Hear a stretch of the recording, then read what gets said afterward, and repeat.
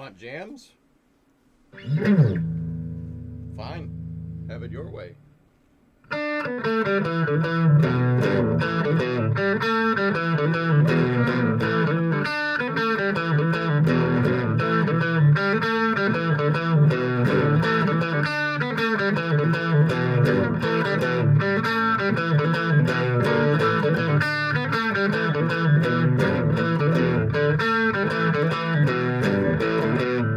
Boom, boom, boom, boom.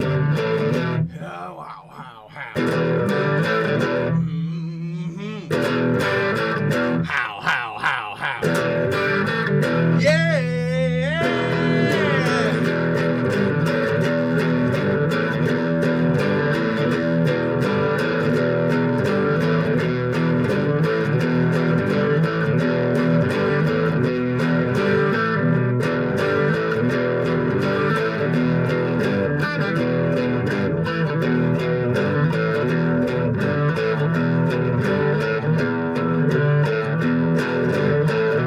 She talk that walk, and you walk that walk.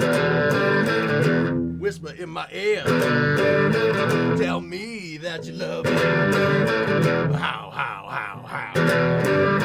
That baby talk. Will you talk like that? Can't take it no more. How. Yeah.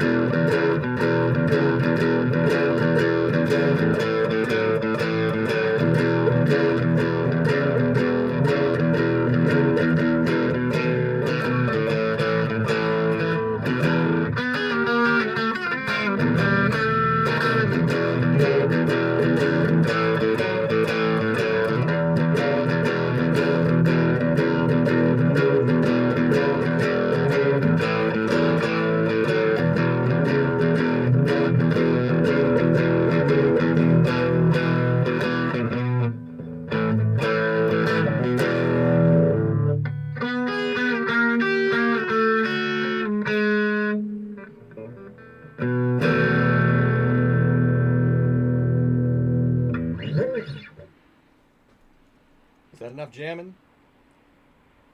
Do we want more jamming, or should we get to work? Is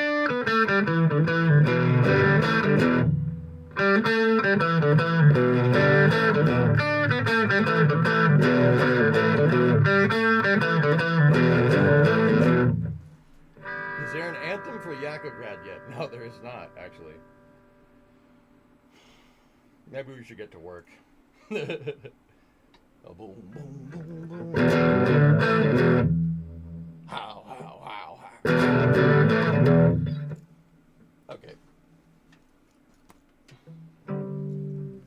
Okay, putting down the axe. For now. Maybe later. How's everybody doing? All 300,000 bounty hunters in this star system. How y'all doing? Anyway, what's going on? How's everybody doing? Everybody doing swimmingly? Swimmingly well? Well swimmingly?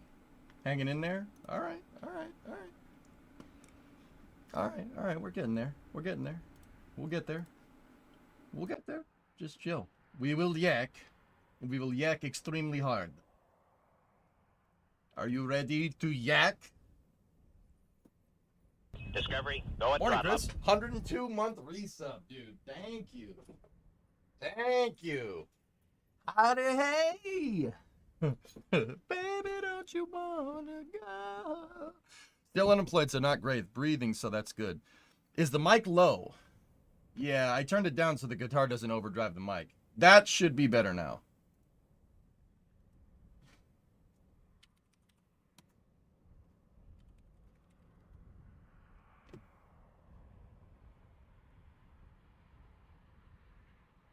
How's everybody doing? Early yak. You're yakking very early. You will yak. I will try something later. Alright, nice. Alright, shall we load up? This is part 14 of the Yakograd Republic.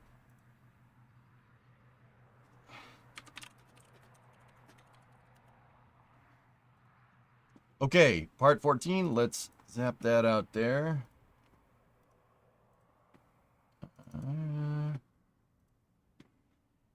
Alright. We will load up the yaks. So, yesterday we were trying to figure out where we should do all of our construction mats area. So, we're going to have to figure that one out. No yaks given.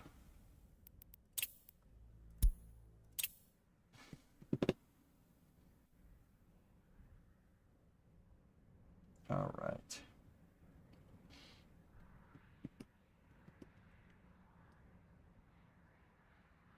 So, looks like we had a double scrub last night, dudes. Did I see that correctly? Yep. Double scrubs. Starling 1221 is going at 10:48 tonight, and Spherex Punch is at 11:10. The weather was not cooperating, and there was a spacecraft issue on the Spherex mission. So, yeah, that didn't work.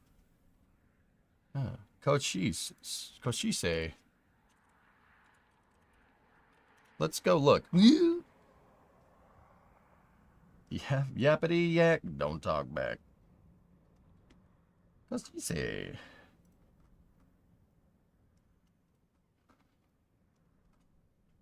So this is the city that a lot of buildings and workers and resources is actually based off of. Like, if you look at the flats, those are all flats from workers, which is quite funny to me.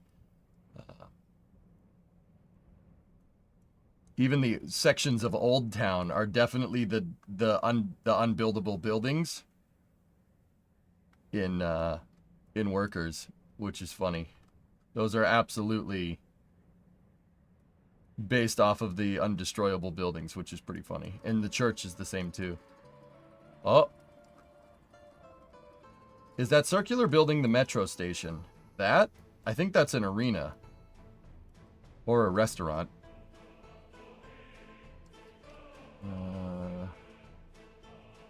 If you're talking about that, that's a roundhouse. That's used to store and turn locomotives around.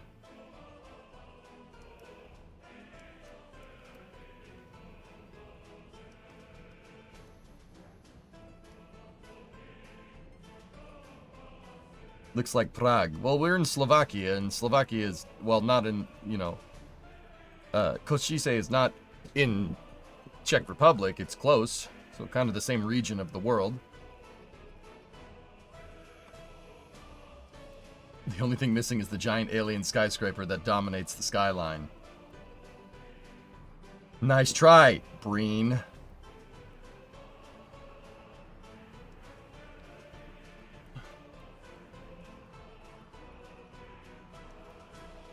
Yep, it is.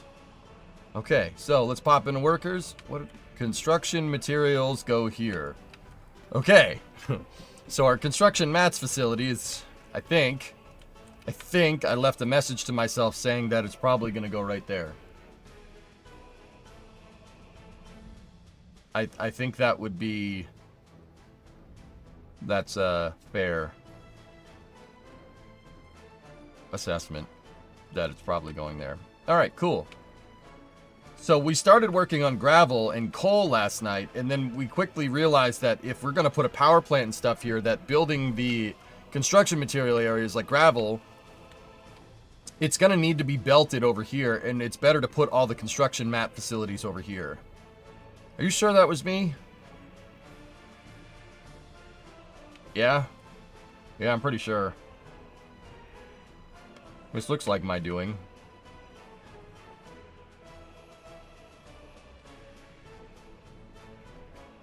You sure about that? You sure? Are you sure about that? You saw Titan leave this here? Possibility. So there was a hill here. I decided there shouldn't be a hill there anymore. And then there promptly wasn't a hill there anymore. So, you know, that's how that works. Yeah. Okay, so we're going to need to figure out how to get gravel over here and process this over here as well. There's gonna need to be a power plant right here. But the coal mine is there as well. Hill today, gone tomorrow. Right.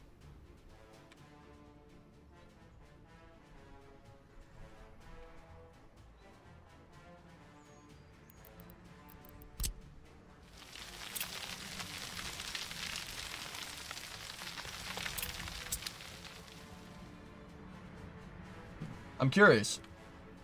Your professional or leisurely background, my guess would be some type of engineer, mechanic, or tinkering heavy field. I'm a 3D artist by trade, Creepshow.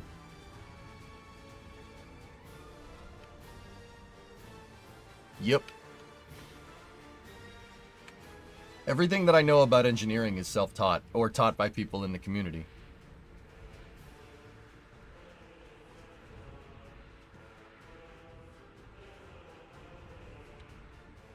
I just, really like how stuff works. That makes me happy.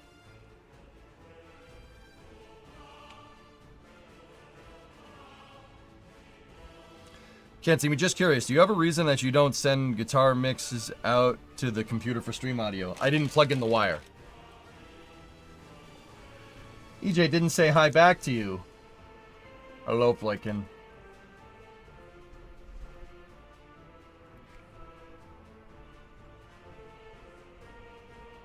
So I'm a 3D artist by trade, Creepshow. I can work CAD systems and stuff. Yeah, I have no formal background in engineering. I would really want it, though. That would be kind of cool, but, you know, maybe someday in the future.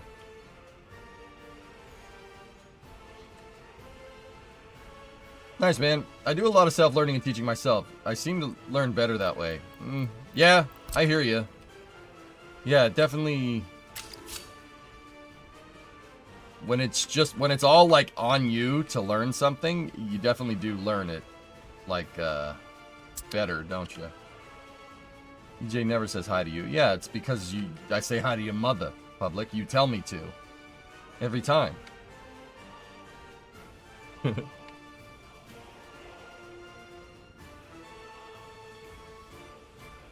Okay.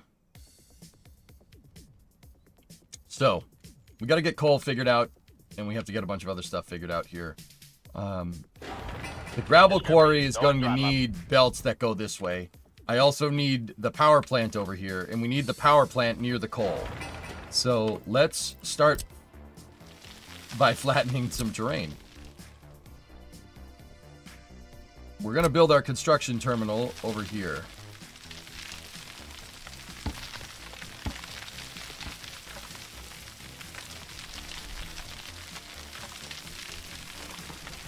By the way, how's your mother? She's very fine. Thank you. I talked to her this morning. Hey, J-Shelf, 58-month resub. What's up, dude?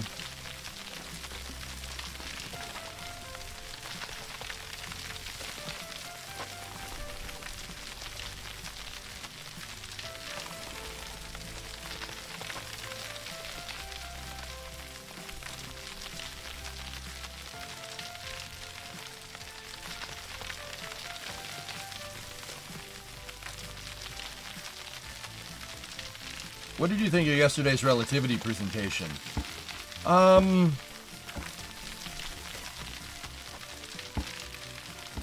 like that forward progress is made, Vasia, to be 100% honest with you. I really like that forward progress is being made there. However, I'm not sure I'm 100% on board with Relativity outsourcing their domes and fairings. Horizontally integrating a company, especially a company that's trying to compete with the likes of SpaceX, is gonna prove difficult to scale. Does that make sense? You know, they're trying to compete with Falcon 9. It's blatantly obvious. Not that that's a bad thing, right? Horizontally integrating with Aerospace. Okay.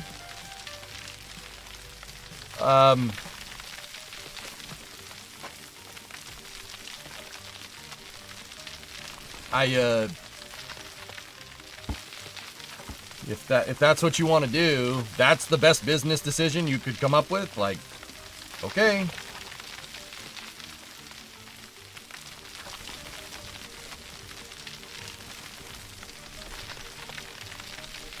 Like, if that's how you want to do it, you know, they're making the dome, they're making the barrel segments, but not the domes to their rocket, which,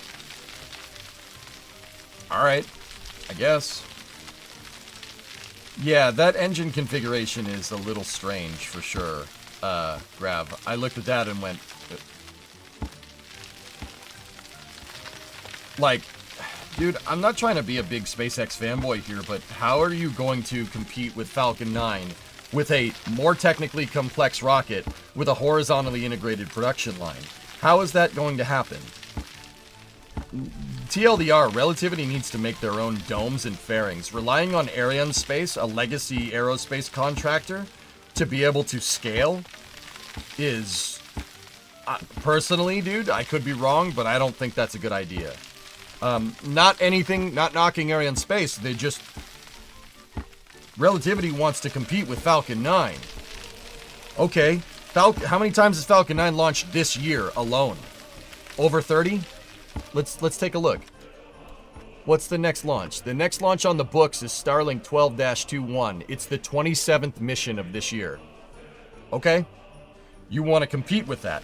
I don't have a problem with that. I think it's great, but you want to compete with a horizontally integrated rocket, like a horizontally integrated company trying to mass produce a rocket that's trying to achieve a similar flight rate. So you made a, like, okay, this is gonna sound really bad, and maybe I shouldn't say it. Like, so you made a more capable, less scalable Falcon 9. Okay? I mean, dude, do it, please. Like, I hope they do it. I hope they follow through. That would be awesome. But I don't see long-term scalability this here. is space. I'm in space. Like, how is that gonna happen? Like, I'm not trying to be a stick in the mud, dude. I want them to succeed. I'm just wondering. Like, I have questions, dude. That video left me with a lot of questions. Neutron for the win. I think Rocket Lab is much more poised. Hey, VFF, what's up, dude? Ronz, I think... Do you ever use 3ds Max for rendering? Once upon a time, Dan, sure. Used to do CAD work, so you just... So fast, I ran out of work. And it's not like it's an interim solution. It would be hard to switch to an in-house design later. Bingo. The only time you're going to switch to another in-house design, Vasya, is if you build a different rocket. Relativity is far, far away from doing that. Like, forgive me if I'm coming off as mean. I want Relativity to succeed. I want more commercial contractors to succeed. I want them to do well. You want to be competitive with Falcon 9, so you partnered with Aerospace?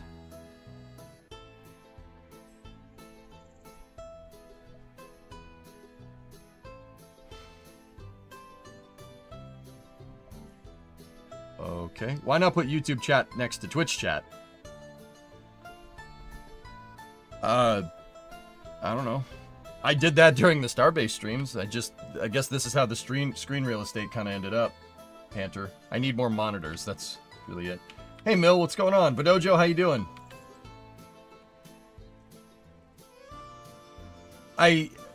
Once again, I wish them all the best, and they're really doing some good work. But honestly, and this is one of those things, Vasya, that's easy to say in hindsight.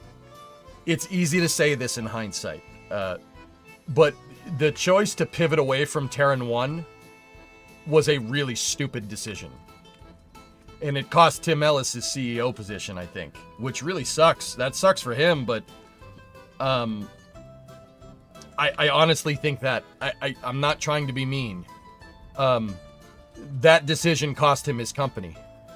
Yeah, because dude, like once again, they were trying to do what SpaceX did to try and quickly scale to be competitive with Falcon 9, right? And that's fair, right?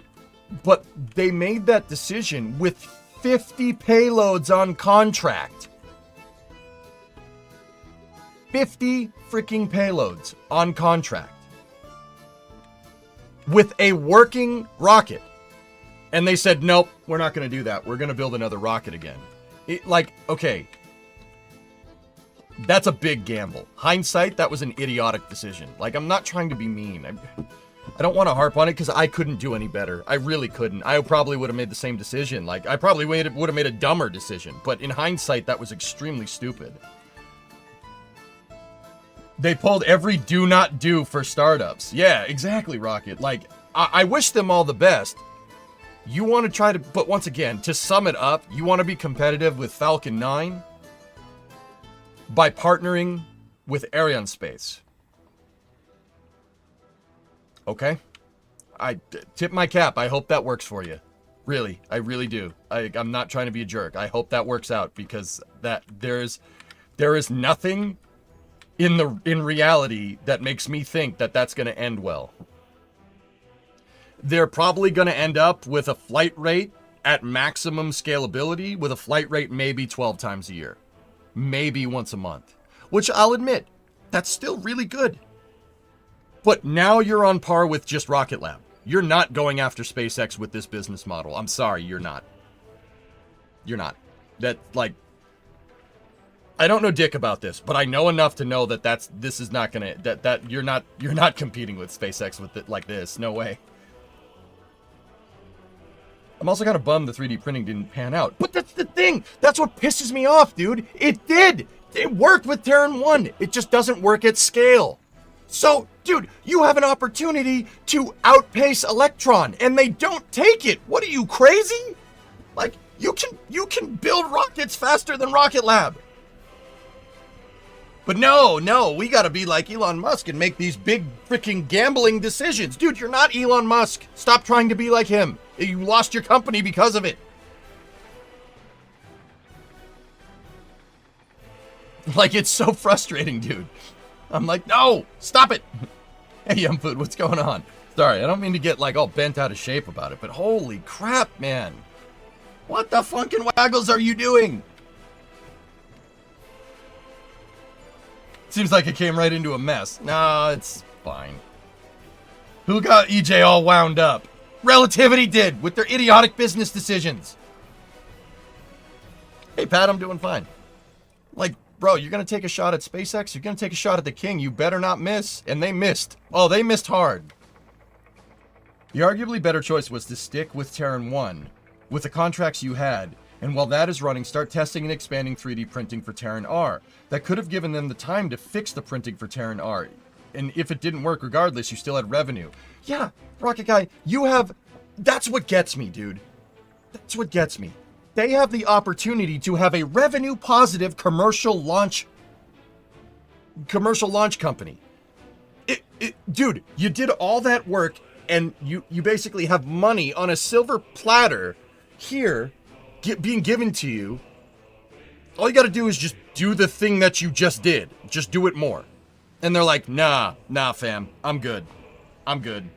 We're going to make a bigger rocket to go after SpaceX. Like...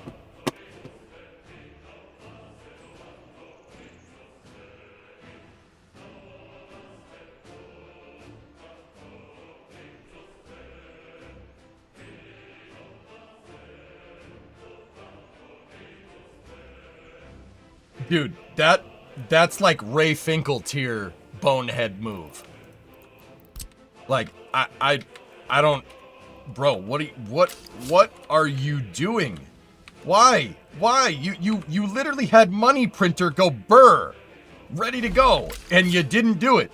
I don't, like, you know, I say in hindsight it's really easy to say no, but dude, everyone in their right mind would have been like, yes, I would want my money printer. Thank you very much. Like, why wouldn't you cash in when you did all that work and then use that to make a better rocket later? I don't know. Like, why would someone do that? That makes no sense. Finkel is Einhorn. Einhorn is Finkel.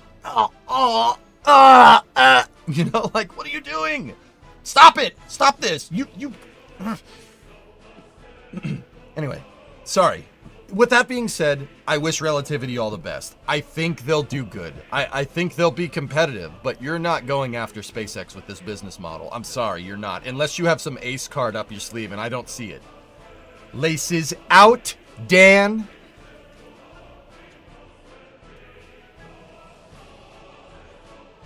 My mouse stopped working. I was gonna do something funny, but the comedic timing is all off now. I was gonna say I made some refreshments, Dan. Would you like some refreshments, Dan?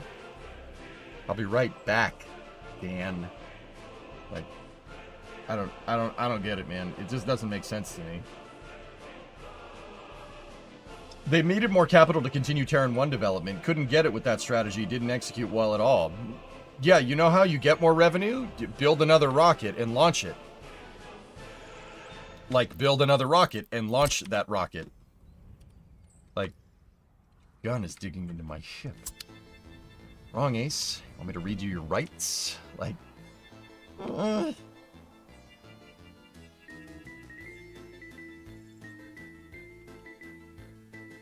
They couldn't build it without more capital. The contracts were not up front. Well, that's on them for not knowing how to business correctly.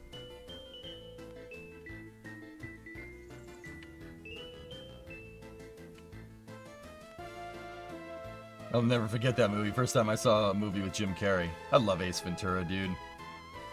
Alright. So, with that all being said, yeah, Vasia, that's where I'm at. I wish them all the best. I cannot see in the next 5 years them launching more than 12 times a year. I just think that's the maximum level of scalability there. I want them to prove me wrong, dude. Like, please, prove me wrong. Please. Like, but I'd like to think I'm pretty dang good at the, you know, production and industrial base stuff. I'm pretty good at it. Like, I'm no Factorio expert, right? But I'm pretty good at it. I'm enough to be dangerous. You know, but this is just I don't know what you're doing here, but all right. I cannot see them launching 12 times a year. Remember what I just said. That's maximum scalability, 12 times a year. Dude, I'm sorry. Like, I don't mean to be a jerk. You partnered with Aerospace. I'm sorry. Even at their best, they couldn't scale more than that. You're telling me you're going to make a Falcon 9 competitor when Aerospace is making your fairings a long lead item? Not a chance. I'm sorry, like, I don't mean to be a dick. Because, no, I could not do better. And if I'm being too harsh, you guys let me know. I just don't see this. Alright, I'm happy they're still in the game. Like, I'm happy they're still doing, you know, they're still alive. That's great, but...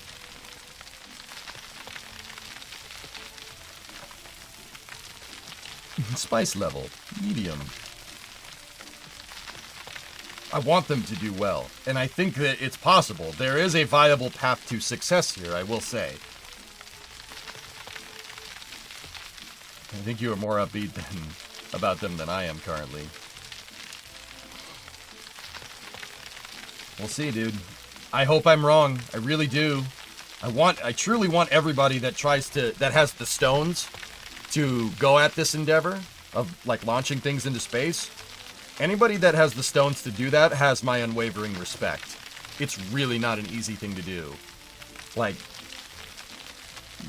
we should cheer on people like this. Like, this is not easy. Anyway, it's really not. It's not an easy thing to do.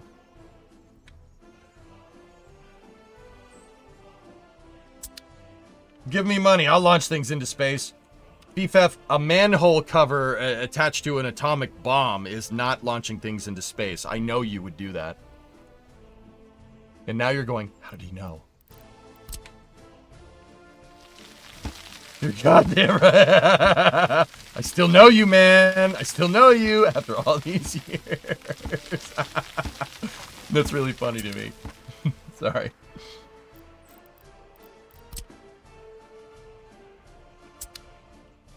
Meev, you want to hear something crazy? Red Fate was in here the other day. You remember that guy? He was in here the other day. I was like, oh, hey, what's up, man? I haven't talked to you in 10 years. All right, cool. This is fine. All right, so I'm gonna make this road go around here and then go down this way. The Babylon Cannon will return. Even before Terran Air Flight 1. Yeah, sorry guys, I'm switching to Terran 10 right now. All right. Hey everyone, what's up, bro? How you doing?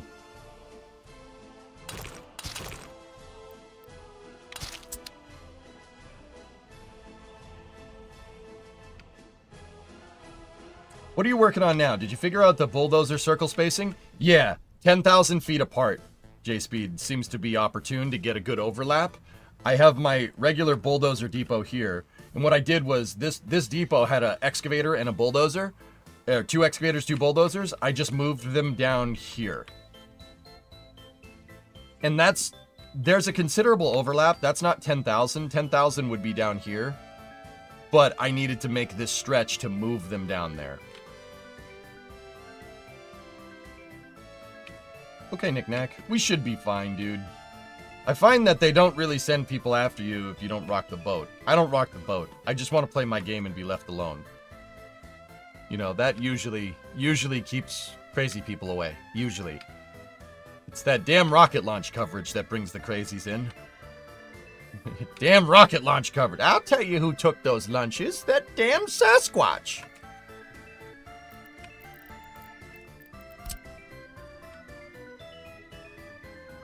Doing good?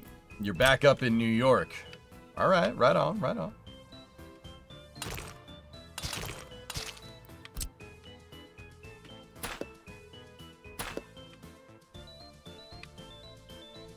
I tell you what?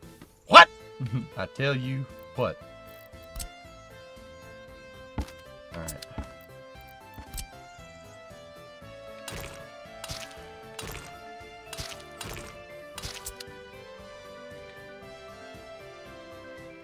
Okay, cool. So there's a thing we can do here. Watch.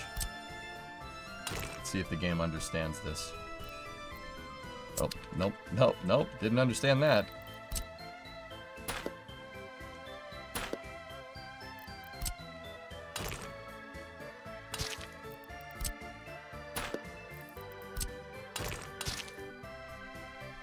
All right. Let's see. I want the road to kind of do an S-turn right here around the coal mine. And then maybe make a split and have it go that way. Bigfoot is real. I'm super serial. I said rocket launch coverage is needed to get the crazies here, Nick. You don't need to encourage them, okay?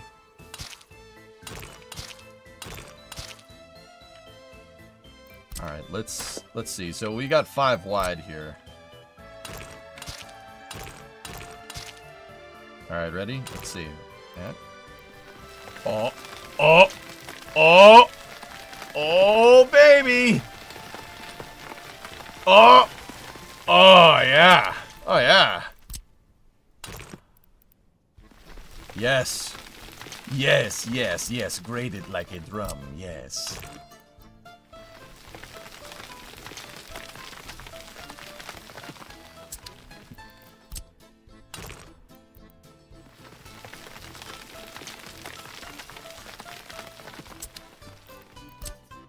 Certainly hope your annual rainfall isn't a lot. EFF, your Pacific Northwest is showing. You might want to cover up. Okay. This is a Northeast supremacy stream. Sorry.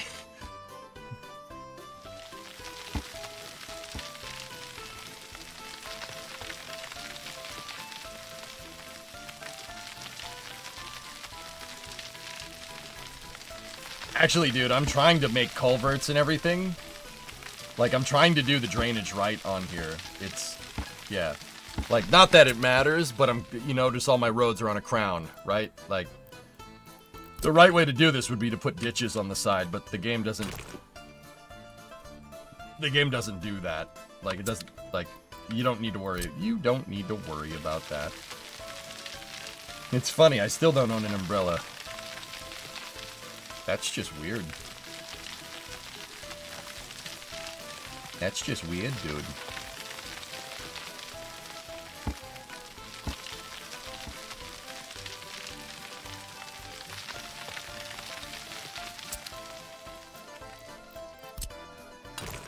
Alright. There we go.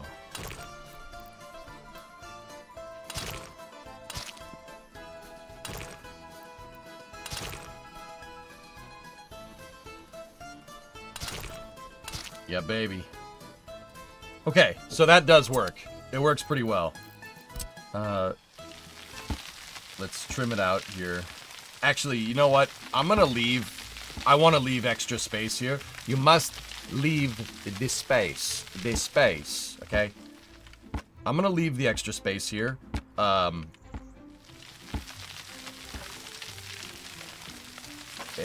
over here, that gives me some breathing room. Speaking of East Coast, I was in Kentucky for 2 weeks and got home a few days ago. Oh yeah? What were you up to there?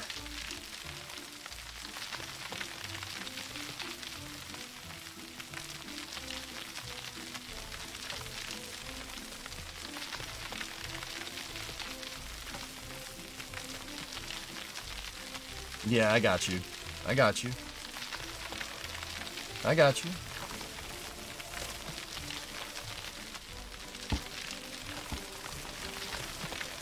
Dude, B, I was down at Starbase, and I was talking to a dude that was an 18 Delta. I'm like, He's like, yeah, I've jumped out of a lot of planes. I'm like, okay. yeah, you know, that's fair. You know, that's fair. Yeah, that would entail doing that, wouldn't it? He's like, yeah, jumped out of a lot of planes. I'm like, that's pretty cool. That's pretty cool. That's pretty neat, you know? One time at Starbase, I put a rocket in the air. So what's this nonsense about Brimo liking 67 four-door Impalas now? Because I can get down on that in a good way to get both of our wives into these cars. Oh, she's watching Supernatural. Yeah.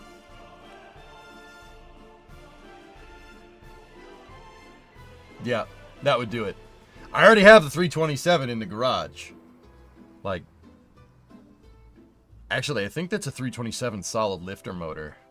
It came out of a Corvette, so it's a nice motor. It's a nice motor. It's gotta be a black one though. I like the blue Impalas. I think Impalas look good blue. All right. Here, just hear me out. Hear me out.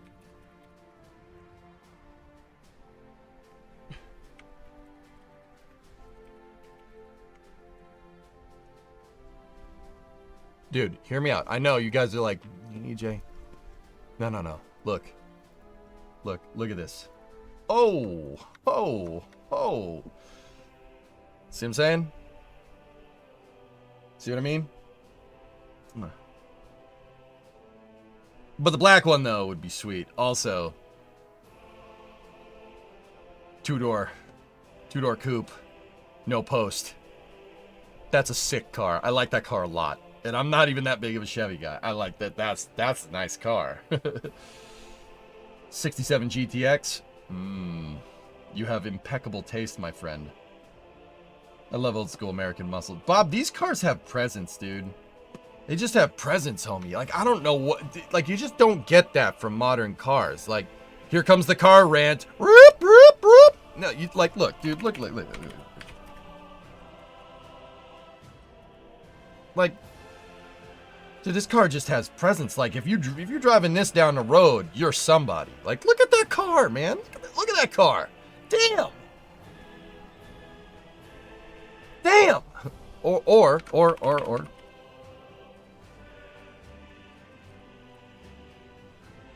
Oh.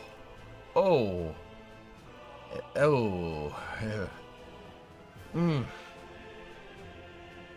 Mm. Mm. Now that car has presence. That's... Oh.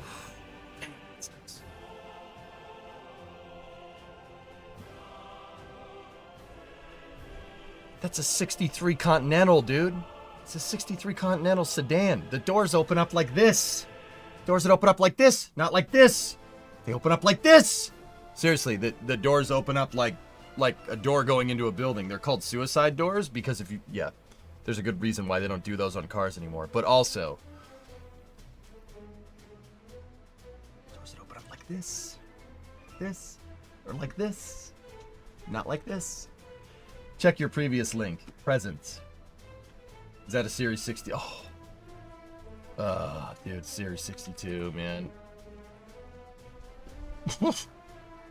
Huh. Huh. Bob, I'm with you, dude. I'm with you. Just look at that freaking car, man. We used to be a civilization. Discovery, go and you know what, Bob? You know, that's why it feels about a 300C. It's a nod to the old. Yeah. You know what? It's not just American cars from this era. Like, this isn't just a American cars thing. Like, dude, look at like a... Look at 65 Cortina. Same thing. Like, what's with that? That's not a big car. Look at that car. It's a nice looking car. It's got like, see what I'm talking about? A Mini is the same way. An MGB GT, same thing. What the heck is E-Type? These aren't big cars. Like, it's not just the land yacht things. Like, every car was beautiful. Just beautiful. Yeah, if you want to go that far, no rats, 69 Datsun. A Datsun 240C. The Fair Lady. Beautiful freaking car. Like, just the style, man. It's the style.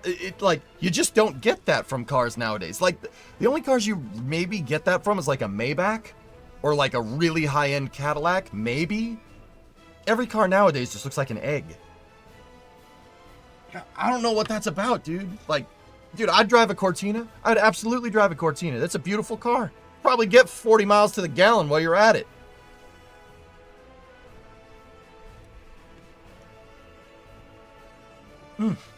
Damn.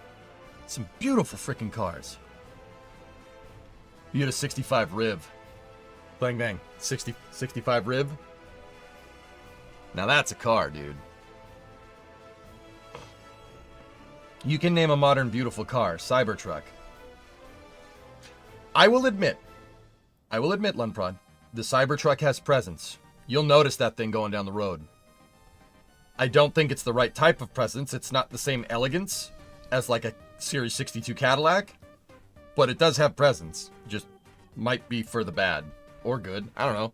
I like Cybertruck for what it's worth. Like, that is an extremely unpopular opinion. I like it. I think Cybertruck looks great. From the front. The back just looks uncompleted to me. But, yeah, I don't know. The 48-volt architecture really is something to behold. More of a Blade Runner type presence. Yeah. Oh, dude. Real quick. We'll start designing the coal mine here in a second. Hold on. Dude, you guys, look. So Jaguar rolled out with this thing. Discovery, go at throttle up. They rolled out with this thing at a fashion show today. I realized why I don't like this car. Anyone ever seen RoboCop? RoboCop, the movie from the 80s.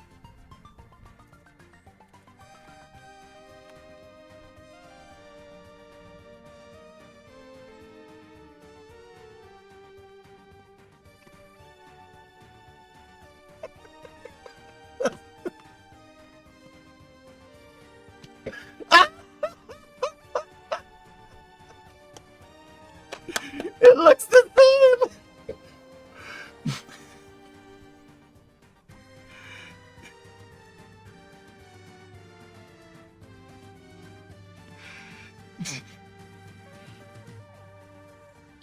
What's that, Billy? Dude.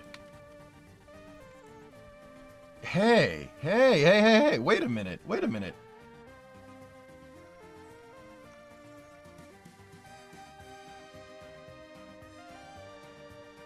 Frick me, I like that. Yeah, elongated for no reason. Dude, I like it. Screw me. It looks good with the topper. I'm not gonna lie. That's a nice looking truck with the topper. It looks good. You can hate me. That's fine.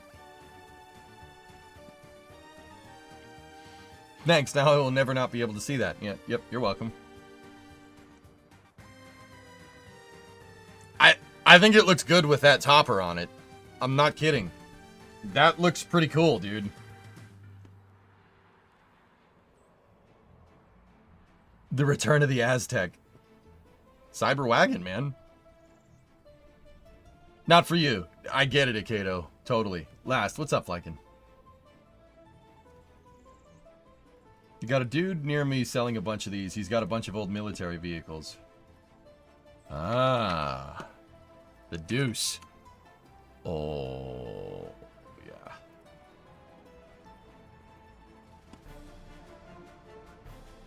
Nice. This is the closest you'll get to something, to a truck from Fallout. How much you want? How much you want for one of these things, Flykin? Look up the Pulsar Sportback. No, I don't think I will.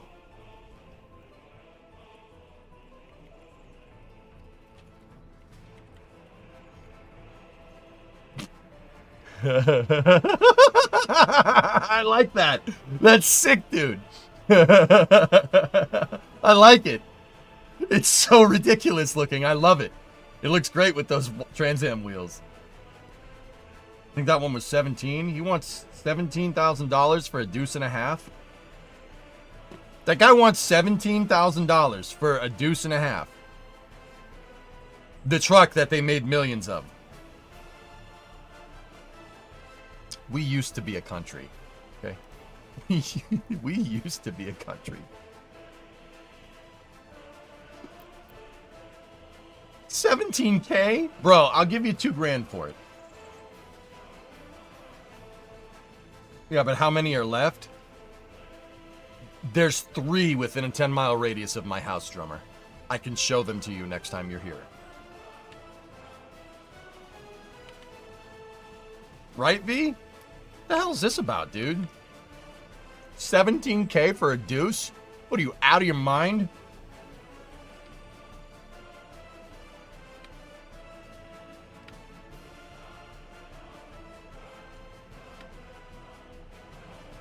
What's a 1083? B. Oh, dude, that's an LMTV, right? Yeah, dude. Bro, you can get this for cheaper. It's basically a deuce and a half, only it's armored.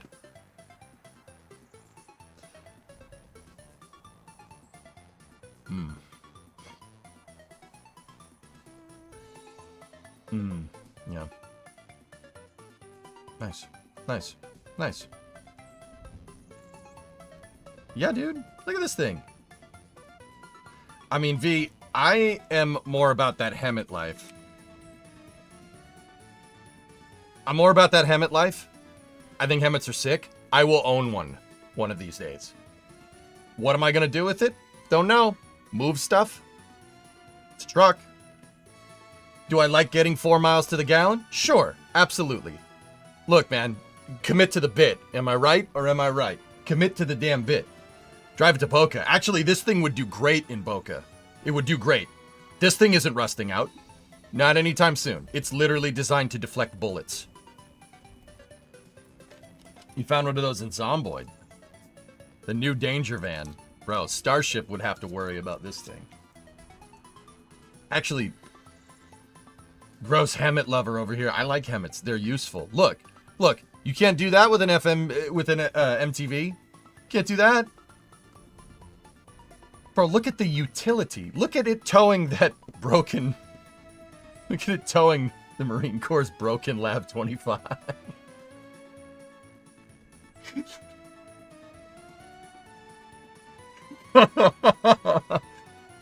Poetry in motion, man. Poetry in motion.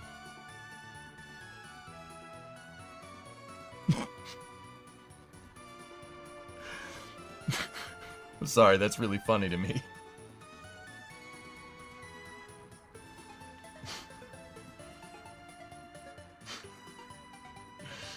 So the wrecker, the army truck is pulling a broken Marine Corps Lab 25. I'm sorry, that's funny to me. Ooh. Bro, look at this thing. What a monster. I can't find the bridge deployer. He must have sold it, but I did find this. He wants 8K for... Oh, a dump truck. It's pretty cool. Those are only the 8x8s. 10x10 is a third axle, which steers independently. Yeah. I know about those. You can attach a third axle to them and then tow tanks around and stuff. I don't think we'll need to do that. But actually, boys, you tell me. Are those things air conditioned?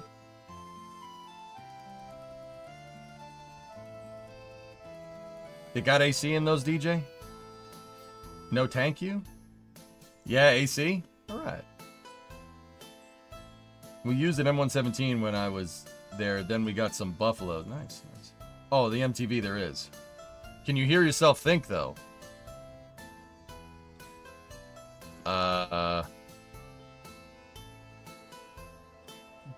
Probably not. What kind of motor does this have in it?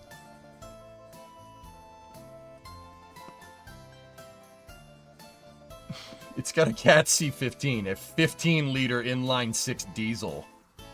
It makes 500 horsepower. If a diesel is making 500 horsepower, it makes a lot of torque. Got an Allison 4500 5-speed automatic with a 55,000 two-speed transfer case. On air suspension, baby. That is a large 6-cylinder. Yeah, Shaw. How much torque you want to make? Yes, I would like to make torque. Dude, 15 liters, the pistons have to be like this big. The pistons have to be the size of a softball.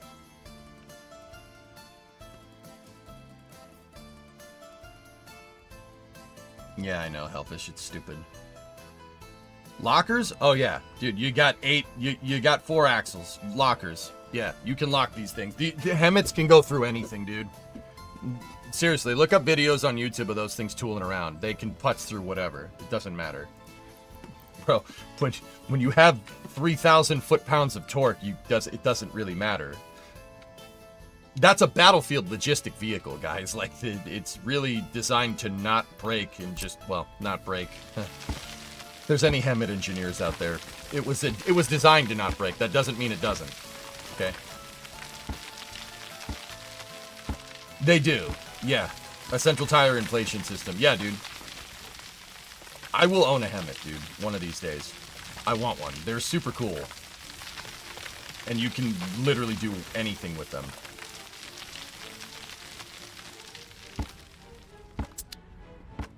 Yeah, it's an off-road semi, dude. The thing's sweet. Oh, that thing, goalie. Yeah, those are... The Buffalo. Those are interesting. Oh, speaking of engines, I replaced my first engine last month. Put a new engine in your Fusion Hybrid. Wife ran it to and from work and never changed the oil when I asked her to, so it threw a rod. Dude, you gotta be careful with that, man. Those, Did you see the viscosity on the oil? Yeah. Yeah. Hey, Kelly. Buenos dias, amigo. If when you get one, don't tell Dash, just show up in Boca with it. Yeah, probably. What oil? 0 weight oil, dude. Can you believe that?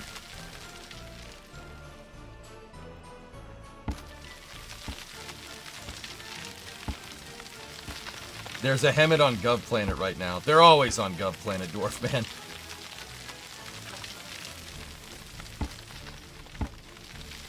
Actually, fellas. Alright. Last thing for trucks, and then we'll start designing the coal mine. Alright, last thing. And I'm not saying this is like a hard thing to find. I am looking around for no particular reason.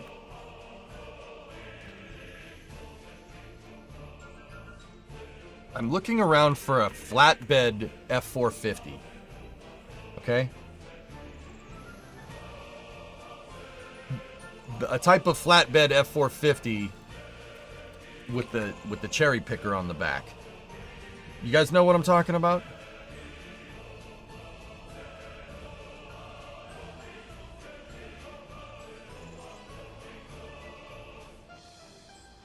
Hang on.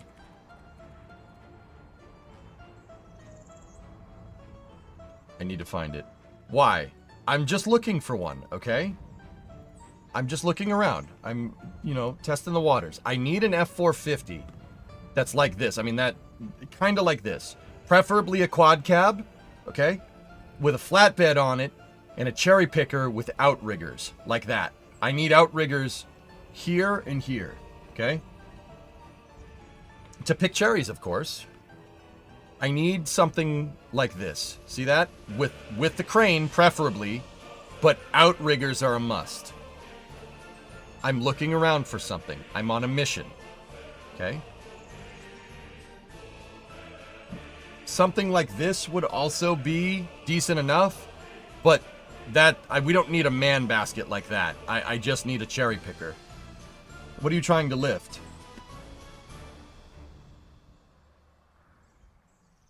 Stuff?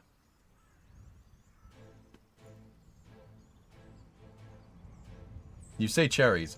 Okay, I need a flatbed with a cherry picker on it that can lift stuff, something heavy, on and off of the flatbed of this truck.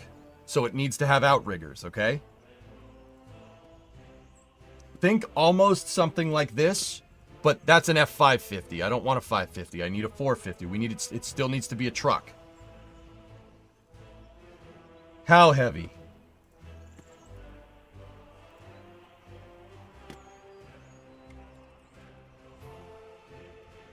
Give me one moment.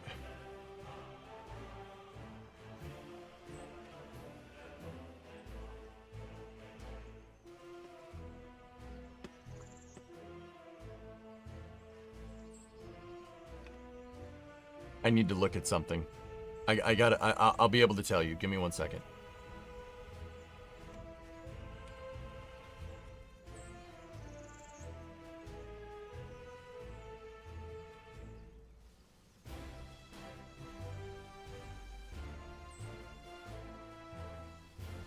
Let's say 2 tons. We'll say 2 tons.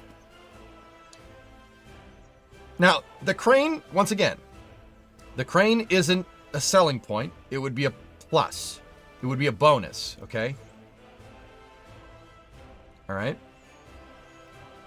It would be a plus, but we need a flatbed and we need outriggers. If this project works, I swear it'll be one of the coolest things you've ever seen.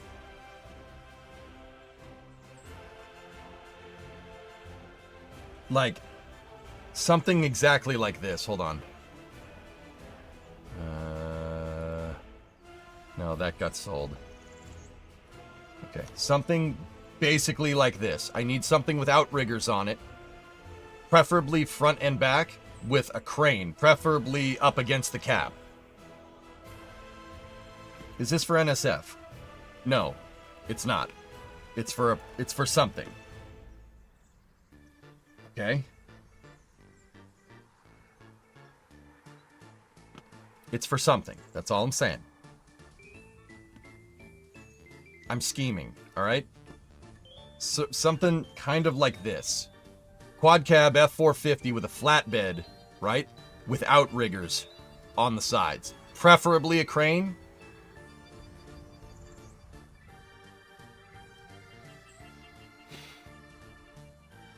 But we'll see. Hang on 1 second.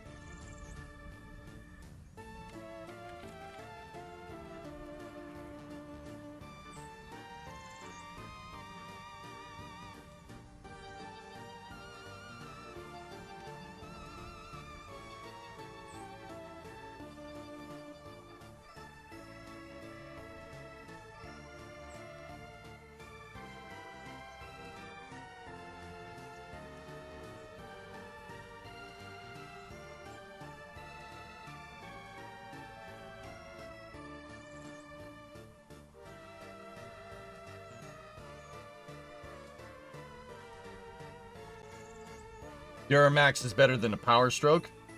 Honestly, it could be a Chevy. I don't really care. So what would be the Chevy equivalent of a 450? 3,500? Like I said, something like this. We need something that can move 4 people around, that has outriggers on it, hydraulic PTO outriggers. Like, that's what I'm looking for. Like, hey, and also, Power Strokes aren't bad. What are you talking about? Power Strokes ain't bad.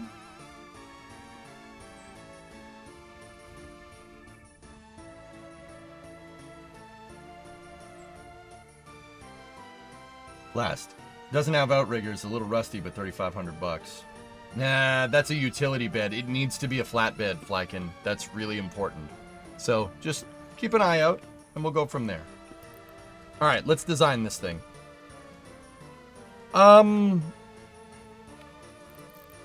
Maybe Cyborg. It's hard to say.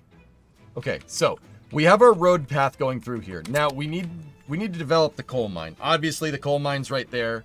I'm thinking a road that goes here straight through would probably be a good idea. It also would probably be a good idea to connect the farm road in as well. I have the utility lines here. The electrical.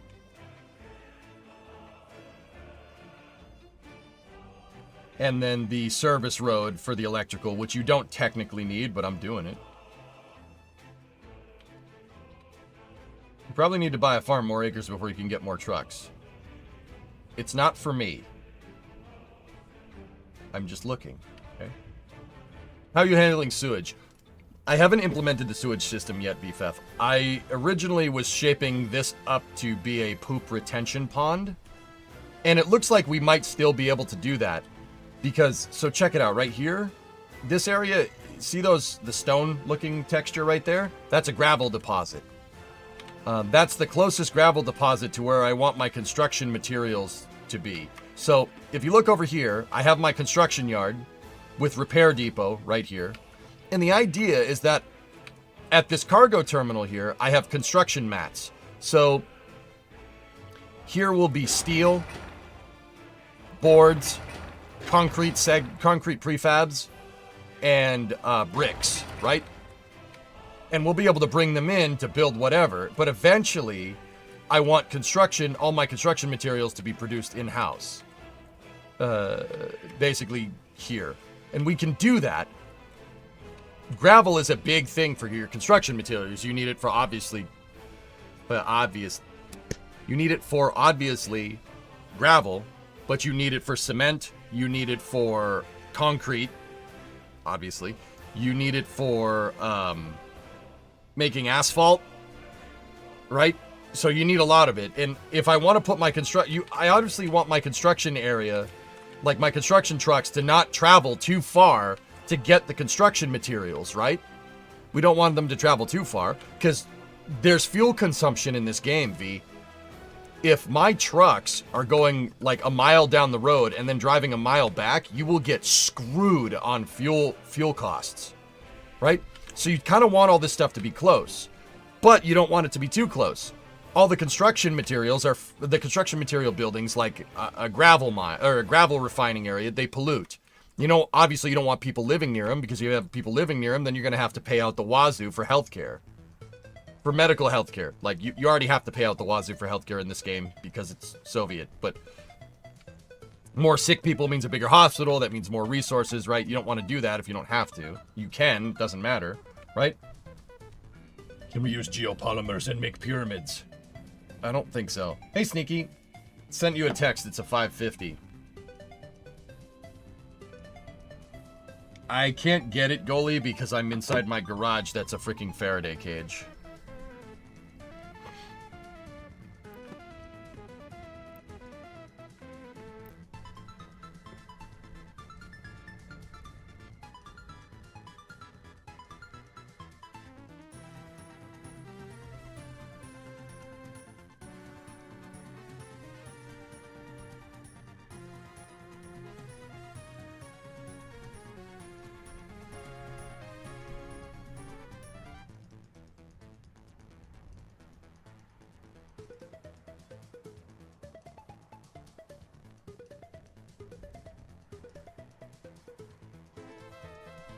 Give me 1 second.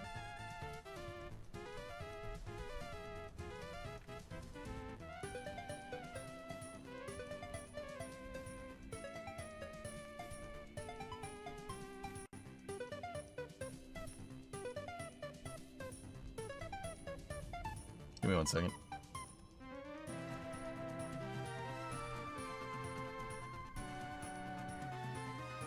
All right, cool. Did Vandenberg already lift off? Wraith, both launches last night scrubbed out. Both of them are on a 24-hour recycle. Vandenberg was because of weather and because the spacecraft was being picky on the Sphere X mission. Found a 450 with 5K rated crane and outriggers, toolboxes, and other goodies, but no crew cab down in Florida. All right, so they're around. All right. I'm not trying to say that I'm having chat do my market research for me, but yeah.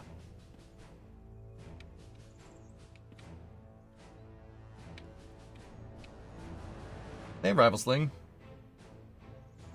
I put them in my face at living room on TV. What? I'm in your face.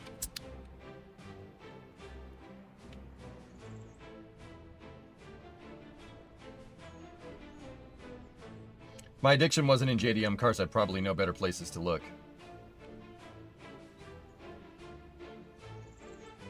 Oh, Storm, you just gave me the coolest idea. I can't say it, though. All right. I've been sworn to secrecy by parties involved.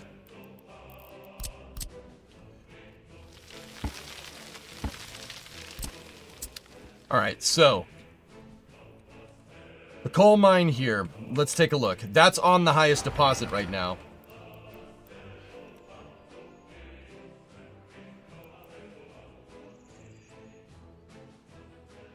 Hey, Raiden. Wie geht's, mein Freund?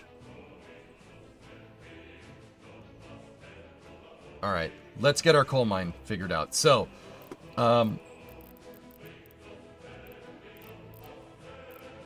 fossil fuels, coal. So the maximum number of workers is 220 from the coal mine. You need people to work in here, and we're going to need a lot of coal. Coal, in the interim, guys, is going... because it's 1960. It's going to be our power source, and it's also going to be our heating source. So we're going to need a heater over here, right? And we're also going to need... the power plant. So let's also put down, well, we need a coal processing plant, but we need to go into power, and we need a coal power plant. So let's just take a look at this real quick. You need 20 people to run this thing. Its consumption at maximum production is 23 tons of coal, and it produces 1,400 megawatt hours of power. Okay. Isn't it better to put heating on a hill?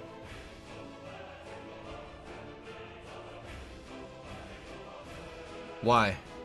How big do you need the flatbed to be?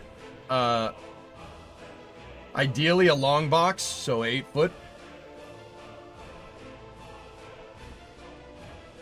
That would do. That is basically what I'm looking for. Oh, dude. 4x4 crew cab boom truck. That is exactly what I'm looking for. With the mount, oh dude, with the crane. The high offer, okay, so first of all, it's in Claremont, Alberta. That's not near me. The high offer is 160 G's.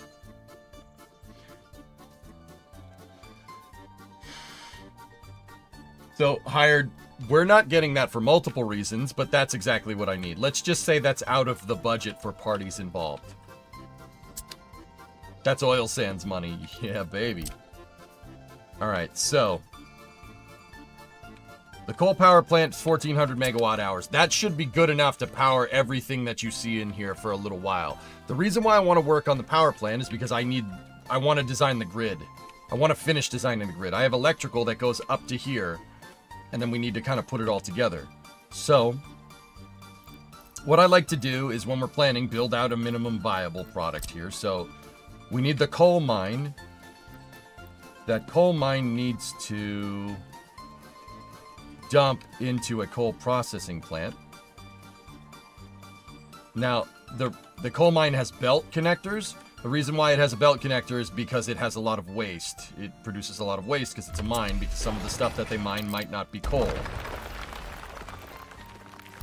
And by might not, I mean it won't be.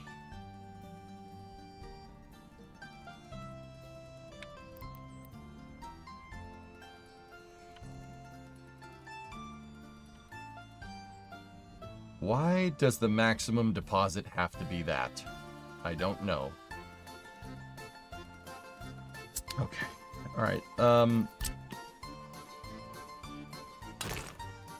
Let's do that. Let's do that. That's too sharp of a turn.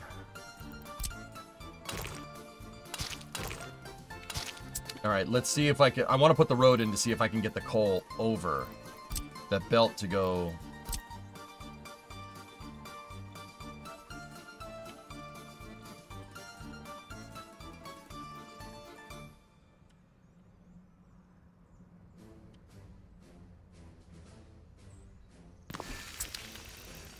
See if we can get the aggregate belt to go over the road. No, it doesn't like it. Okay.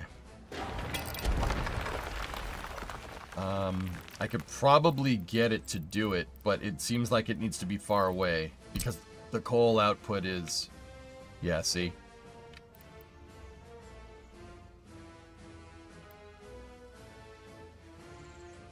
We could put it here and it would work.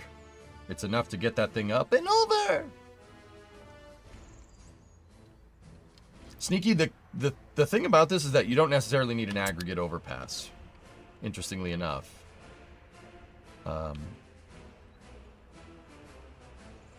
Let's see that, you know, we made that stupid frickin' road there. Hold on. A small overpass actually might do us right.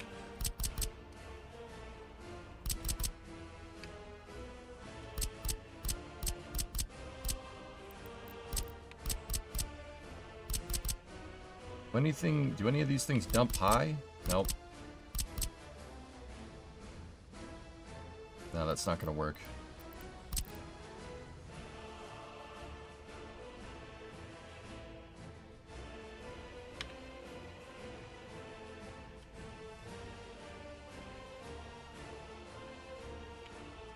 All right. So the coal processing plant is not necessarily limited. That doesn't have to be there. So how about we place the coal first again, right? And we want to place this with the road facing that way, belt facing that way. But we also need a road to go in front of it. So let me mirror it. Find the highest concentration, which is right there.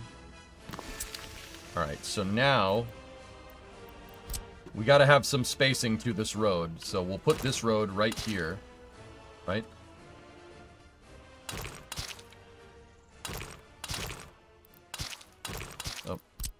Oh, that actually, yeah, that didn't really work. All right. Let's go in here like this. Now, coal processing.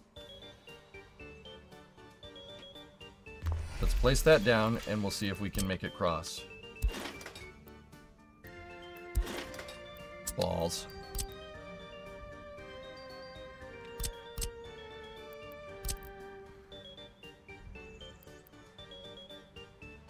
Okay, so this whole thing has got to go forward a little bit more.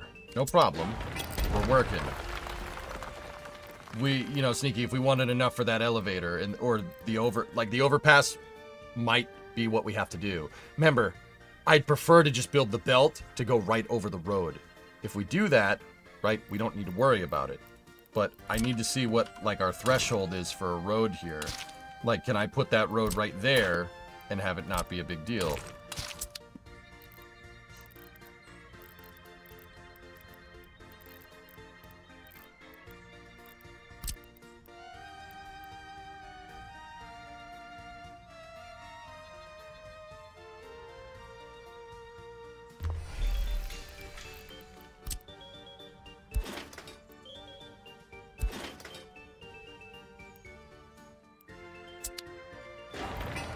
I'm wondering if moving the processing plant closer to the road is going to help us here.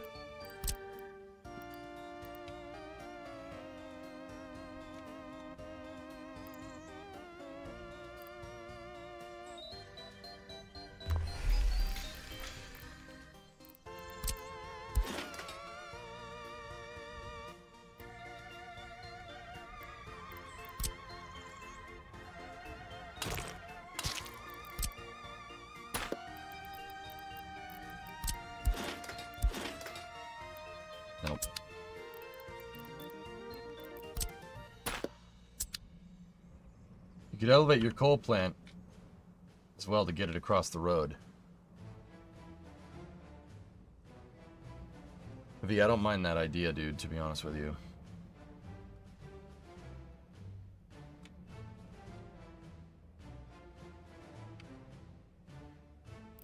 Because, once again, we can just have an elevator go over it, right? Like, you can do that. It's not a big deal. Right? But that's just an extra 11 tons of steel, 2.4 extra mechanical components, 5.1 tons of asphalt, concrete, and gravel. This stuff all costs money. I mean, how much does this one cost? Is that one as much? This is not an overpass for what it's worth, but...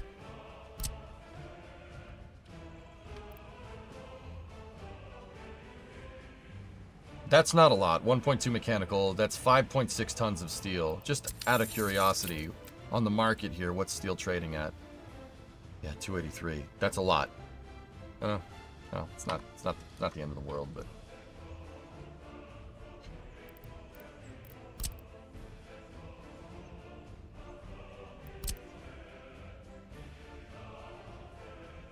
That one's 11 tons of steel, but... Prefer to just have the damn thing go across, but... Alright, we'll,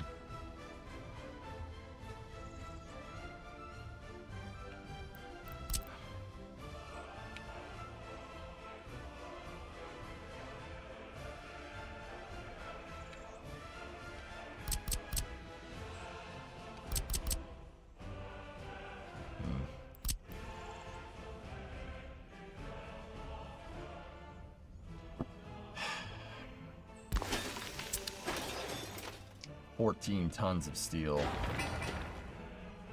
11 tons of steel. If we can figure out a way to just belt it over, we can cut our steel cost in half. So, let's just play with this for a second.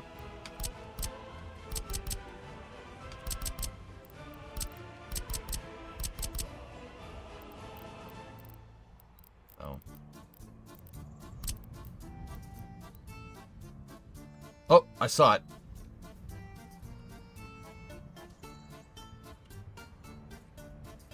There we go.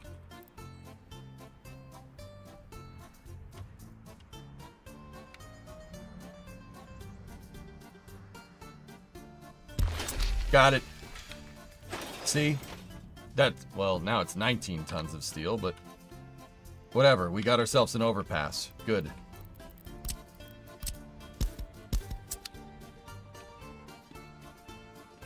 Good enough. That is a very, very low bridge, but whatever. See that right there? Just not having to use the overpass, dudes, that's saving us a lot of resources right there. If it's one thing I've noticed in this game, money, it adds up. It adds up fast. I wonder if it's because I put a waypoint in there. Can we get rid of it? Yes, we can.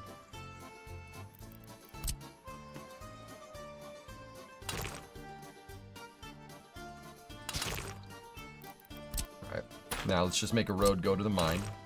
Like that. Alright, so. Coal plant to coal processing, right? Coal processing plant doesn't need a lot of people, it needs 15. But the plant needs 220. Okay. Discovery. Goss, 63-month resub. This month will be the P-63 King Cobra. Well, not popular with the Western Allies. It was extremely popular in the lower altitude dogfights of the Eastern Front. Yeah, Bell sold them as an export fighter to the Soviet Union. Well, Lend-Leased. The King Cobra. Actually a super interesting plane, dudes, if you really want to know. Mid-engined. Yes, you heard that right. Mid-engined. Extremely maneuverable in combat because mid-engine. For the same exact reasons that a mid-engine car handles well. With this type of plane, the center of mass is on your center of lift. Extremely maneuverable. Yep, built in Niagara Falls. So the P-63, like I said, has a engine behind the pilot. and a drive shaft that goes around the cockpit. Yep.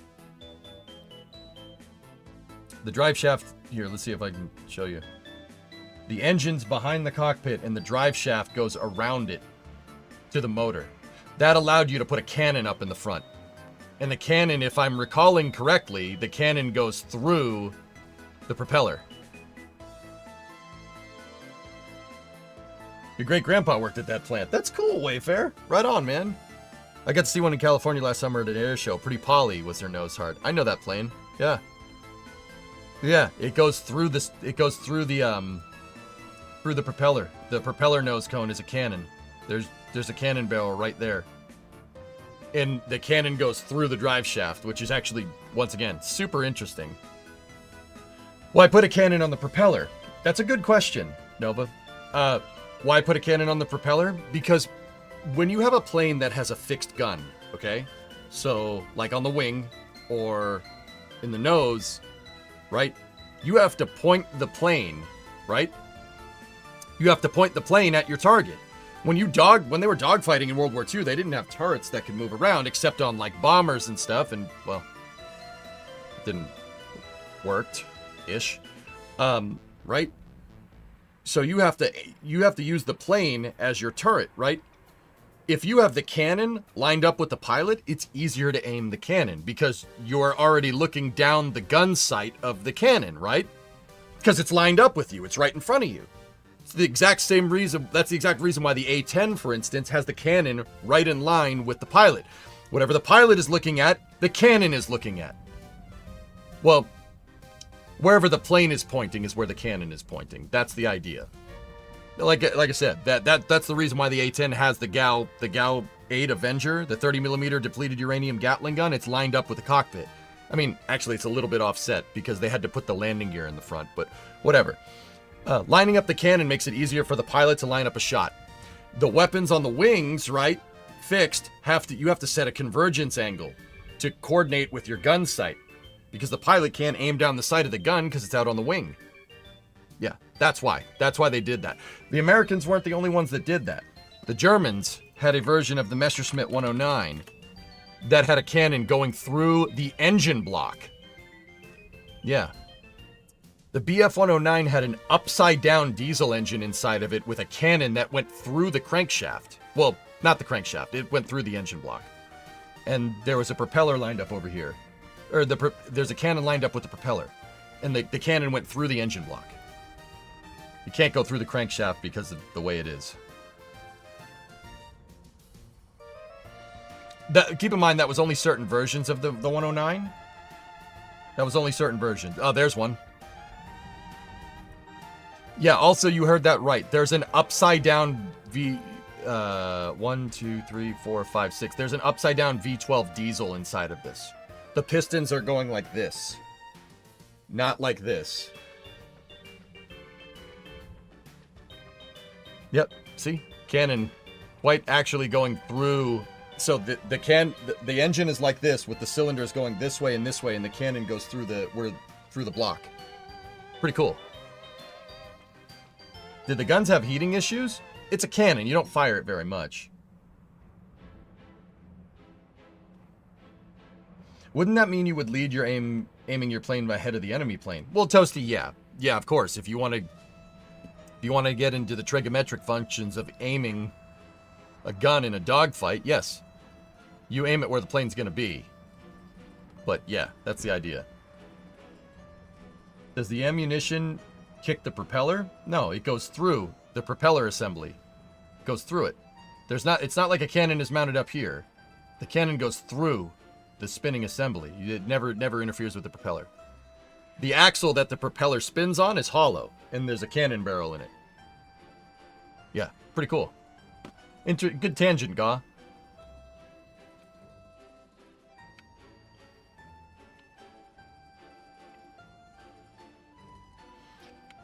Now, they did figure out a way, Steam, to have the machine guns, like in World War I, like if you have a machine gun that's mounted behind a propeller, they did, aerospace engineers 100 years ago figured out a way to get it so your bullets don't hit your own propeller. The machine guns the machine gun's safety is attached to a cam called an interrupter. And that made it so the gun actually gets safed. The guns get safetied when a propeller is going by the barrel. So it's called an interrupter gear, right? So it's like another camshaft. It's another eccentric that put the machine guns on safe when a propeller's going by. So that synchronized the firing rate of the machine gun to the RPMs of the propeller. Yeah. Huge breakthrough during World War I, interrupter gear. Because before you had to kind of just time it and hope it was good, and if you hit your propeller blade, good luck. Yep, that's right, V.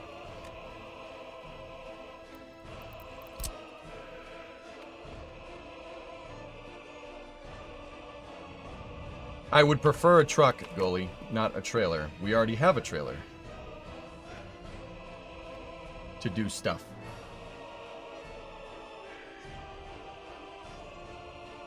Nah, that's Bush League. I don't want to do that. But say no more. Let's get back to our coal. So it shoots in sync. Not that primitive. Yeah.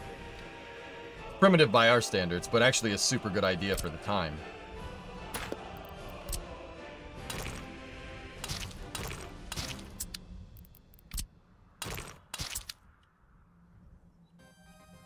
Yeah, Reptar, yeah, that's cool. Caleb Douglas, a Mercedes AMG F1 powertrain guy, also wrote a book on the World War II horsepower war. Awesome. Workers and resources? No. Guns and planes. What do you want? Okay, so now we have our coal processing plant. So we got to keep in mind, guys, that now that we're working on places, you know, we have a place here where where workers are actually going to work. We have to think about ways for them to get there. So if we have our coal plant here, and this is what I was trying to think about with gravel the other day. We have our coal plant here, you have your gravel plant here, right? That's not going to need anybody. It's the gravel processing plants that need stuff. So this is why I wanted to ultimately move construction material over here. Because if we take this and make belts that go across the road, right? And then we have a huge belt harness, so to speak, that goes down this way, right? Out of our coal processing area and the gravel processing area, or the gravel area, to a processing area over here, right? We can keep all the places that need labor to work in one spot. Because you got to remember, over there is where I want my initial city to be. Over here is where I want my construction mats to be. It's kind of far away because pollution, right? Kind of far away. So we want to make sure that they have ways to get there quickly, and it'd be easier to make a bus line, right? That drops off all the workers for the coal mine, the gravel, coal processing, gravel processing, all in one spot. Now, I misspoke a second ago. The gravel quarry doesn't need people. You can just assign construction excavators to it, and they'll just dig and get you unprocessed iron ore. But the point is that I want like an industrial sector, and I want it to be able to be easily accessible, right? It needs to be accessible, and it needs to all kind of be in one spot, right? Now, later down the road, we also got to plan that, maybe people in this republic are going to have cars. Remember, I don't want just buses or just trains or just trams or whatever. I want all of them, right?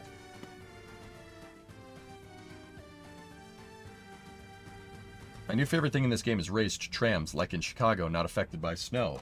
Really? Double Nuts, can you put an L? Can you make L's, like in Chicago? Can you put it over a road?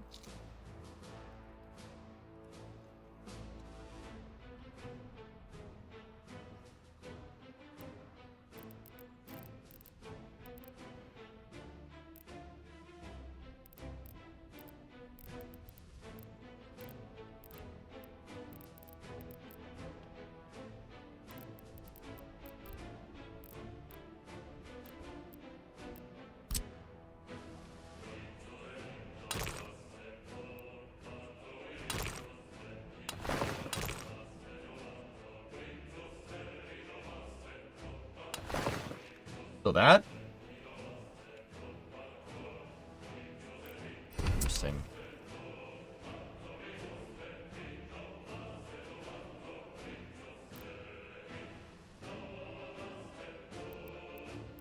Metro tracks.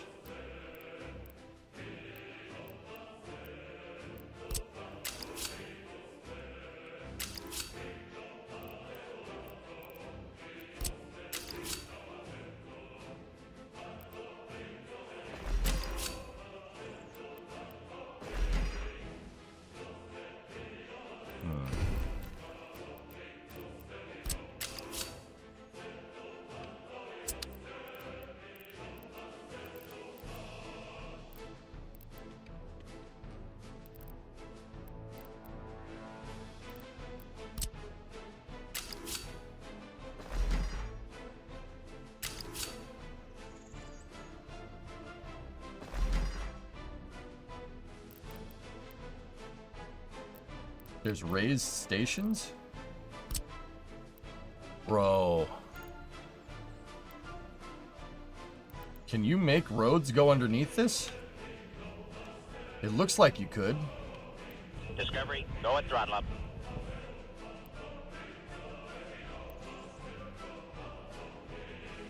That looks like a New York subway station.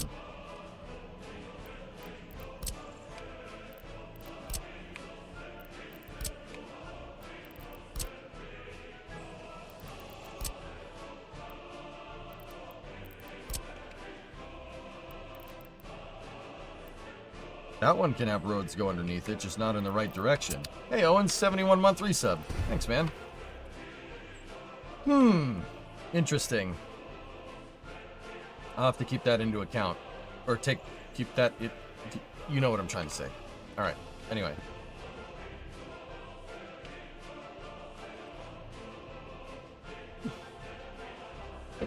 If you place it, can you place the roads underneath it? Let me check.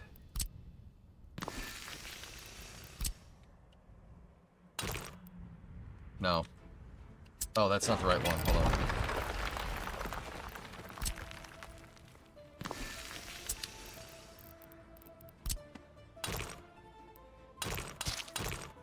It looks like you can, and that certainly looks like an L station.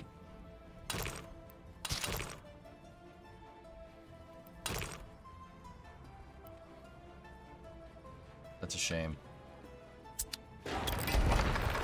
That would be superbly useful, but... Discovery, Hey, go Cryptet, at throttle up. 64 month resub. I learned about this stuff doing tutorials last night. Right on, man.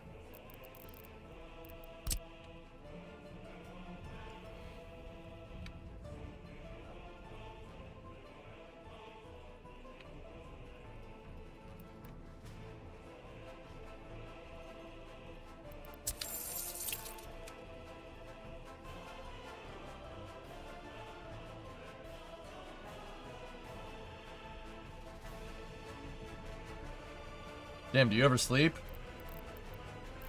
I sleep enough, dude. Does that help?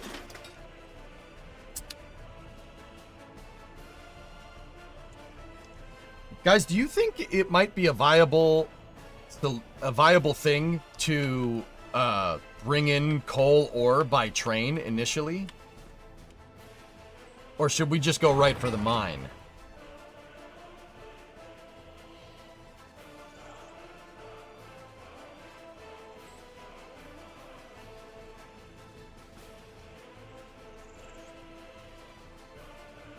It would be a handy capability to have.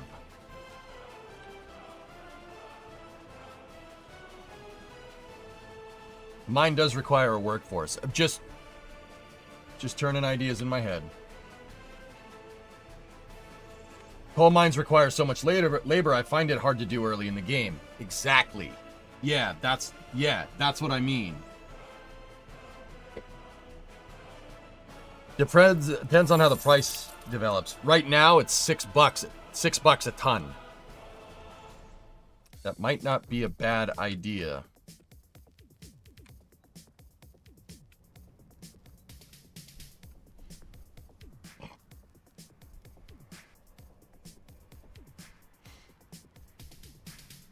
Yeah, Sneaky. The problem is that there's train aggregate loading stations, and then there's aggregate... See, there's aggregate loading stations, and then there's aggregate unloading stations. Oh. No. Yeah, see? There's unloading and loading. They're two different things. I don't think we can have one that does both.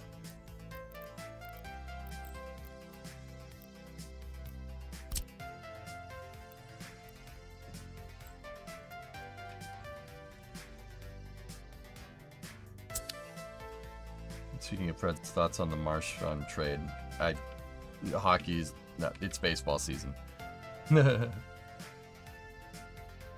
Does the warehouse do both? I don't know if the warehouse can hold coal. I don't think warehouses can move raw materials.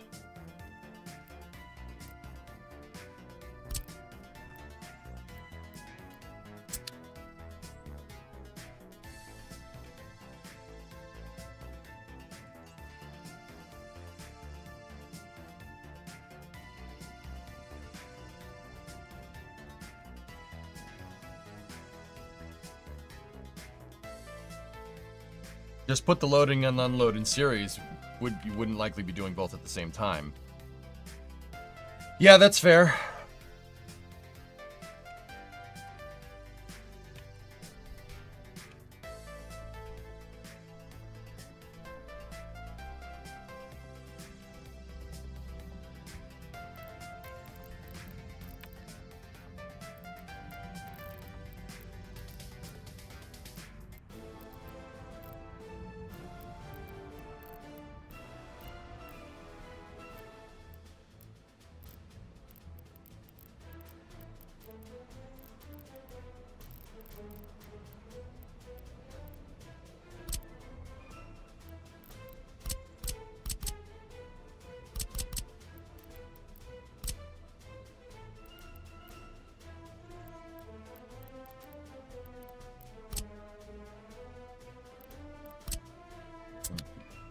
Okay.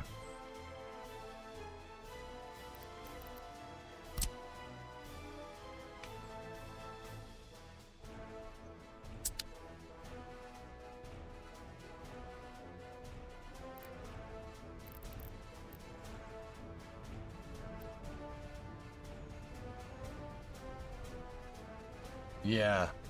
If we did that, we would need an aggregate storage buffer. Yeah.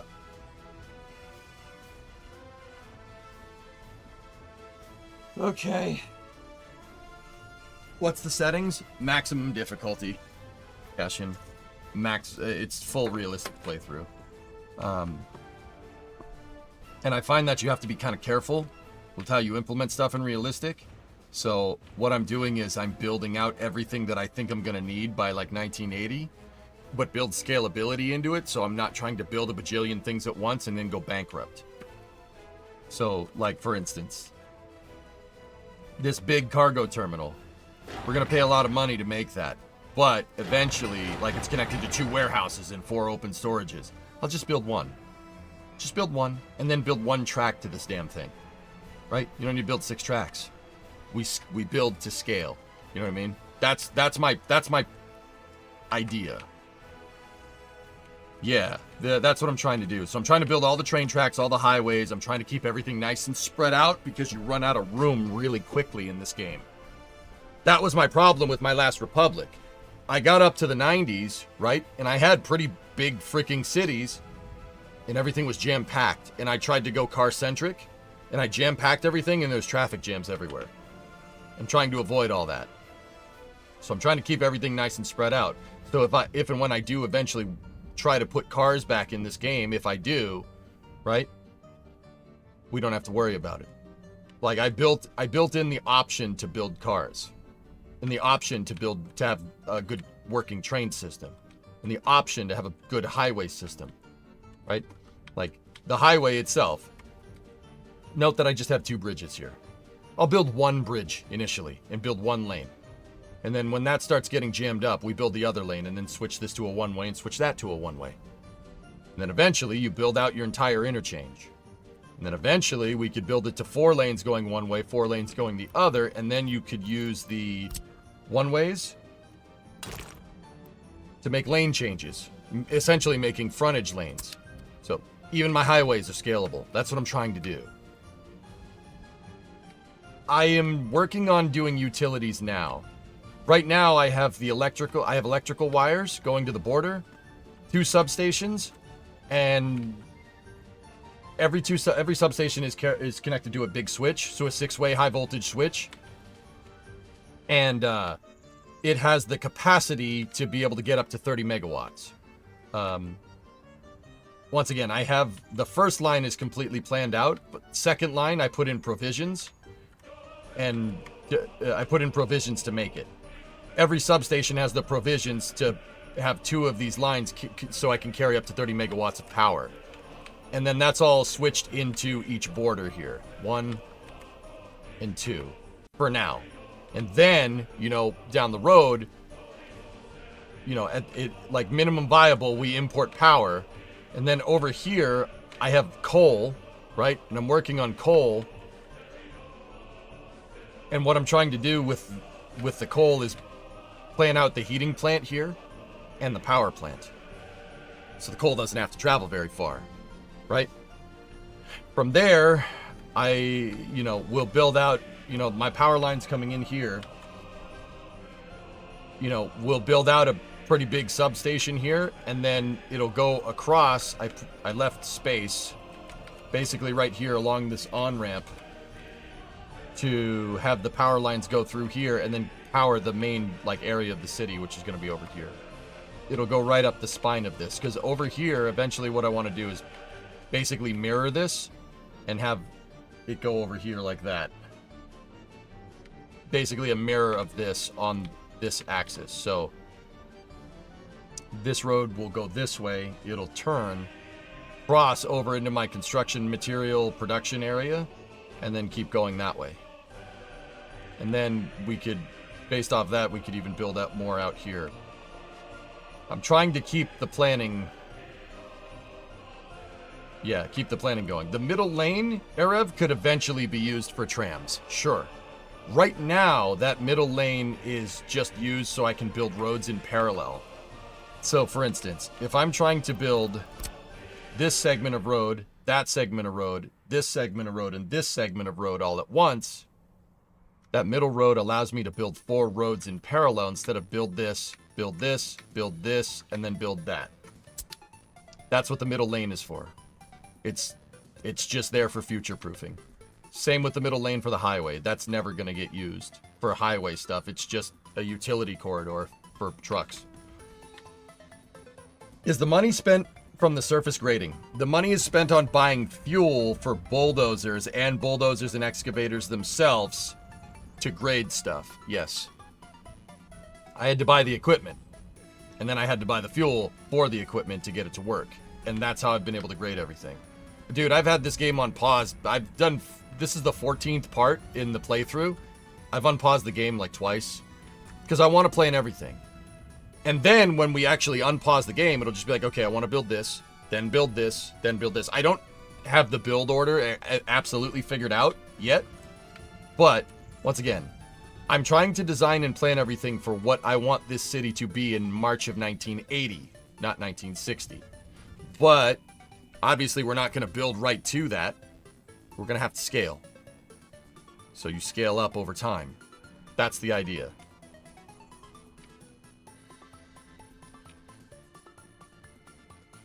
Right now I'm working on coal, but what I was thinking with the coal plant is that it might be better to bring in coal ore in the interim time here. Bring in the coal ore, refine it myself, because refining doesn't take a lot of labor, right? And then using that to power the coal plant. That might actually be cheaper than setting up the provisions initially to have people supporting the coal mine. Coal mines take 220 people to work effectively. They need a lot of labor. Because it's 1960, we send people into coal mines in 1960. It's not much in the way of automation here, because it's 1960. Roadcraft? Brimo, it's just the demo that's out. Maybe I'll give it a shot. Who knows? In fact, probably I'll give it a shot this week. What is your 1961 to 63 industry to get off the ground and pay for the next thing? Clothes. Frango. Clothing. I'm going to build a textile industry basically in, well, this area right here for the most part.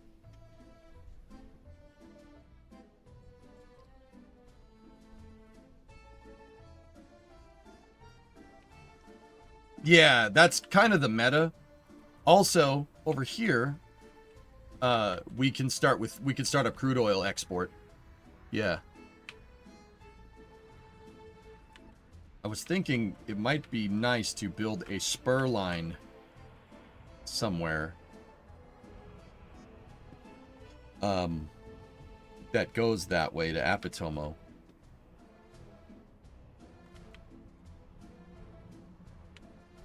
When is the early start DLC supposed to come out? I don't know what the ETA is for that. There'll be bauxite in them hills? Really? I don't think I can even prospect for it yet, but... We also do have iron over here. There's an iron deposit across the river. And I built train track provisions in there to, you know, take that into account.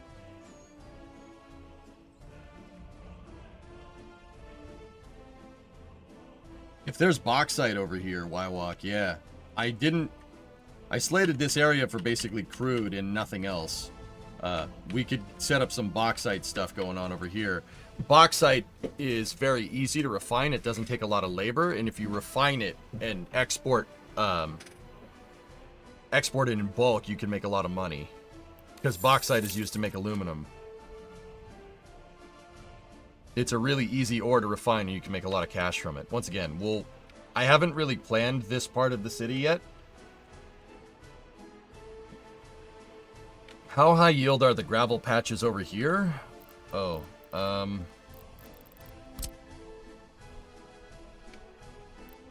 yeah, Sneaky, it's... I mean, 69 is what's over there. Nice. I've seen 74.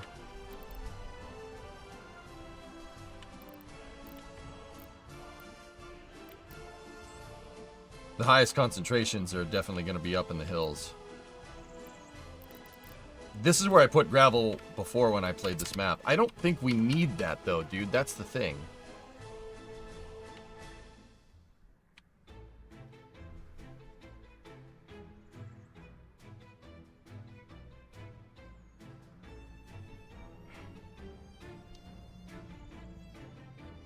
What map is this? A New Republic is Born, I believe, is the map. Alright. Dude, I've gotten some pretty nasty builder's block here. Because I'm not sure what to implement first. You know what? Let's just keep going with coal.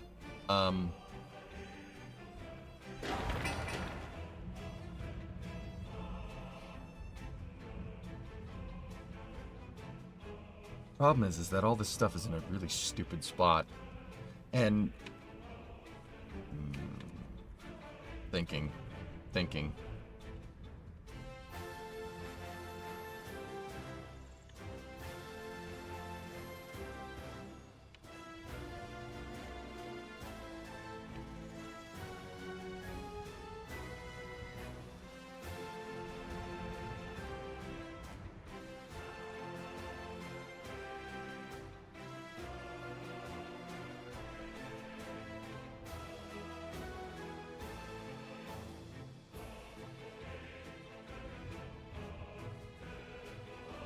Hey, Fi Guy, what's going on?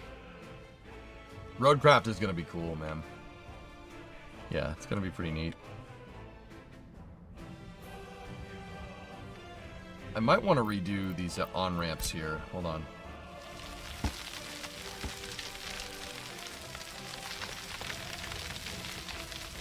I'll tell you why in a second. I noticed something a little weird. So... Okay, what I want my construction materials over here. You obviously don't want to connect that into your main highway. No. That would be a bad idea. it would be good to have this road go straight across so my construction vehicles, if they wanted to get to all the area where we build all these construction materials, right? It would be good for them to just drive through this roundabout and go. Or the other thing that I could do is where my center lane is, we could make a bridge that just goes over the roundabout. If we wanted to, that's a viable way.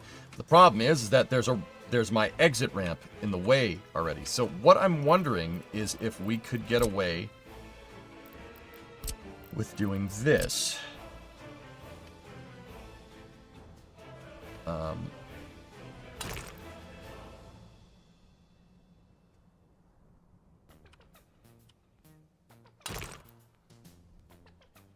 Discovery, go and throttle up. Merkers, what's up, dude?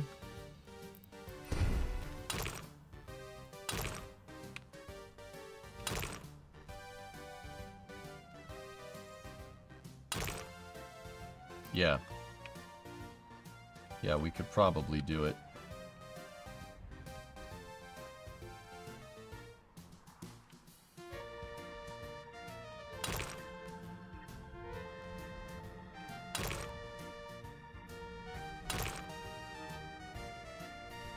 I'm just worried about how the AI is going to deal with the on-ramp coming into the interchange right there, but...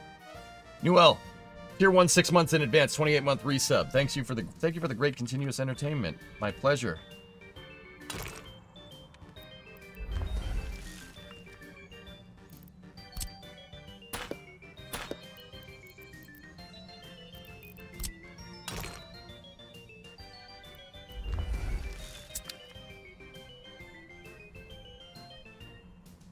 See, what that does right there is free up a lot of space for, you can set priorities on the intersection nodes. Yeah, that's right. Once it's up to gravel, at least. Yeah. This makes it so I can have a 4-way interchange off of here.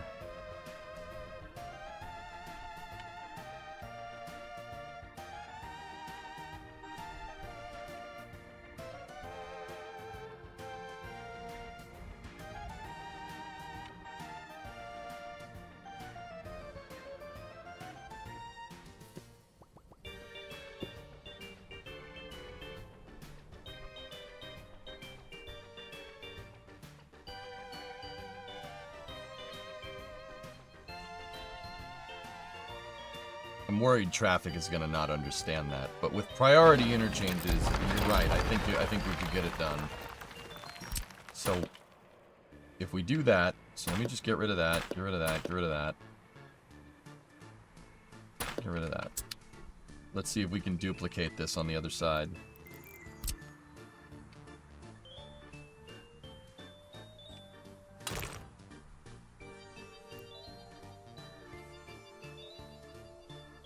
So 1, 2, 3, 4.5.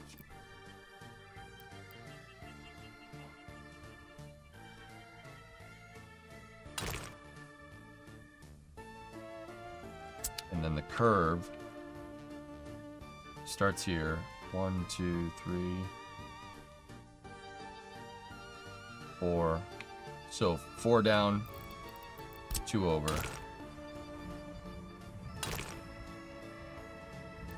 Like that. I just want it to match. I think it'll look nicer if we do that way.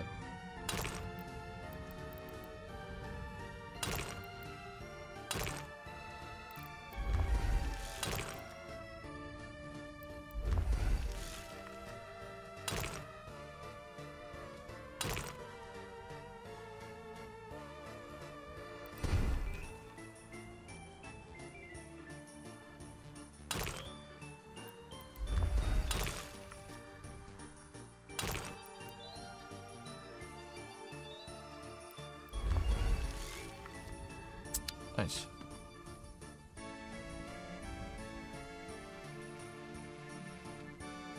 It still feels weird having the ramps off the main highway be longer on the perpendicular instead of the parallel. Yeah. I mean, Sneaky, we could... I don't see why we couldn't increase the radius of this curve here. At least a little bit. I'm not sure the game is going to understand it, though. That's the problem. The game understands that. But we could always have it go, like, down here and do that. How come there are no cars on the road? The game's paused and I'm designing everything, Don. There's nobody lives here. This is just an empty plot of land that I started designing the city on. I'm essentially building a blueprint right now. Nothing has been built. No, the highways are all planned. So, if you like,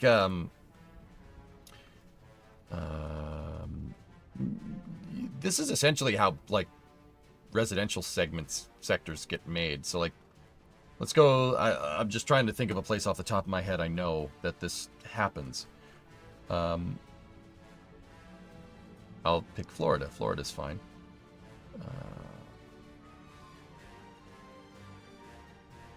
Like, see all these residential plots? Like, Randall Park right there. And then all this stuff. Basically, these residential areas were designed completely, and then they started building everything. And then eventually, as the thing grew, more people moved in, and they finished it. Like, basically, they had the whole blueprint figured out before they went any further, right? That's what I'm trying to do. It's interesting. It's a game about Soviet republics, and I'm using Florida as a freaking example. But you get the idea. This doesn't seem to be...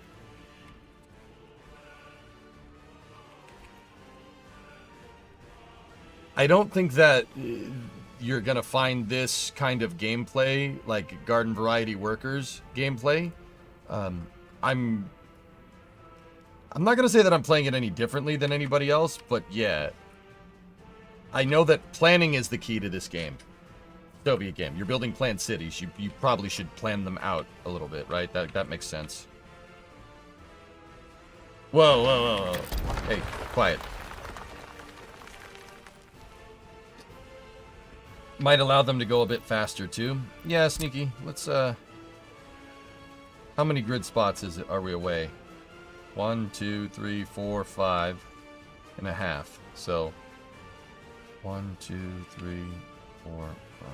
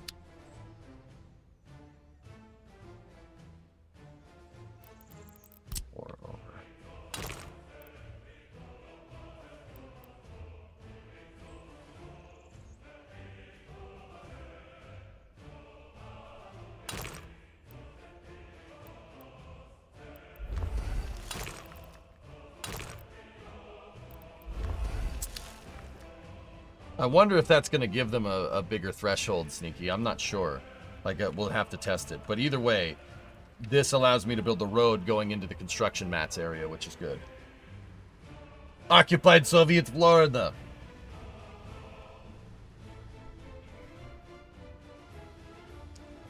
Look in the desert east of El Paso. Use Google Maps to see what you mean. Yeah, there's planned, like, they build out in... I mean, nowadays, dude... They build out, like, if we go to El Paso, out in West Texas, Oblivion, yeah. They build out entire residential sectors, dude. You'll see a whole neighborhood that's just streets.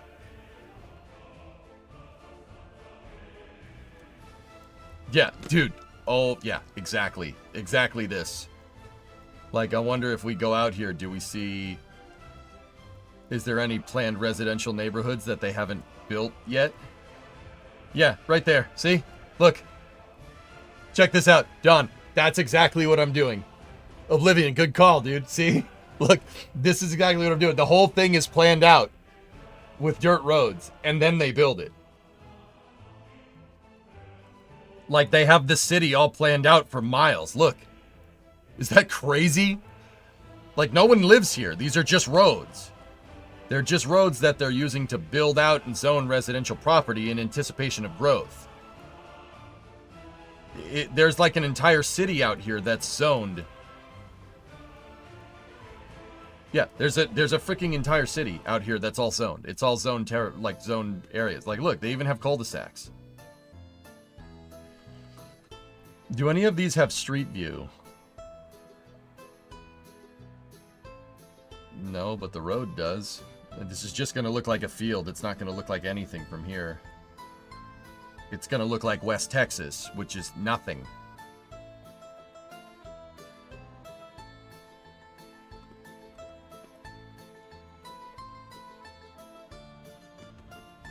This is out in the desert, Jens, in West Texas.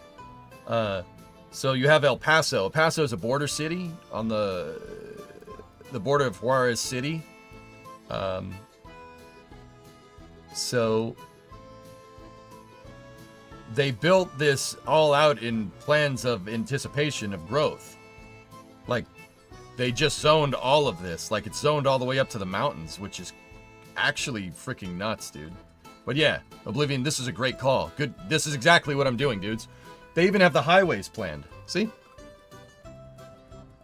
They even have the highways and all the main roads planned out for growth. For when, you know, the city will eventually grow. And they have it all planned out basically all the way to this hill. This entire basin is zoned, which is crazy to me. Like, look, they even have boulevards, highways, main roads.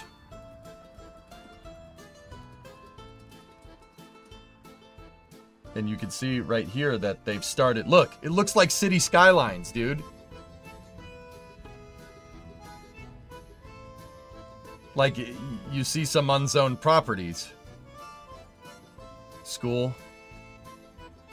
That looks like cities, which is hilarious to me. Look, they even have roundabouts.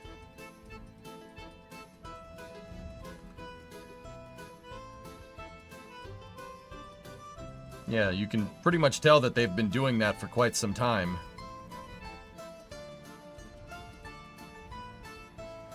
And this is the older parts of the city here. The older parts of the city are just grids. That happens in Phoenix as well. Yep, yep.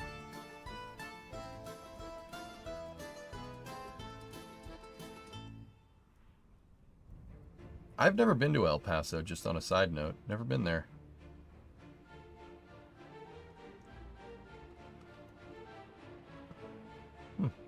Interesting. I know that West Texas is empty. There's a lot of nothing out there.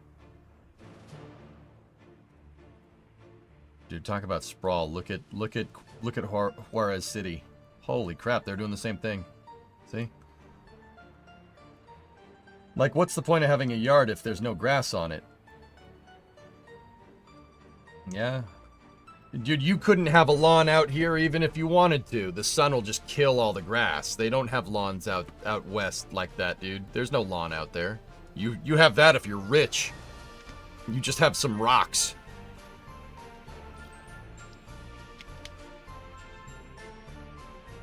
Anyway, this is a great example, Oblivion. Thank you. That is exactly what I'm doing. I'm building out the entire thing in anticipation of growth, and we'll just zone it as we go. Meanwhile, golf courses.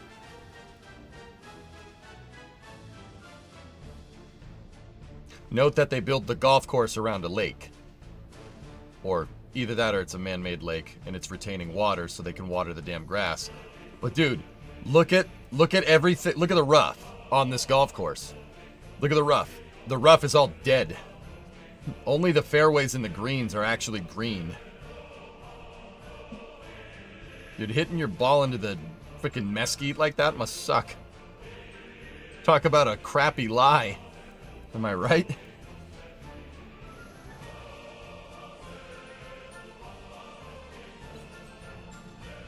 But you even see the fairways. The fairways just get destroyed. Destroyed, dude. There's like, yeah, there's no... There's no lawns out there. Anyway. So now I can keep this road going. I'm wondering if we should do the same to this interchange down here.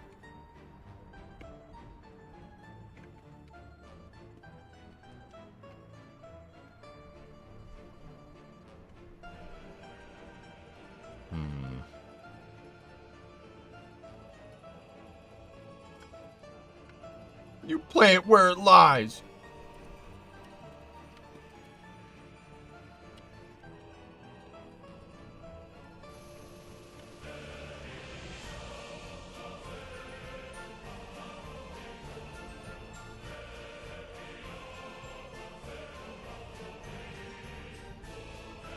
I might have to redo some of this if I do that down there.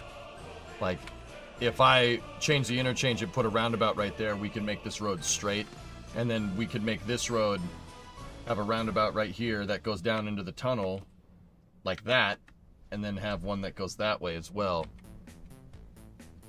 That'll make it so if a truck is here, it doesn't need to go down underneath the highway, through the roundabout, over the bridge to get to the rail depot.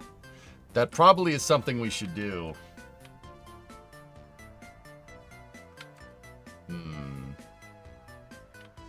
Balls. That's gonna... I'm gonna need to undo a lot of work to do that, but...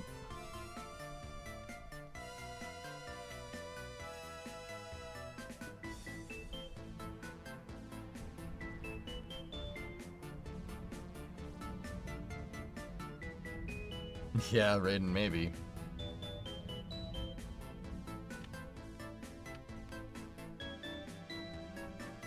Yeah, they zoned all that land out there. Somebody got paid a lot of money to survey all that, dude. But yeah, I don't think anybody does it to that scale. But then again, it is Texas. Everything's bigger in Texas, man. Including the rockets. Can confirm. You make the Boston equivalent Soviet city. No, TJ, I want my city to function correctly, okay?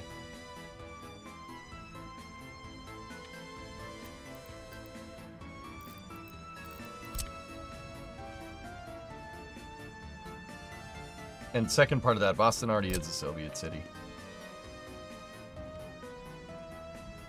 I'm kidding.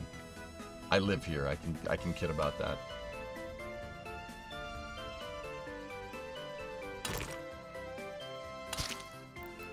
All right. Well, let's go ahead and implement the roundabouts here.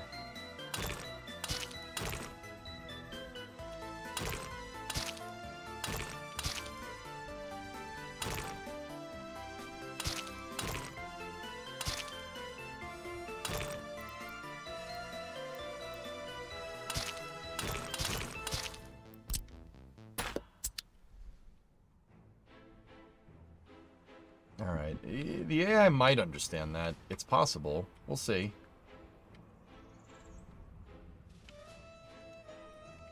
How viable is EdgeCod in this game? I'll find out. We'll find out. You know what I'm saying? You know what I'm saying? You know what I'm saying? You know what I'm saying? I'll find out. Don't worry. Give me some time. We got plenty of land.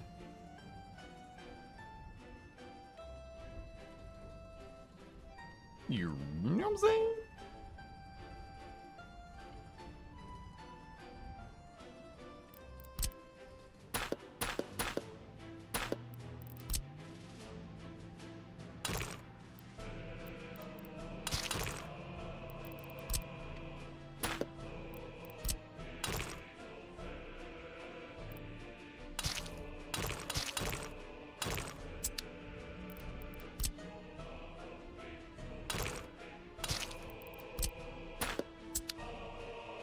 Alright. The city of tomorrow. You don't like it? You face the wall. What's up, Rocket?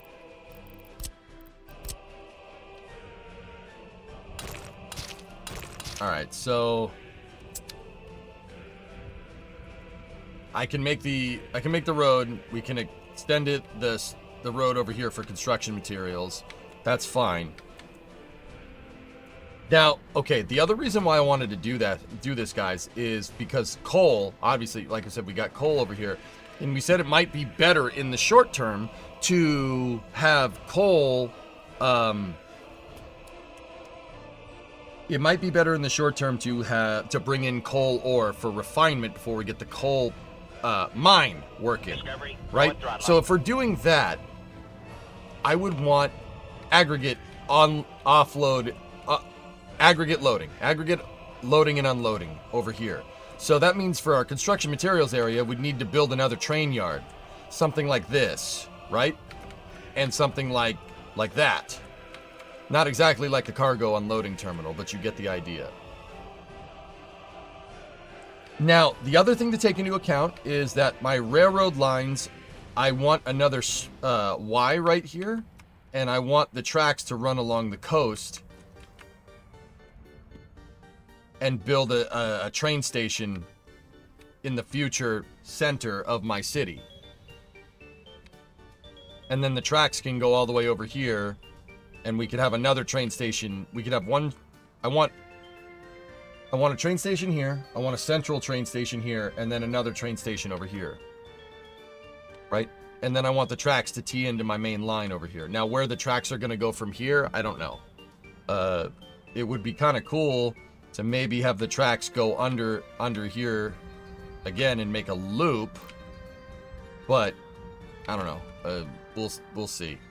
The other thing is that it would be nice to have rail service over here, because bauxite is apparently over here, along with oil as well. So oil loading terminal might not be the worst idea here as well.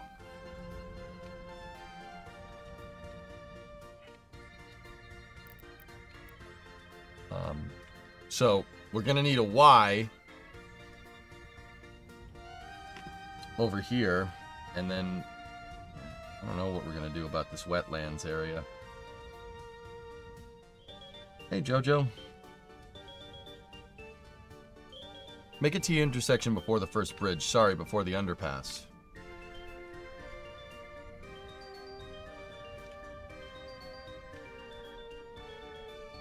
Right here, Raiden? Have the tracks keep going?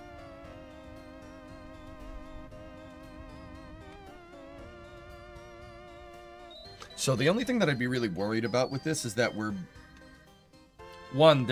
if a train for whatever reason is going here, there's no way to get to this track if we put another Y right there, right? There's no way for that to happen. The other thing I was thinking about doing is building a Y off of the end of our yard right here, building a Y and having the tracks go that way, and then making a railroad underpass right here. So basically making an overpass for the highway. So the highway will go up and over, and then it'll go underneath that bridge. That was the idea. That was another idea that I'm toying with. That will get me easy access to over here. But the only problem with that is that now anything that's in the depot really has no way of getting down there, because they'd have to stop, and they'd have to go back.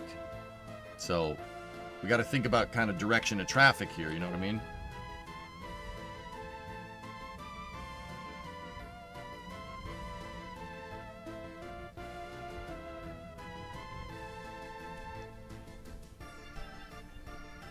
How come Western cities can fix traffic problems better than East Coast cities? You have way more space than we do. Like, way more space, dude.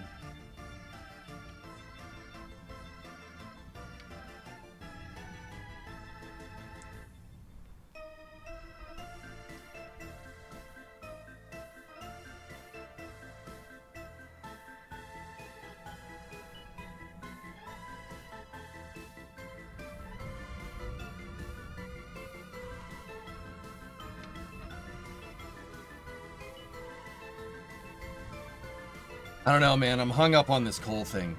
Should we just shoot right for the coal mine? I mean, it might not be a bad idea because of heating and because of power.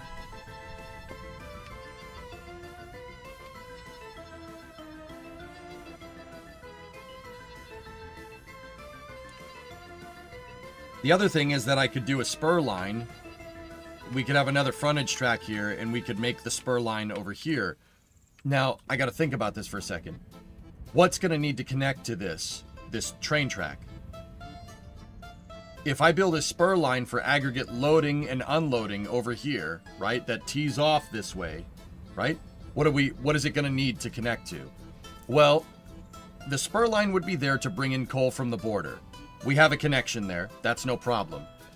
Do we have a connection to the depot? Yes. What we wouldn't have is a crossover connection to my cargo terminal. But nothing at this cargo terminal needs coal or gravel. None of it needs aggregates. My gravel aggregate storage is going to go in my coal aggregate storage. Well, gravel aggregate storage is going over here.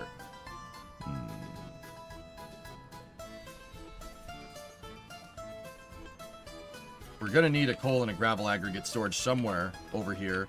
One, so I can give gravel to the buildings that need them to make construction materials. And also, so my trucks, my construction vehicles, the dump trucks can go and grab gravel very easily.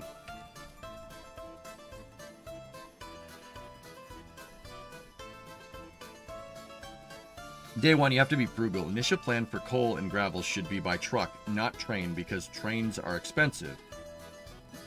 Yes and no, Frango. I understand that trains are expensive. What I'm doing is building out capability that I would want down the road. We build out the capability first, and then we figure out how to scale. Like, what's the interim, what will work in the interim, right? That's where we start doing the whole truck thing, you know?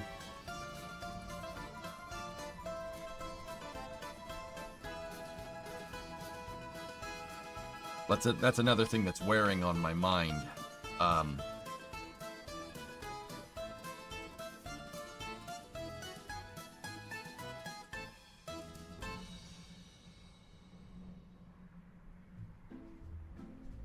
That's another thing that's freaking wearing on my mind. Like, what,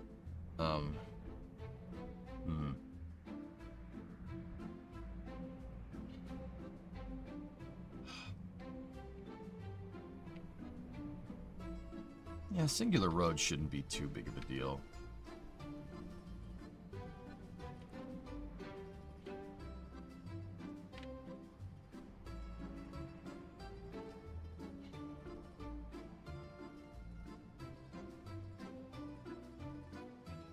I'm talking about how you get off the ground on day one. Yeah, I know what you're talking about, but you're not listening to me. I know. I understand that. I'm building to scale, so I'm building what I want for 1980, Frank, but I'm also building it in a way that we can figure out what the interim is to build to this. The example that I've been giving everybody is right here with the trains. This depot has the provisions for 2 railroad construction areas and 2 railroad depots. Am I building all that right away? No. We build 1 depot and 1 construction area when we get to the point for trains, right? And then, all you need to do is build 2 tracks. 1 track there, 1 track there, call it a day. Build the fueling depot, and then you're good. You're fine. That's enough. That's going to be enough for a while. Eventually, when we go to build out all the rest of these dang tracks, right? We might need more construction. We might need more railroad storage, right? So we build it. Over here at the substation, we're going to need electricity. I'm not exceeding the maximum capacity of that highlighted wire anytime soon. 15 megawatts. We're not exceeding that. 15 megawatts at 109 kilovolts. We're not exceeding that anytime soon. But I built in the provisions for a second line just in case. Not just in case, when we exceed it. When we pull something past 15 megawatts, right? We can go up to 30 with this design. Heck, I even put provisions for a 3rd power line across roads, just so I wouldn't forget that I can scale if I need to. See what I'm saying? I understand, dude, we're not building this immediately. If I tried to build this right now, I would use all this money to build this, and this doesn't generate us any cash. I understand that. Even my construction depots. You build the repair depot first, and then build 2 depots out. And then you build 2 more, and then you build 2 more, and then we could eventually scale up to 10 facilities, right? Over here, I have parking lots, a fire station, a gas station, and a bus stop that's designed to get labor to the repair terminal, the repair shop, and the fire station, so this entire area gets serviced. Do I need all those parking lots right away? No. All we really need is the bus stop. And then the fire station and repair station, right? That's all we really need. But eventually, we could scale to build this whole thing. Right? The open resource storage areas right here. I can use that to stockpile resources. Do those resources need to be brought in by train initially? No. We can bring them in by trucks. What's stopping us, right? Eventually, though, it's going to make more sense to bring it in by a train. So when we get to a certain level of profitability, we go back over to my rail depot, start building at least one track to the cargo terminal, and then use the depots to move trains so I can move raw materials here. And then way down the road, when all my construction material areas are finished, I can use this to export surplus construction materials. See what I'm saying?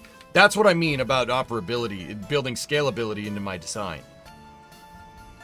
Like, I'm trying to kind of loop one into the other, into the other, into the other. That's just proving to be a little bit weird over here with the coal. I'm not exactly sure how we're going to do this. Hey, Luca, what's going on? Build aggregate unloading loading yard across from the tracks from construction materials yard and belt over the tracks to your mat yards. Yeah. Sure. But yeah, I mean, we could do that, but that still doesn't figure out what we're going to do with the coal. So that scalability, Frango, is where I'm kind of like hitting a dead end here. Not a dead end, just it's a hard problem to solve. The mine we can build out, but mines take a ton of time to make. Not very good for the immediate early game. However, for the immediate early game, we're going to need something. We need something to bring in coal. We need to bring in coal for our heater plant. We need to bring in coal for the power plant. Right? So what do we do? What do we do to fix this problem? Right? How are we going to get this working? Where is the power plant going? I haven't even figured out where I want it. I would like, I mean, I know the general area. It needs to be somewhere in here. The main power plant. And I also want a sewage treatment plant here as well. You need 2 coal processors, early coal. Early coal you import. Yeah. So, Frango, it's like what Frango was saying. It probably is better to import via truck in the short term. This is space. I'm in space. Say we have a power plant. Let's talk it out. Say we have a power plant, right? Let's go over into my power. Hey, Midge. Thanks to Hokie for your gifted sub.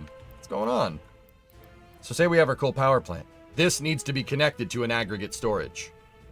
An aggregate storage that's at least accessible via truck.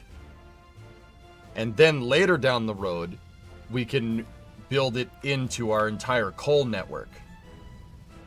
But what does that coal network look like? I want to build it out now, right? But we got to figure it out.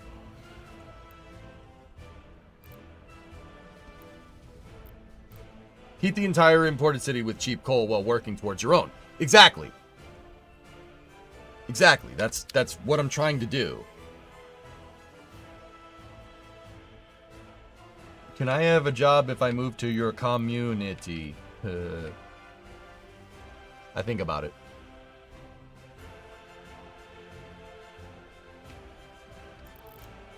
So let's just...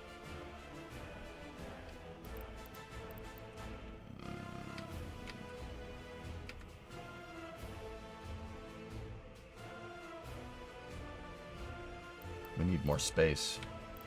I'm running out of space here.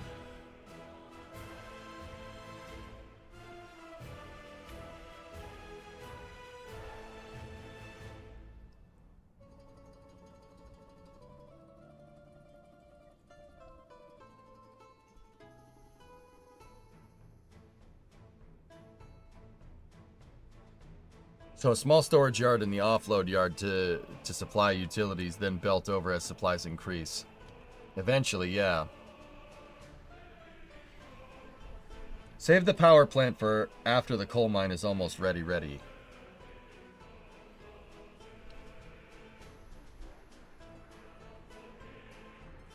So what does that leave? That leaves heating.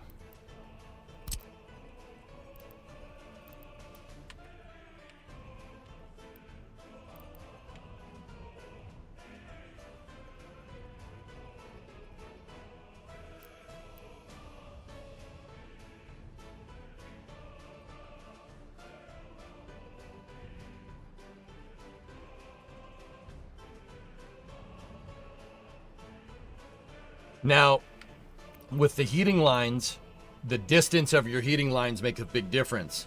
Because you're piping basically antifreeze through these lines, in the winter, you're piping it through a cold ground. If you pipe it through the cold ground, eventually all of the hot coolant in there will freeze over a long enough distance. Your heating power plants need to be close to your city, but they don't want to be too, you don't want them too close to pollute.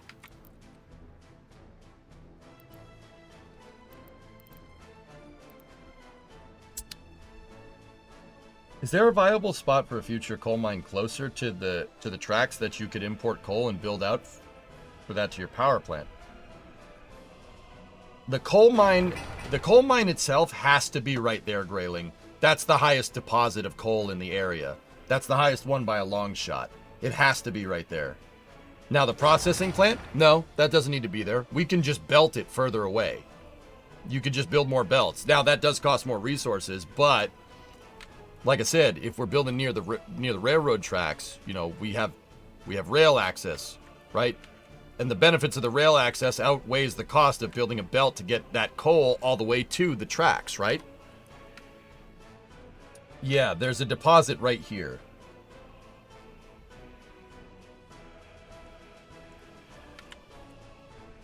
Heating will need to be trucked in at the start.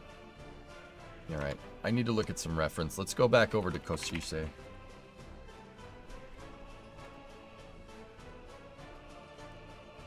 El Paso doesn't need centralized heating. It just heats itself. Is there a heating plant here? I saw heating pipes in here before. Yeah, see the pipes? Those are absolutely heater pipes. Now, where's the heating plant?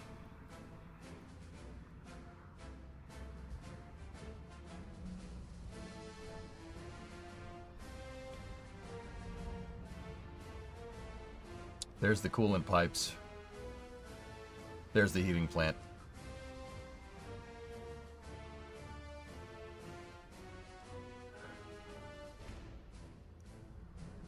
See the plant? The plant is right on the train tracks with aggregate storage. See? It's right on the tracks. That's a heater plant right there.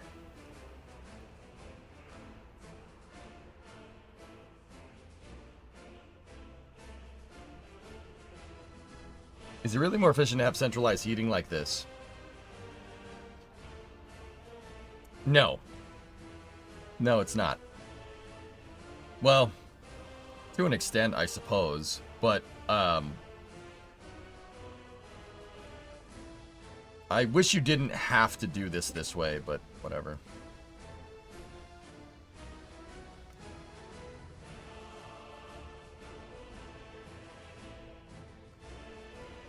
Yeah, see, we just followed the heater pipes. You have to build these in the game. Now, you could either build them underground. Underground pipes make it less likely to... Your coolant can go further when it's in an underground pipe, but it's a lot more expensive to make it. Overground pipes are the cheapest, but you can only go so far before the coolant in the pipes freezes. And it basically is ineffective.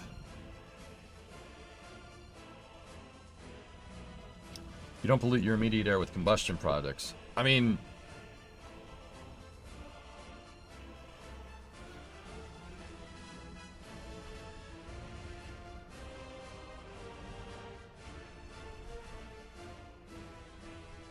Are those water hammer curves for steam? It's not steam. They're using steam to heat up propylene glycol, Bill. Antifreeze. That's what they use. They use antifreeze. Coolant. Yeah, they heat up a bunch of coolant, and then they pump the coolant through these pipes. The pipes aren't moving steam. They're moving propylene glycol. So, like I said, antifreeze. Like the same thing you put in the radiator in your car.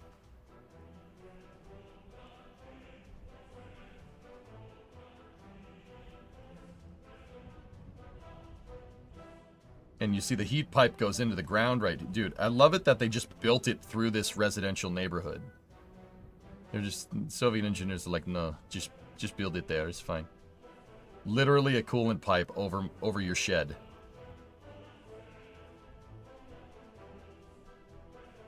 This is fine.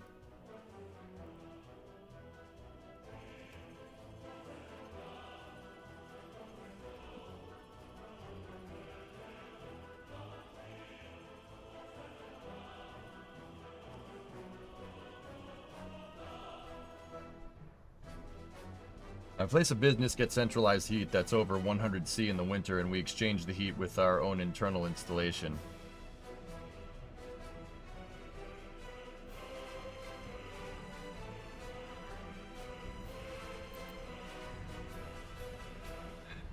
I'm wondering what a good distance for the heating plant is at this point.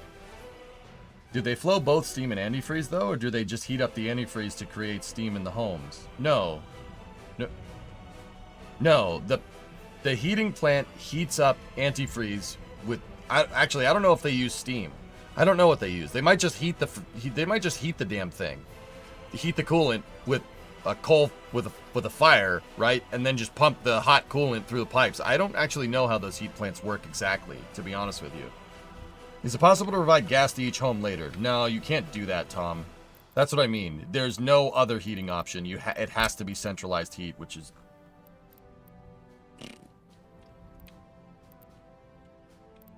All of New York City runs on steam, and they pump the steam through. Yeah. Mm-hmm. And you have to put the heat exchangers down.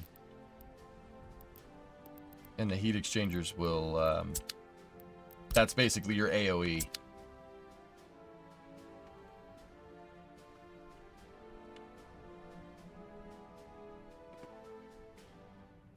It's heating medium with additives that increase the boiling point. It's antifreeze, dude. Like I said, it's propylene glycol. I do know that. It's just antifreeze. It's the same stuff you put in a car. Now, there might be a custom mixture or something, but that's what it is, dude. Let me check something with cargo here. Cargo cannot offload. Yeah, aggregates. Balls.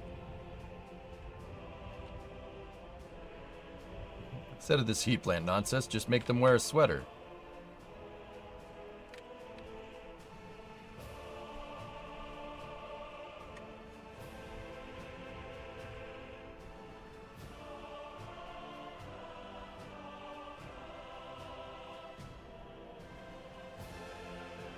I need to do a little bit more research here. Give me one moment.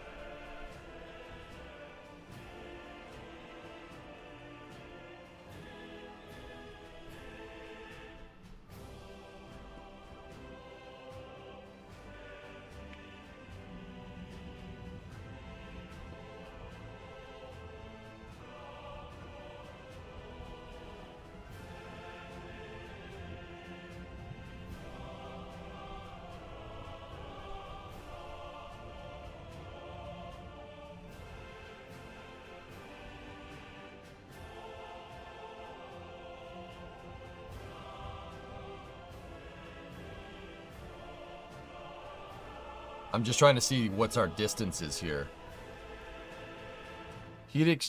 So, heat is distributed to buildings directly from the heating plant, or can be transported in pipes to pumping stations or heat exchangers. Heating pipes have a maximum distance of 1,000 meters. Buildings that demand heat store a small amount of hot water, so any intermittency in heating generation will not immediately affect buildings. The buildings are exchanging it with steam, Phil. Like what Ando is talking about in the game. That's how it works.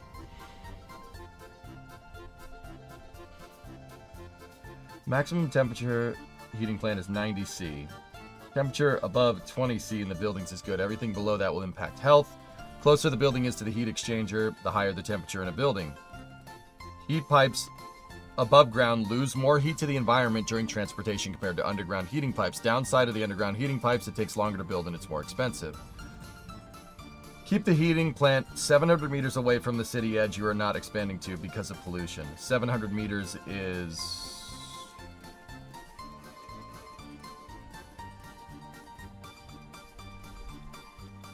2,300 feet.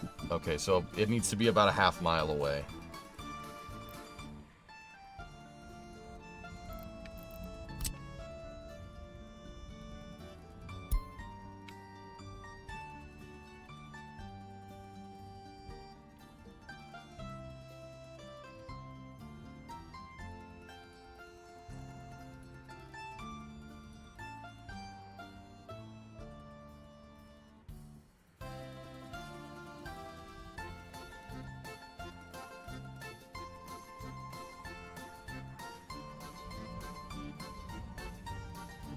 Well, I eventually want residential areas, potentially all in these blocks, so we're going to need to use the highway as our meter.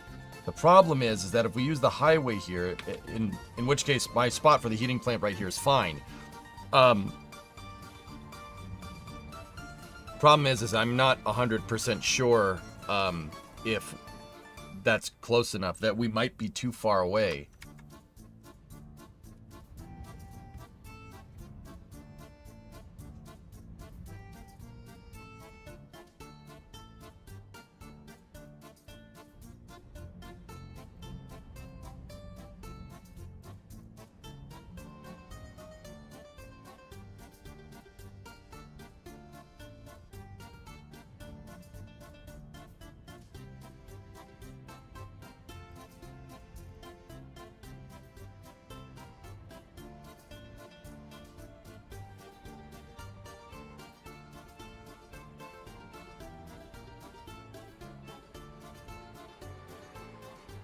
Large heating plant should be 800 meters away from residents, though you can get away with a shorter distance if its heat load and thus pollution generation isn't too high.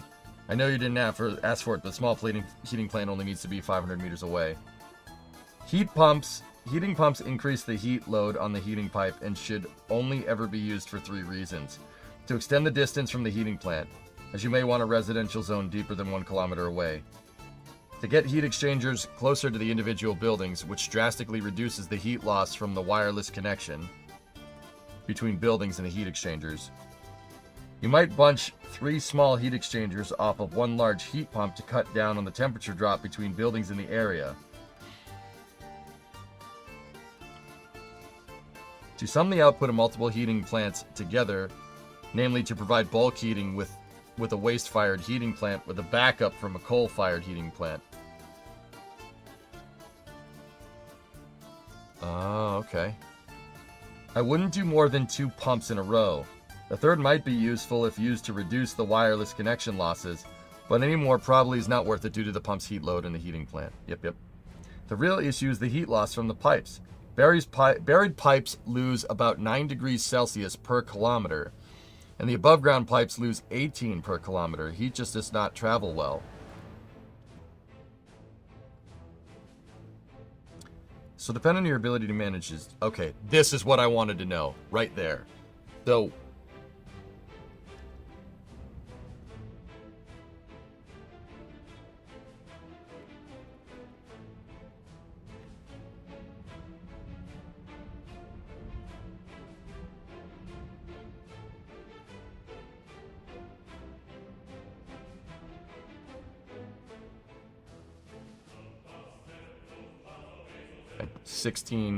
about 16 Fahrenheit per kilometer.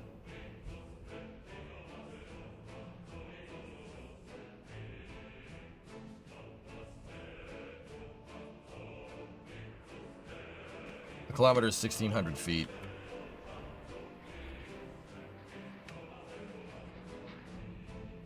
We would ideally want this to be pretty close. And see, this is what I'm wondering now. You know, we want coal, we want our construction maps over here. I eventually want the city to go over here like this. It might be better to have a heating plant right here, and then for this side of the city, have another heating plant there. But if we do all that, right? If we do all that, we need a way to get coal there and there eventually in mass numbers, either by a belt or some other venue.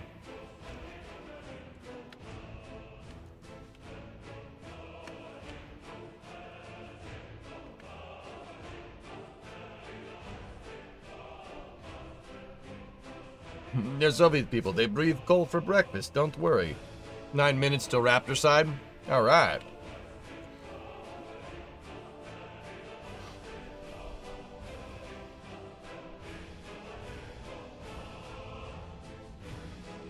So it's a 7-mile radius if all the pipes are underground? Did they say it outputted at 90?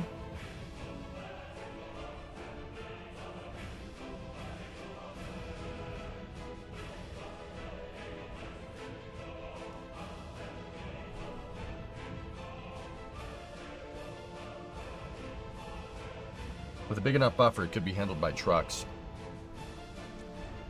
Yeah, but trains might be a better idea.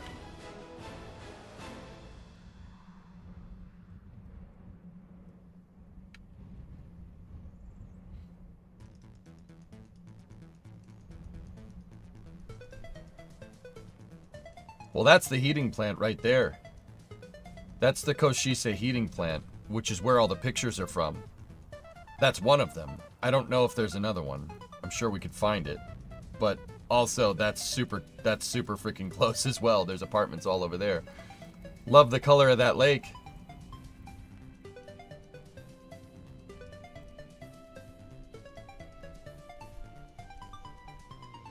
The heating plant is quite actually in the middle of the damn city. Discovery, go and throttle up. Is there another one down here? Oh, who knows what the heck that was. Some kind of factory.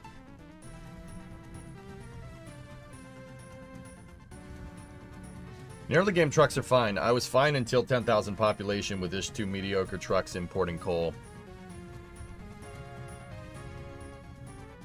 Yeah. Demon Hat, 81 months. Thank you.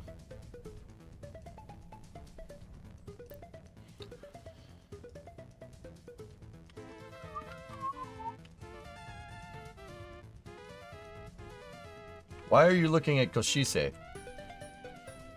A lot of the buildings and workers and resources, because the developers are from here, a lot of the buildings and workers and resources are buildings from this city. Like the heating plant.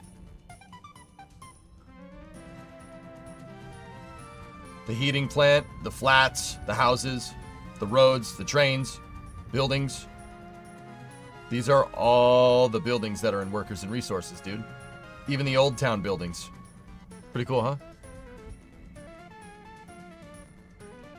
Yes, you know. Well, if you know that, why'd you ask?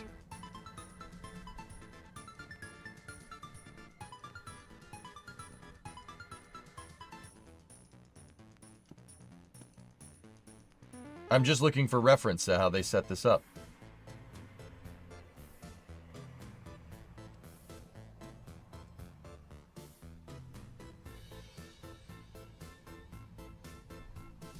What the hell is that?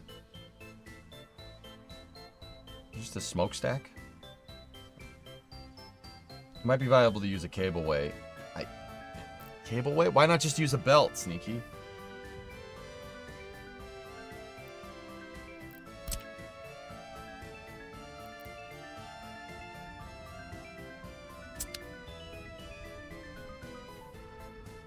Yeah, PB, I got it, dude. We're good. I think belts have a range even with lifts.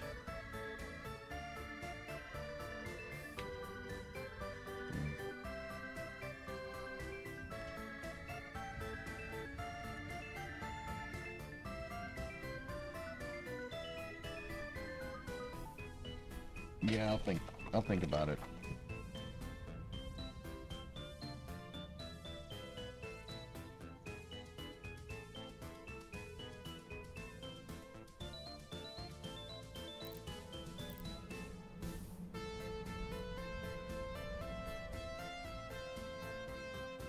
Well, so the cableway is more like a long-range belt. Cableways are special that they're the only thing that can take a factory connection and turn it into an aggregate one. Very handy for large amounts of gravel waste. Does the city have a corn hub yet? Yes. I've designed it. We haven't built it yet. There, it's right there.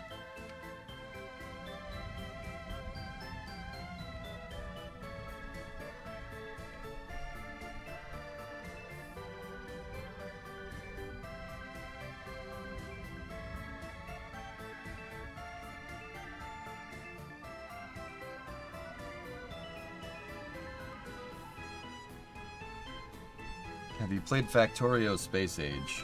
No, I haven't. Are you importing and mining the coal? Well, German, the thing is that eventually we want to have our own. There's a coal mine right there with a 70% deposit. But that's not very viable in the early game. I'm trying to figure out, because this is a big planned city. I'm trying to figure out where the medium is between building what I want, right, and what I need, right? I would ideally just want to build out what I want and then figure out what I need based off of that. I think that's what I did in the past. That's what I did with all these gigantic facilities over here. So it might be the smart thing to do. Ah, thanks, Paul. I just had it stuffed. Yeah, you know what? I'm overthinking this. I'm gonna build what I want, and then we'll figure out of what I want. Like, we're gonna build the best facility we possibly can. And then out of that facility, we'll figure out what we need. I think that's the right move.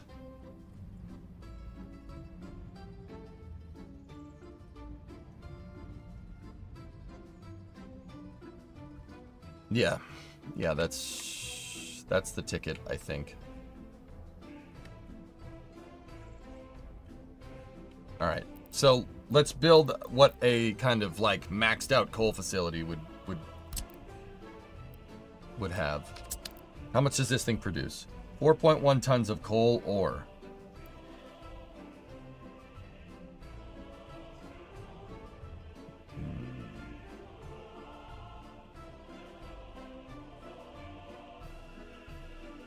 That's what I've been saying, or at least trying to say. Yeah, Andrew, sorry, I had to talk myself through it, dude. Sometimes I just get strimmer brain and I'm just an idiot, you know? Like... Alright. Well, if we're gonna do this, that was good with the belt and everything, but if we're gonna do this, I'm gonna redo some of this a little bit, because I would want a buffer. We'd want an aggregate storage buffer for coal ore, just in case. Somebody did mention that. That's a good idea.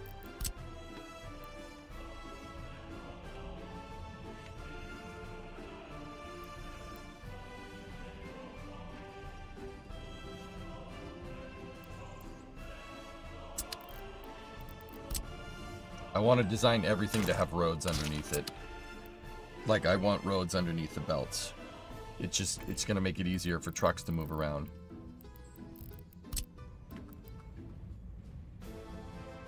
And we can obviously get away with it here. How can we get away with that? How come we can get away with this so easily? Right? Whatever.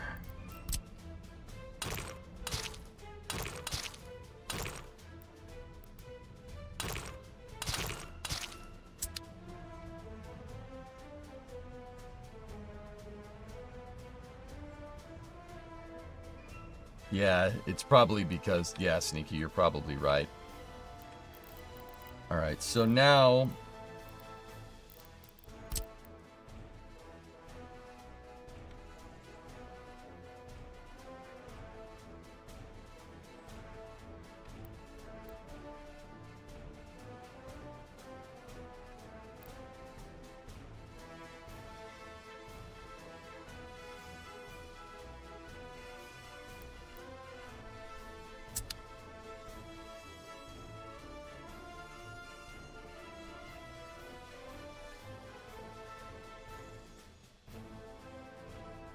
Yes, Grayling, we can do that.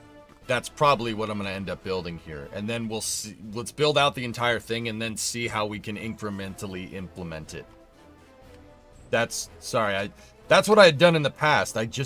For some reason, it wasn't clicking in my brain how I designed this stuff. I know that sounds really stupid, but yeah, forgive me. Sometimes, yeah, I've been away for 2 weeks. I got to remember how I did this.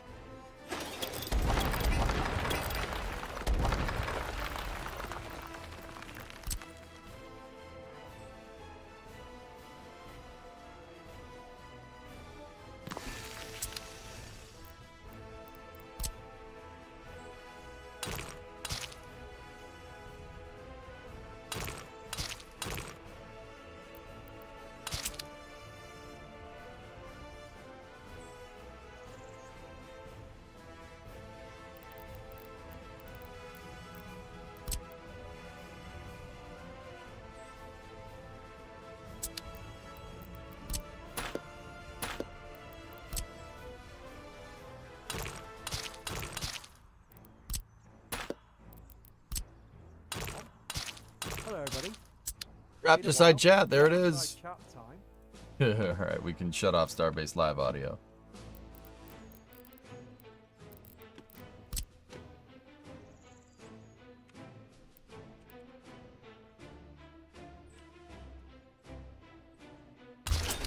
Okay, there we go. I decided to make Cole go this way because we have more space this way. There's train tracks that way, so might be better to have the whole line go in a different direction, at least initially.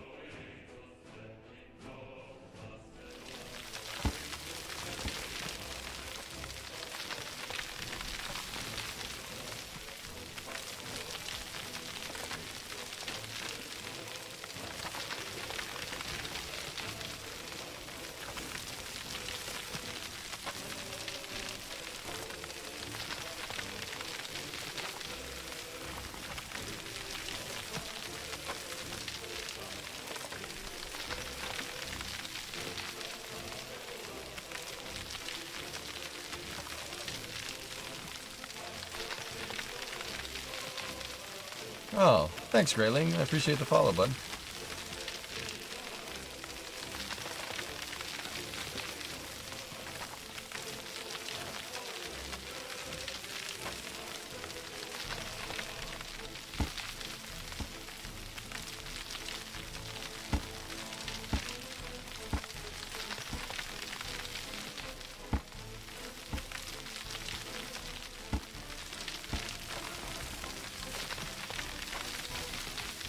So, we're either being invaded by bugs, or I'm moving a bunch of dirt around.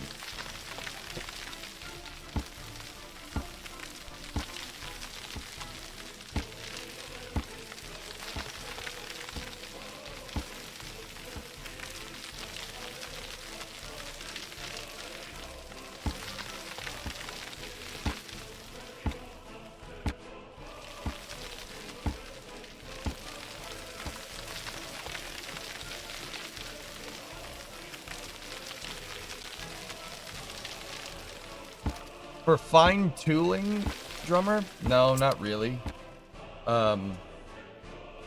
Fine-tuning? No, probably not.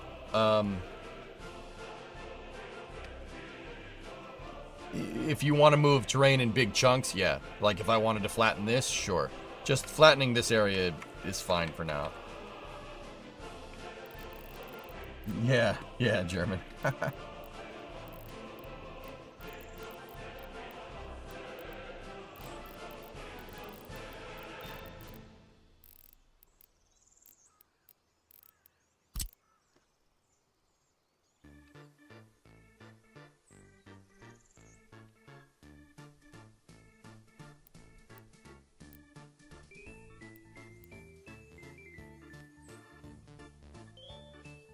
Honestly, for this,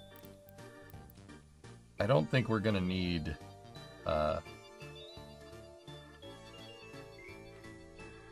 more than one processing plant for now.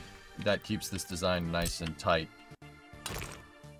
Very tight. Tight like a tiger.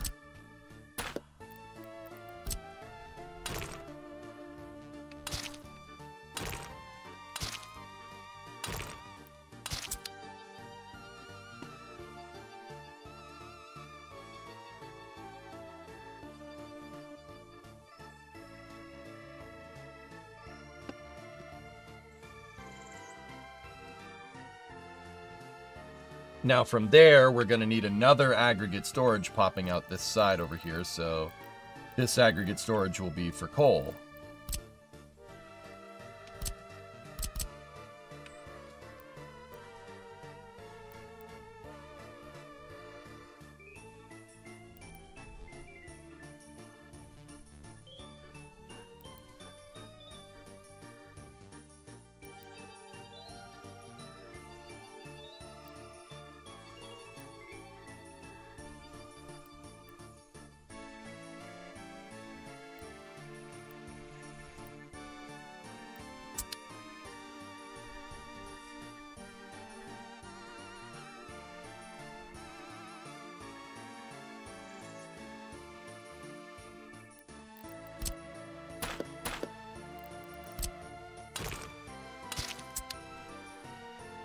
Yeah, I like this because this gives me an area to put a bus stop.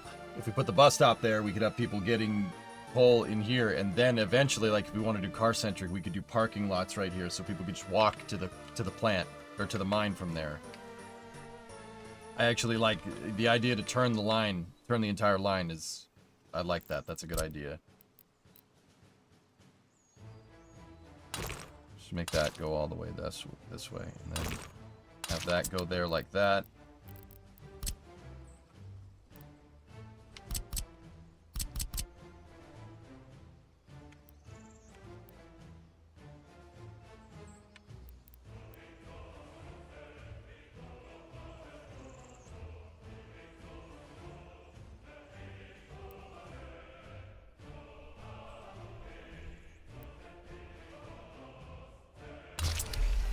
That should be, we should be able to do this.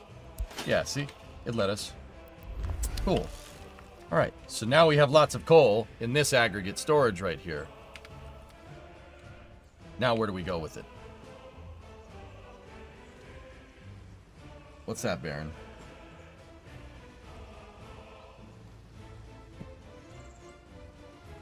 Garrett Isaacman has all the tools to be a great NASA administrator. Former NASA administrator Jim Bridenstine says in a session at SAT Show. He asked the Senate to confirm him quickly. Yeah, baby. That's very interesting, Baron. Do you remember when I said that I think Rook is going to refactor SLS and actually get it into a nice and healthy space program? Remember that? Yeah, that might actually be a thing. Why is that going to be a thing? Well, Jim is a lobbyist for SLS, if I'm recalling correctly. Why would he say that?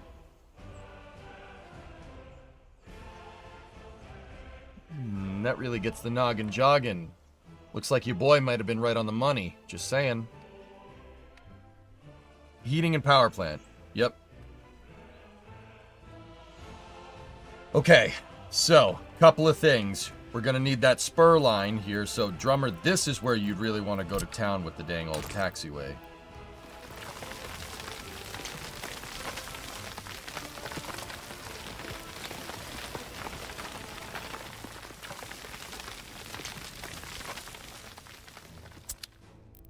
I use it to move terrain in mass. But doing fine adjustment, the runway tool is not the best for it, man.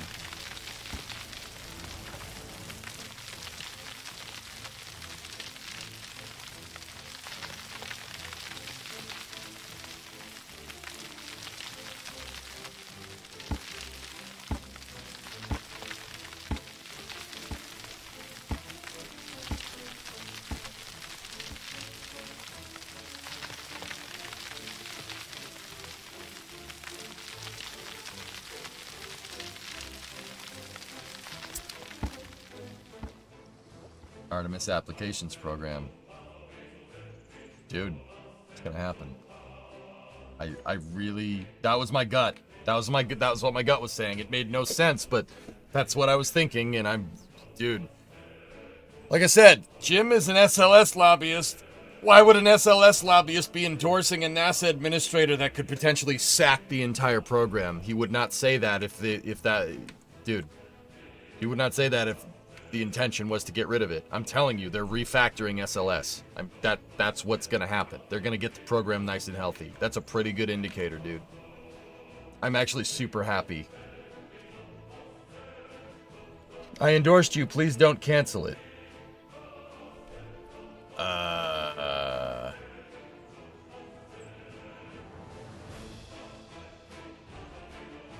Will they make it reusable? If not, no point.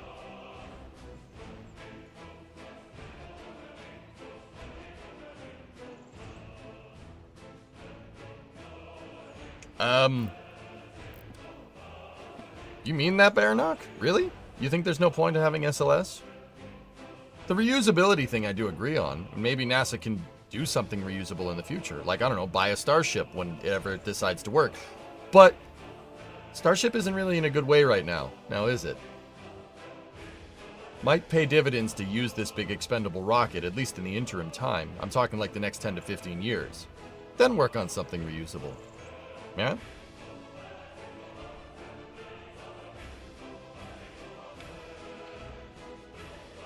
The capsule's reusable. Does that help?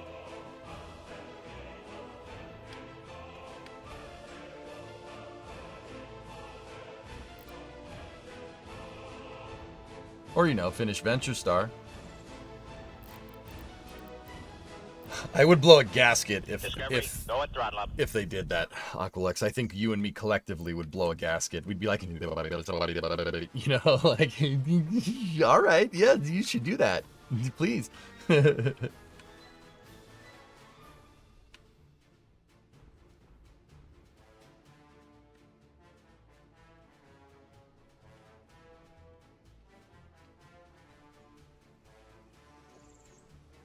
After Artemis 4 hired, it'd be really hard to refurbish the SRBs because they switched them to a carbon composite casing that really only is a one-time use thing. Makes the SRBs cheaper and a lot lighter for what it's worth. Trade-offs. The only SRBs that we could reuse are the ones that SLS is flying right now, and we already lost a set of those.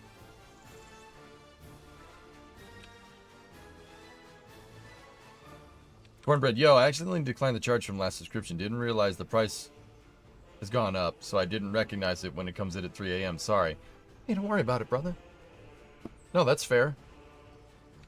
I appreciate you telling me, Cornbread. Thank you. All right, anyway, so we have our coal, refined coal, coming in here. That aggregate storage...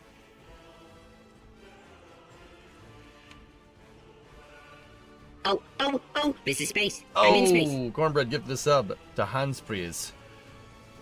Thank you. I actually got an interesting idea. Guys, do you think it would be good to split the aggregate depots up?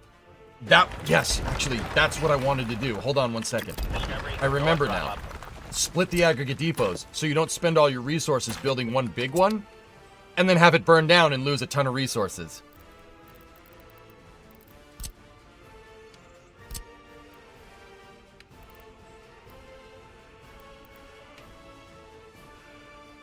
Ooh, that one, it looks like we don't have a choice, though.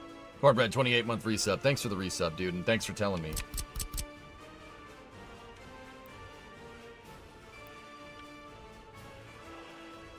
That one, unfortunately, we don't have a choice, because the coal mine only has one output.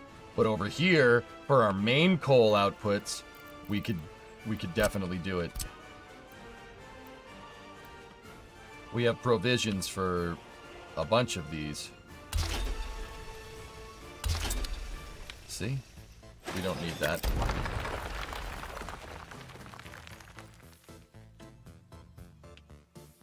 And note that chained aggregate depots don't play ball with train stations and distro. It only works on a directly connected storage facility. It does work, it gets a little glitchy. I got it to work in Bakalaka, dude, but yeah, it does get a little strange.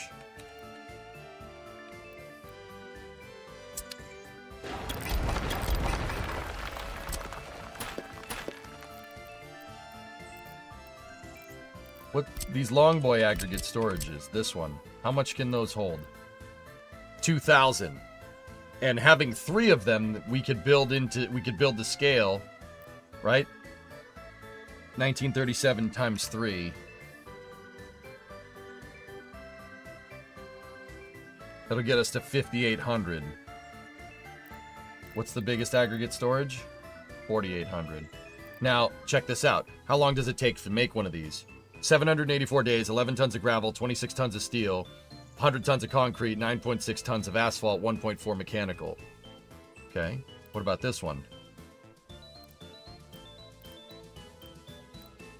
Double the amount of steel, 4 times the amount of gravel, 3 times the amount of mechanical components, 4 times the amount of asphalt, and double the amount of concrete. And it takes almost 3 times as long to make it. Yep. Trade-offs, baby. They really thought about how to balance this thing out when they made it, which is pretty cool.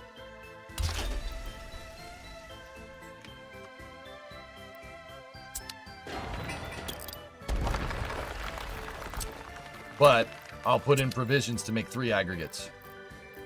And drummer, you know, you're saying like, oh, you know, it won't feed correctly, it won't feed correctly. If I have this feeding to an aggregate storage that's next to a railroad track, not a big deal, right?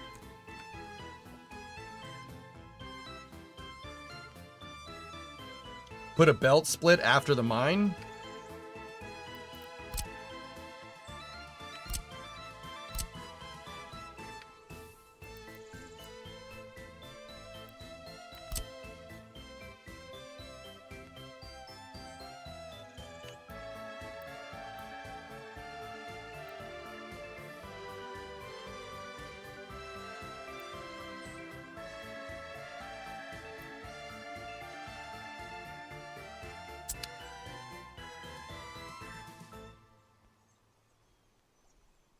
Ah, yeah, drummer, I got you.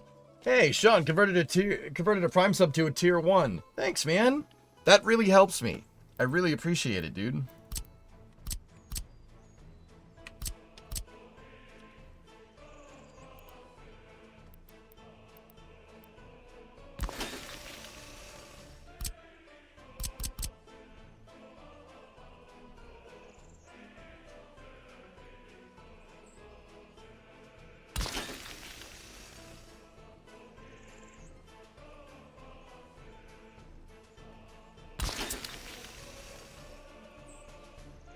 Oh, it's not symmetrical.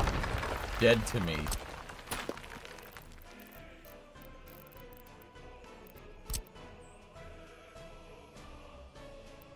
One, two, three, four. 1, 2, 3, 4.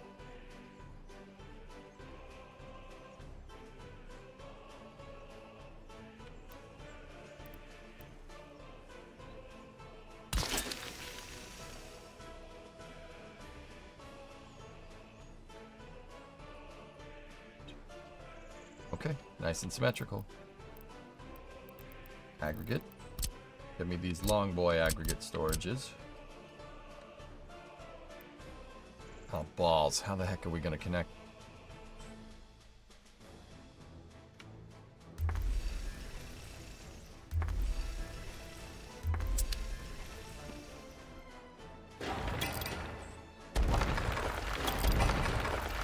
Hang on.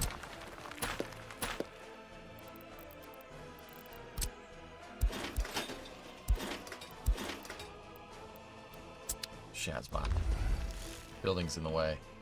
Hey, Sean, you did the same thing. Sean Peel converted a prime to a tier 1. Thank you.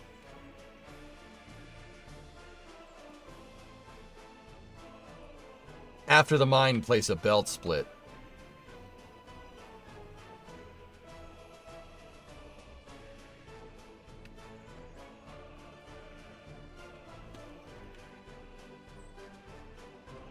Don't forget about Mirror T. Yeah. One after the mine, so we could do the same thing over here. That's a good call, Andrew. Yeah, I'm with it. I'm hip. I'm in the groove.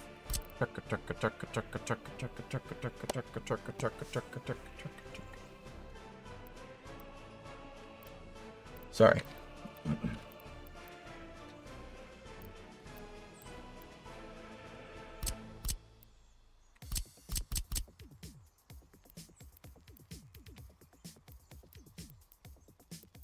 Bruh.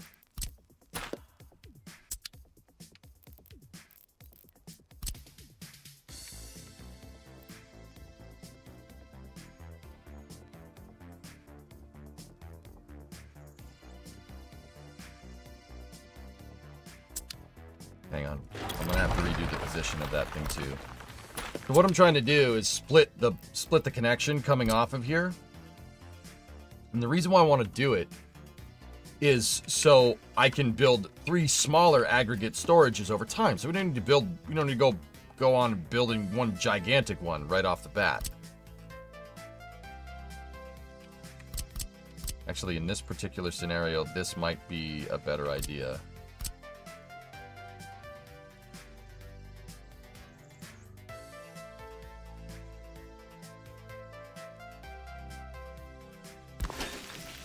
Andrew, yeah, thinking the same thing that I'm thinking, dude.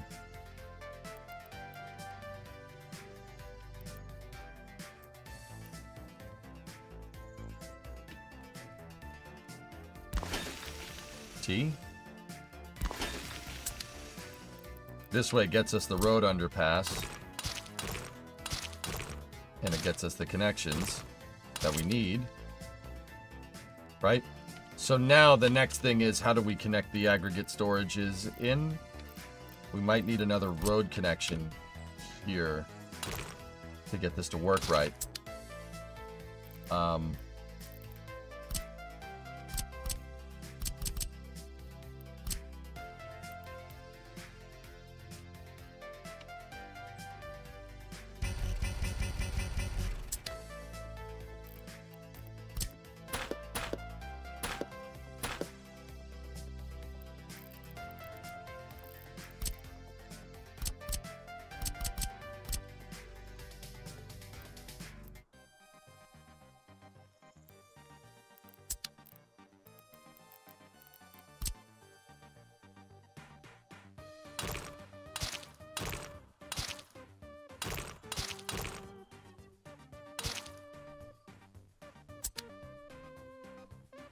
All right. Let's...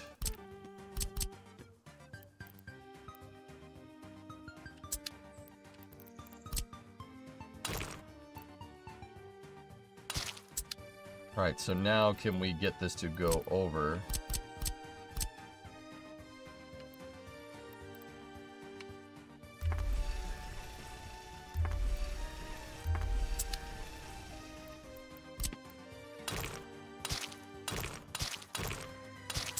See, this will make it so we can start off by building a smaller aggregate storage, right? And then because these are already elevated up belts, there we go. Bam. So this could gradually increase our storage capacity over time. So you don't need to spend a ton of money at the beginning of the game to build one gigantic aggregate storage that you're eventually going to utilize all of, right? Just build 3 small ones. And then expand it. And then, you know, we want to build it even bigger, expand it over here. Build a belt that goes over here and build another set of these. Easy peasy. Is the downcomer issue a Starship or Raptor issue? Yes. B-Dean, I would say both of those things.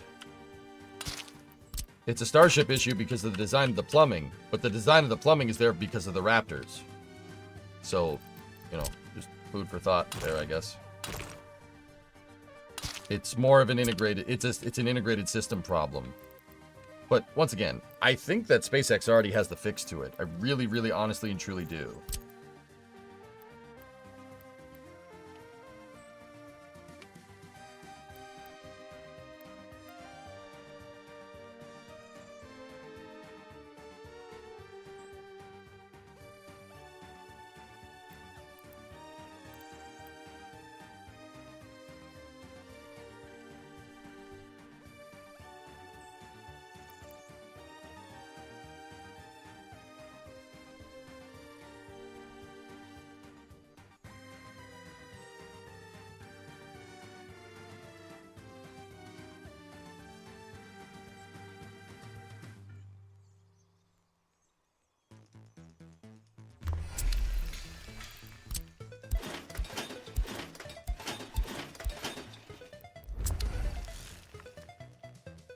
Or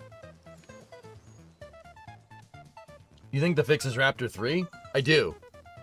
Yep.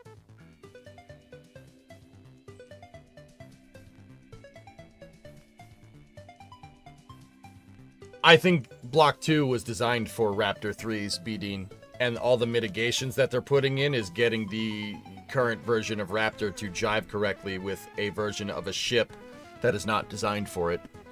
I think that's where SpaceX is running into problems. I think this is an industrial bottleneck issue amongst anything else, if you really want my honest opinion. Probably wrong on that one, but who knows? Think about it, right? Makes sense. Makes sense when you think about it. It's like, huh, oh yeah, that's actually, you're not wrong.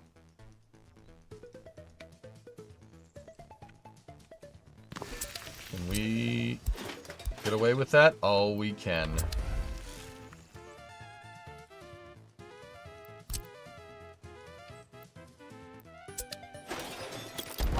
The only thing that I need here is we're gonna need a road going down this way.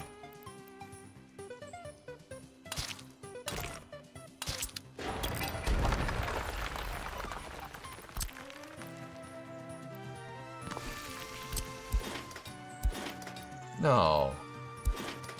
No! No! No! Stay and help you, I will.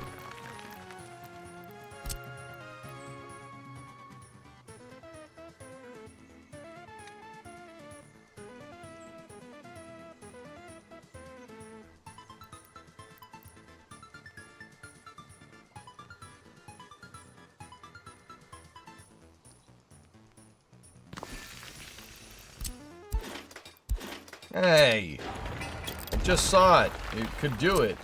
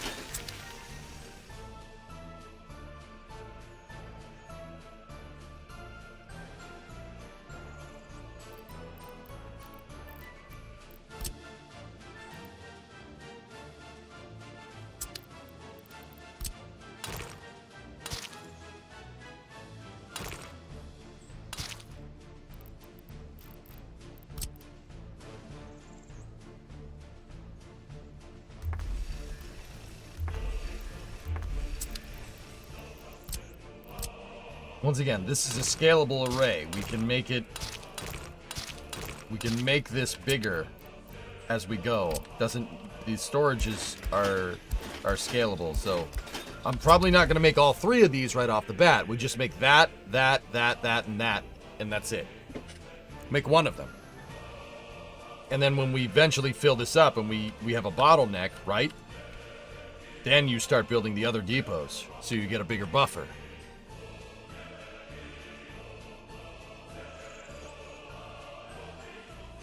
That road connection to the middle one is going to look like pain. Sorry? What do you mean?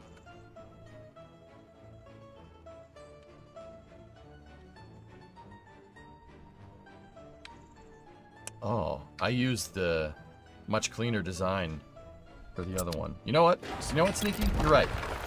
You're right. I don't like it. You don't like it? No, I don't like it.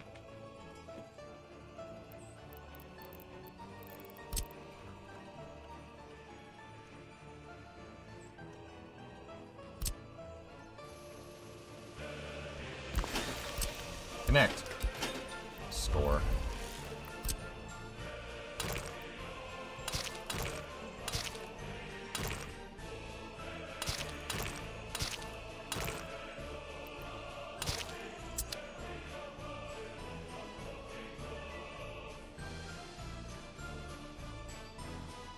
Now that's a coal facility, baby. Nice. Okay, now what?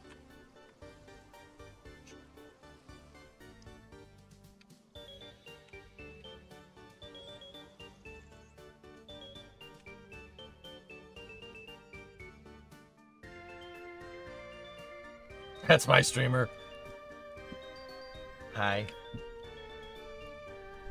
You know what? Frick this lake. I don't want this lake here.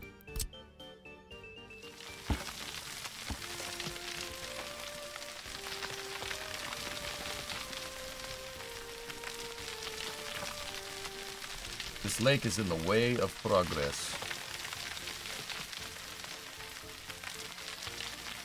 Can I do gravel?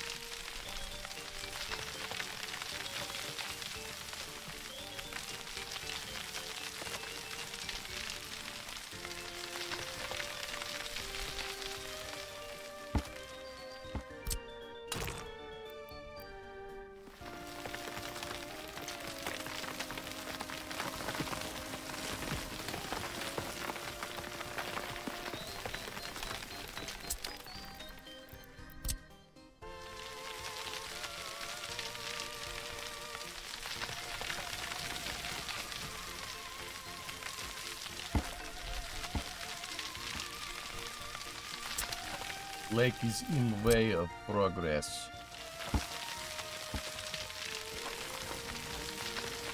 No, seriously, if I want to build the spur line here, and the power plant and whatnot, we have to, I have to infringe on it a little bit. Isn't that the Stalinator Lake? No, that's over there.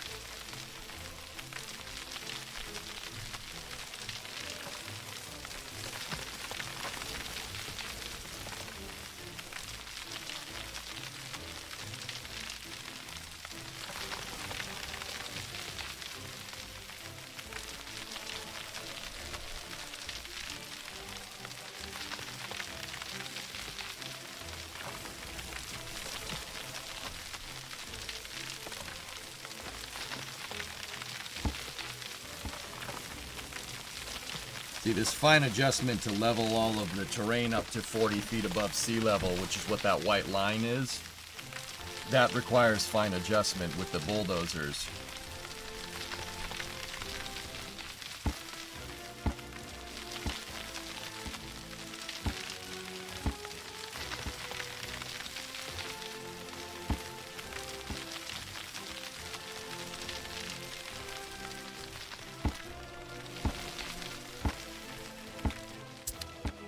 Now,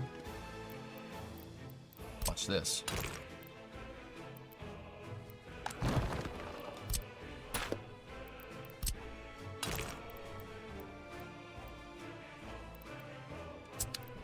right, hang on. Let me get rid of a little bit of a get rid of a little bit of the roadway. Once you start kicking it, oh yeah.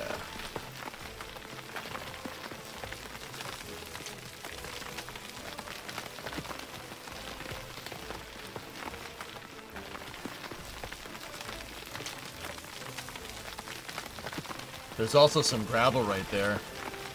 That actually might be a good idea to end up... Dude, hold on. There's gravel over here too.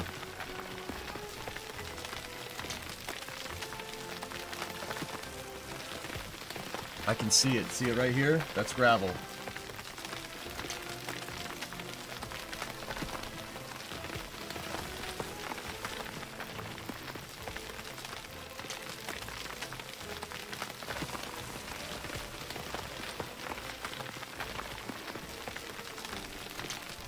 Oh, that's so clutch, dude.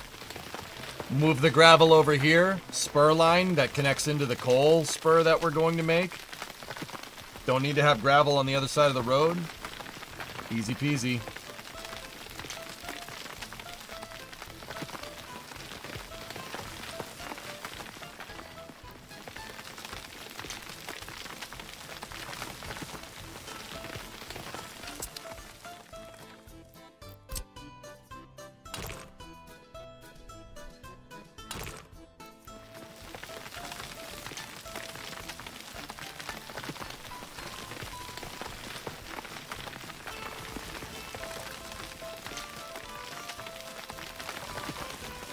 Chat, just pretend we dredged the lake, okay?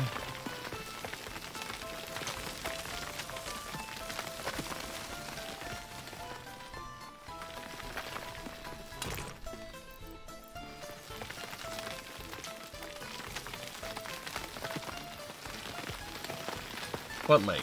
Exactly.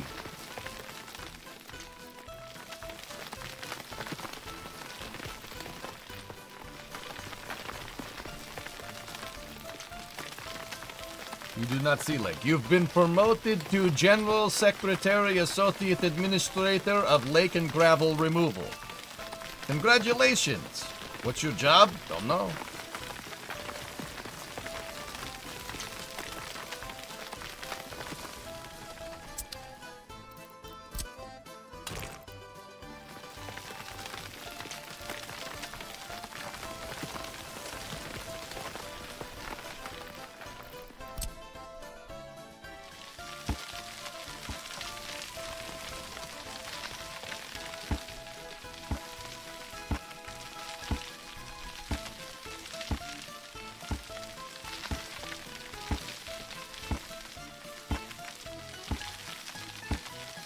Yeah. Non-dimensional resources here is very nice because, yeah, this would have cost a ton of money in real life to fill that in. But it still does cost gasoline in-game. Once the bulldozer runs out of gasoline, I can't move any more terrain. Right? It's still, even though the game is paused, it's still utilizing the resource. So...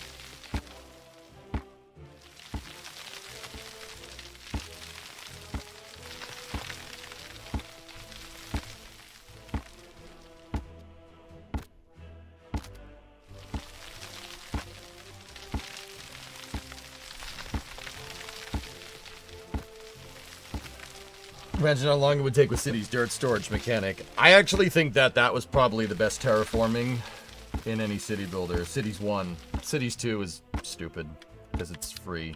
That's dumb. Dirt removal is not free.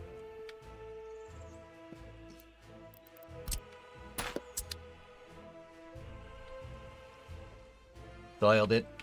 Soiled it. Soiled it.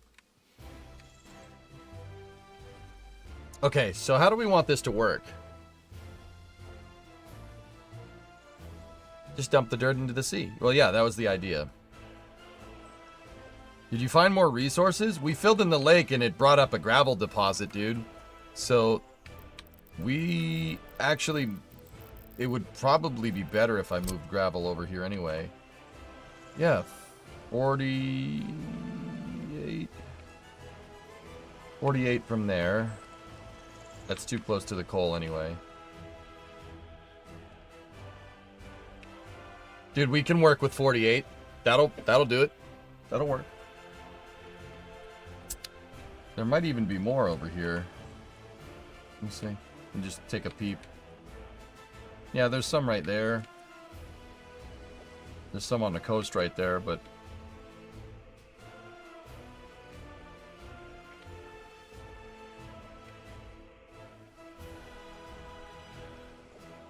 We'll see. So, let me get rid of that gravel quarry. Yeah, see, this is 60.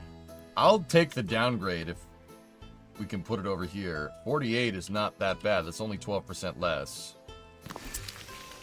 Oh no, not that one. Jeez, that thing is a little baby.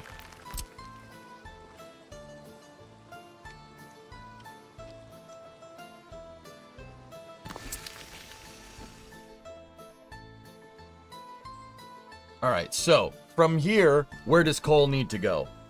Coal needs to go to my power plant. It needs to go to a heating plant.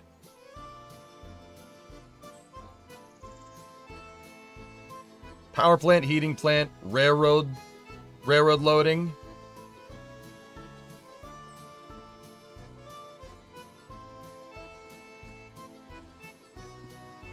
Bricks.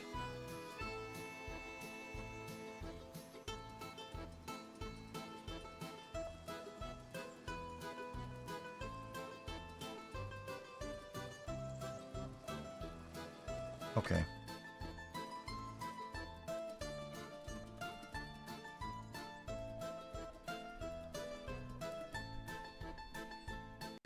Built from both resources as it's not labor intensive.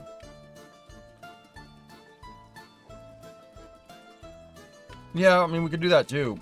I wanted to put the sewage treatment and power plant over here, Andrew. This is where I wanted my power plant site to be. Not far from where the energy is. You know? And then I wanted my power grid to have, like, basically wanted to slate all this area for a big substation, have my power grid connect into it, and then send the grid towards the city. That was the idea.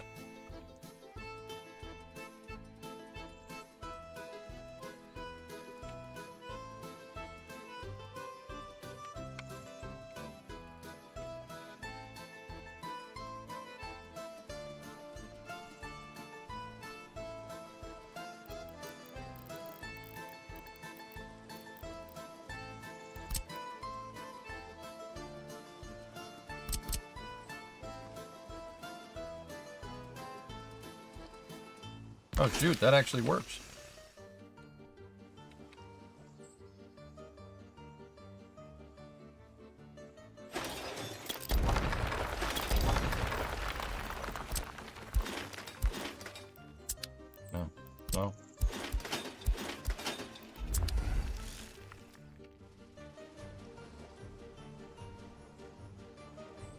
We'll need more gravel. Just transport from a higher concentration in the hills later.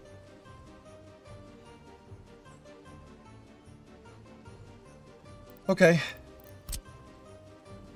All right, so we have identified 5. We talked about that, right?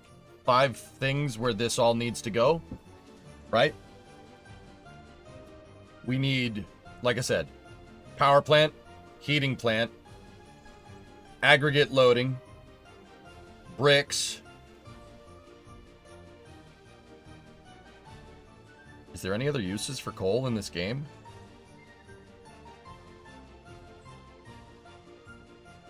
Steel. Yeah, that's right, steel.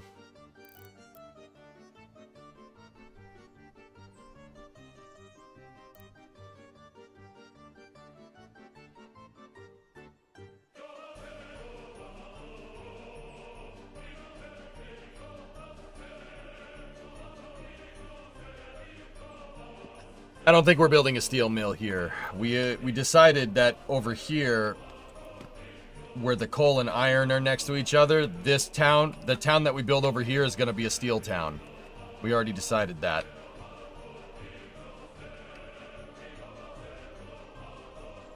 Yeah, the steel mill is no joke, Peg.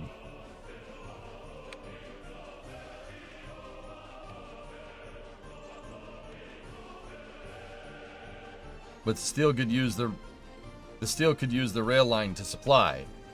We could supply the steel mill with coal from aggregate loading. Is that what you're trying to say, Andrew?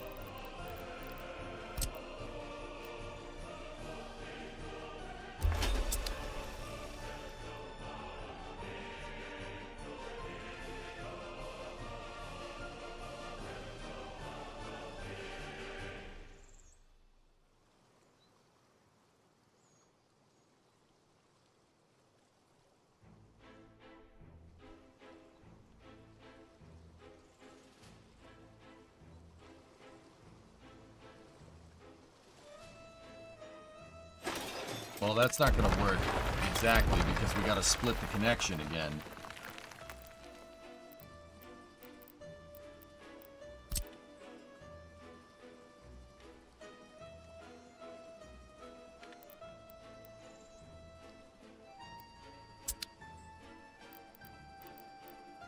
Discovery, go at throttle up. I'm almost thinking doing that, having road connection to road connection is good because I don't think we can... There's only a variant that has the inputs on one side or the other. If I could have one that has 3 inputs on one side and 3 inputs on the other, that would be great, but I don't think we can do that. Hey. Nick the Most Epic 4-month resub. What's better, the cookie or the cookie dough? Yes. Yes, I agree. I'm not choosing that.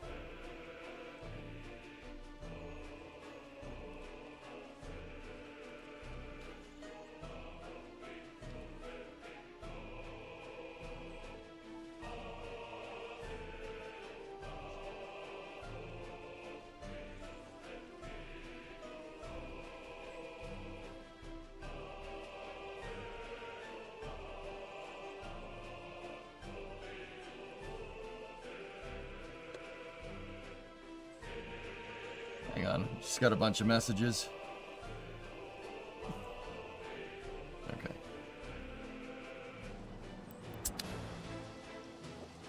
The truth is in the pudding. You think Flight 8 was rushed? No. No. No, Nick, not at all.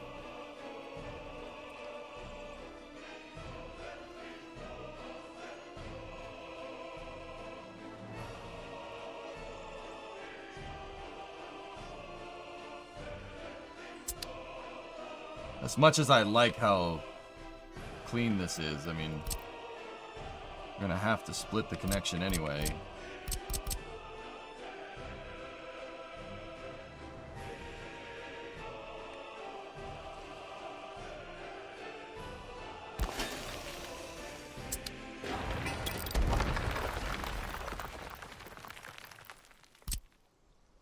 If we're gonna split it, I'd rather do it this way.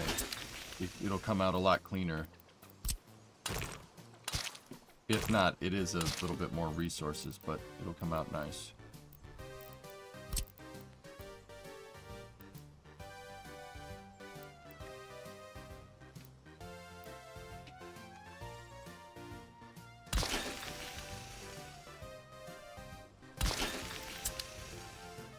All right, so how many belt outputs does that give us?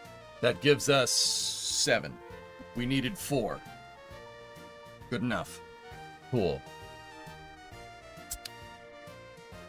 So, Nick, I don't think Starship Flight 8 was rushed. I think SpaceX is sticking to a cadence on purpose.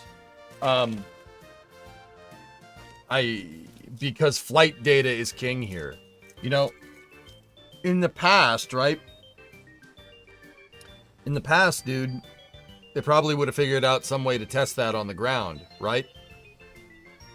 But in this particular case, if you think about it, they're simplifying the testing regime by implementing their testing while they're flying, right?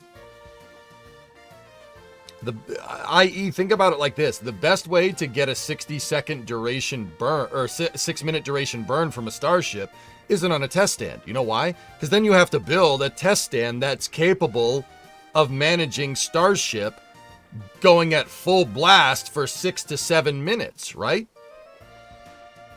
And even then, that doesn't mimic your flight conditions fully, right? The best Massey's can do is about a minute.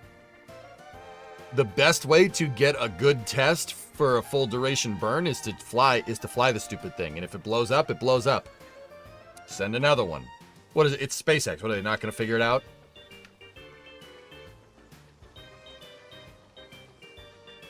That offset? Well, it's a symmetrical offset, so it's not bad. I don't think Flight 8 was rushed at all, dude. I think it's fine.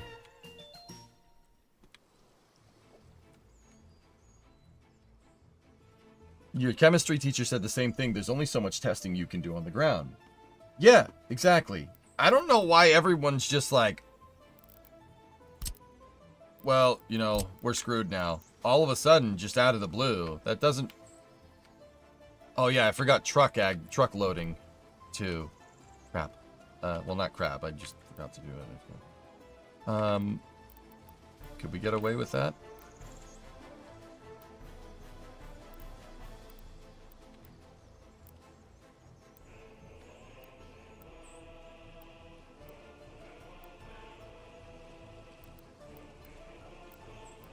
Das Breitschwert.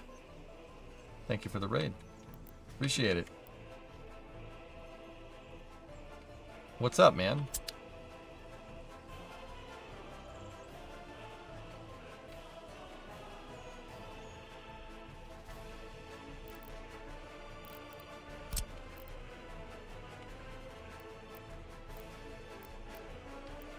Not much. Thank you too. For what? Für was? I'm just here. I'm just doing my thing. For saying thanks. Alright. Alright.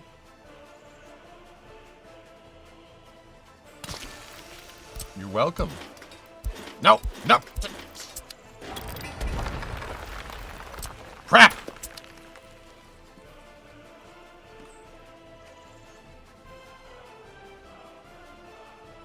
So we have our output connections. Now we got to make them all run to a certain place. That's the thing. And for showing reasonable planning in a calm play style. I'm trying. Honestly, right, the more I think about this, you really can't play this game any other way unless you really like to live dangerously, right? You will inevitably screw something up in this. I'm just trying to minimize how much I inevitably screw up. Anyway, thanks for the raid, buddy. I appreciate it. I also think putting a truck aggregate loading might be a good thing to do. Just have it, not need it, not have it.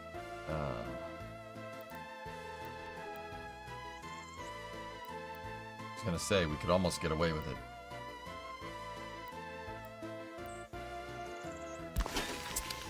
What?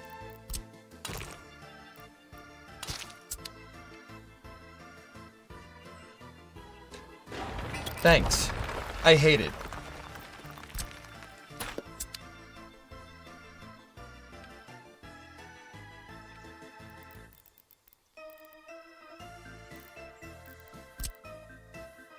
Do we need a loader for road vehicles? Can't they just draw from the storage directly?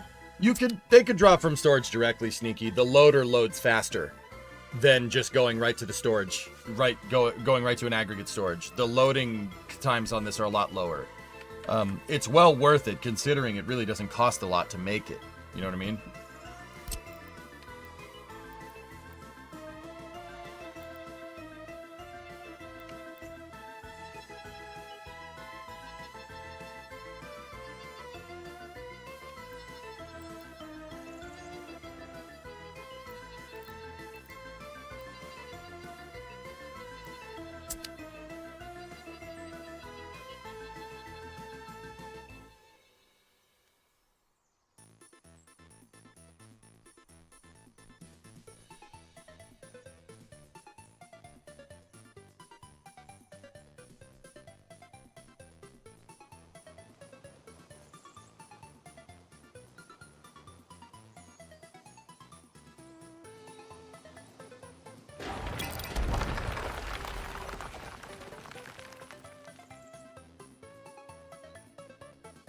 I think to save costs, trucks can just pull from there. I don't really care. It's not that big of a deal.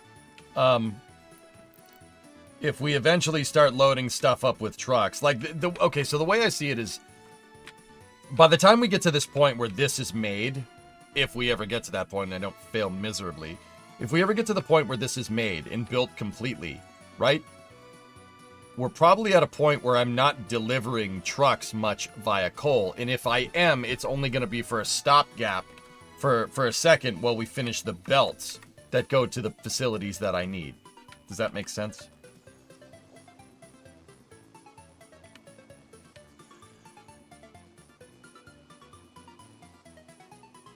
Now, with all that being said, hold on, I might need to screw the symmetry up here, guys. I know.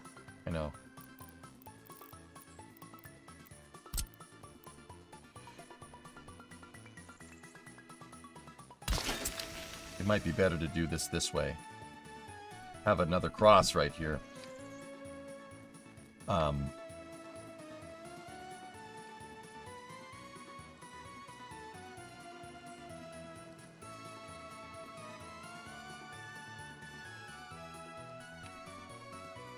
Because if I want to put my power plant back there, I'm going to have a belt that goes all the way over there.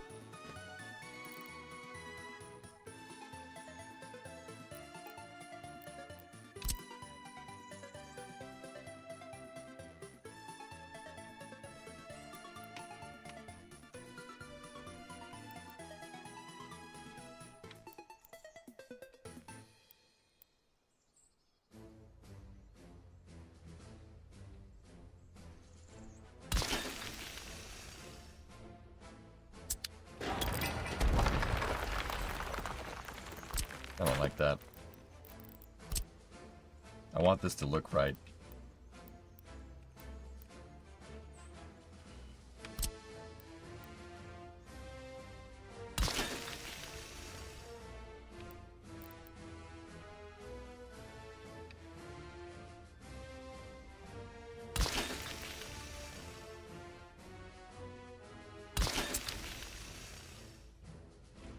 That's sick. I like it.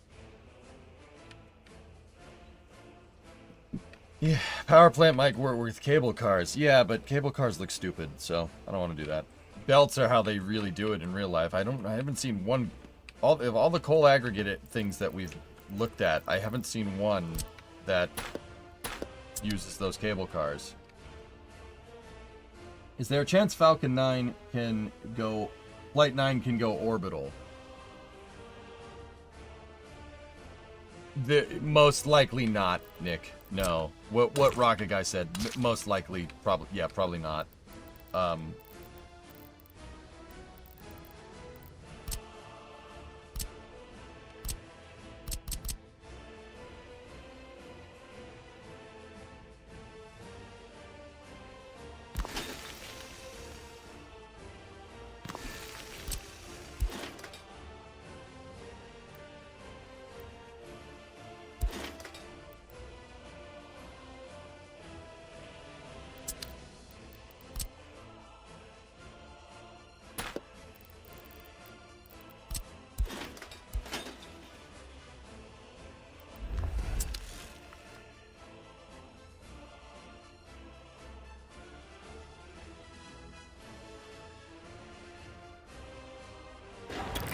It's not straight, and I don't like it. I don't like that it's not straight.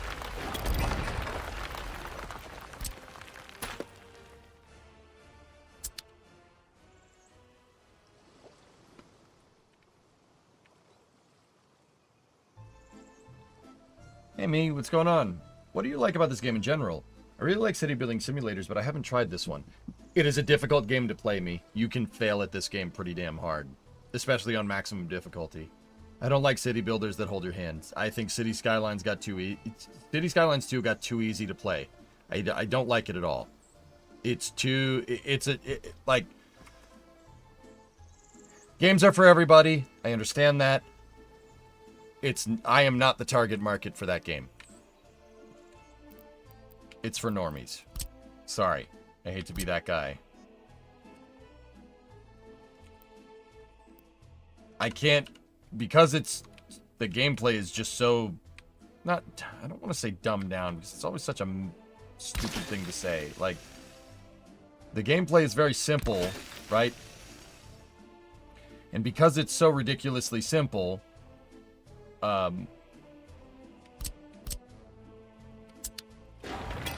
it doesn't leave me a lot to be able to teach. I can't use it as a STEM game.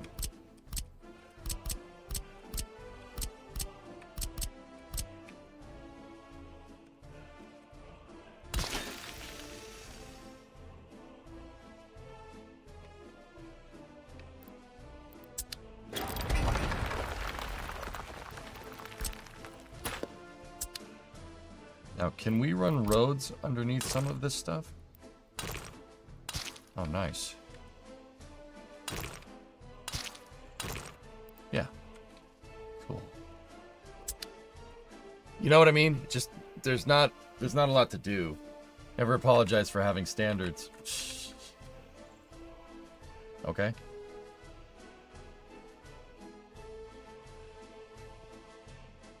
Could you put...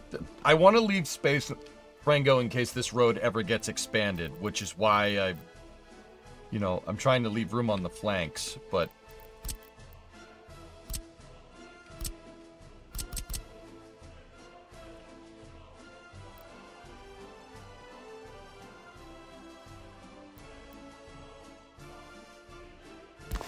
That's as close as it can get.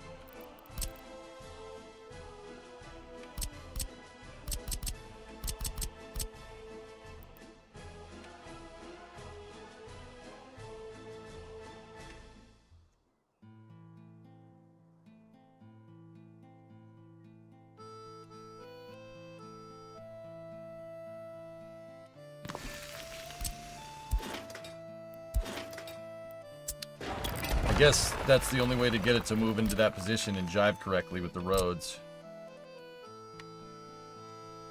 It's fine with me.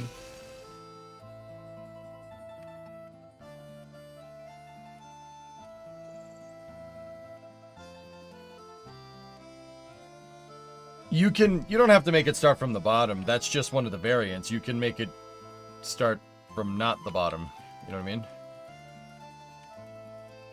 I like doing this because that's generally how aggregates get moved around. They get elevated and then fall, and then elevated and then fall.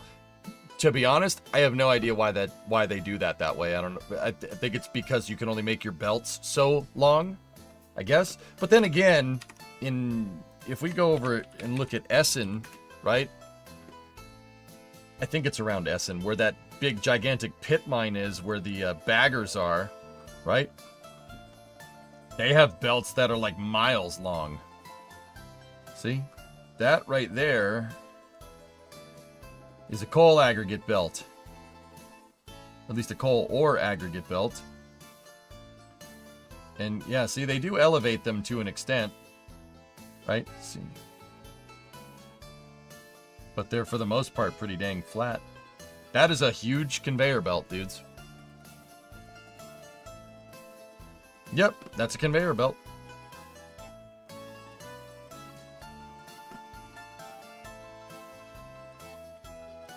Big old conveyor belt. This is for a pit mine.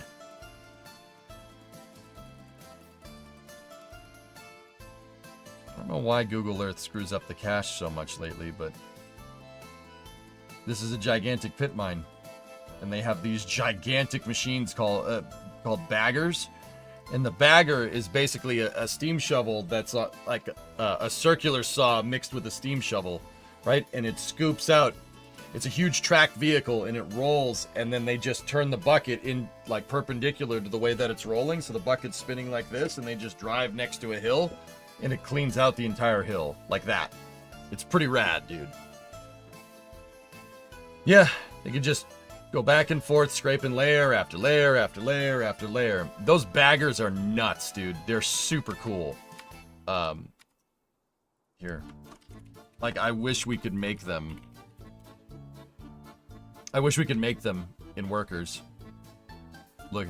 Oh, that's so legit, dude. Look at that thing. What a beast. That's some sci-fi mining equipment, dude.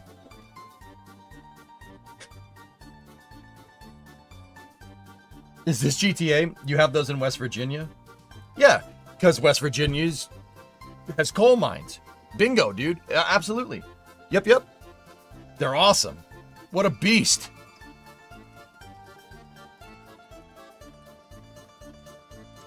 Dude, this thing rolls up and down, right? Rolls up back and forth, and it scrapes coal ore. This chainsaw, well, not chainsaw, this rotating bucket assembly throws it onto a conveyor belt, and then the thing is connected on another belt to another vehicle that moves, that works like an aggregate offloading mechanism. It moves with the bagger, and then it just dumps it onto the belt. It's something, yeah, dude, it's something out of Dune. It's cool. Baggers are sick. That's freaking badass, man. Look at that thing. Dude, like, look at this. It's just like looking at Starship or something. Look at the staircases on the side. Look at how big that damn thing is. And the crazy thing is that that's a turret. It rotates. That whole thing can rotate, and they can change the angle on this thing. This front thing is an arm. It can go like up and down. It's nuts, dude. Where is this? This is in Germany.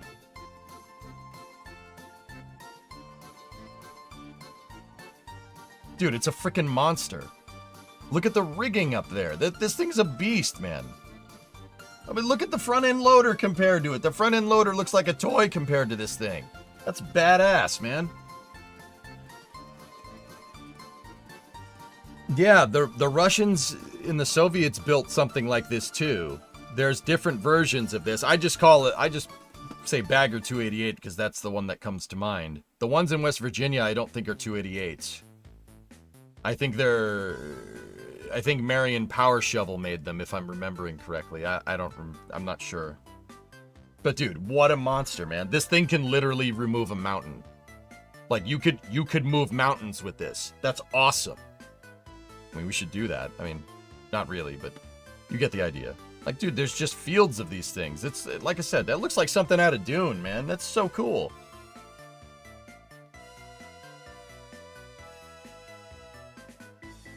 Are there belt tunnels? No, not in workers.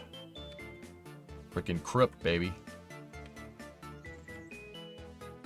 The coal must flow.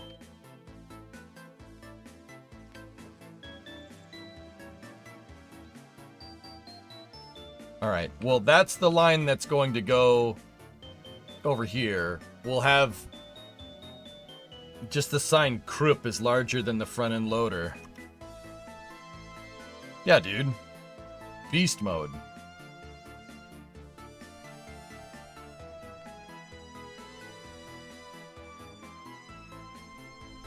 Yeah, there's 1, 2, 3. There's a bunch of them operating. See the coal? It's freaking cool, man.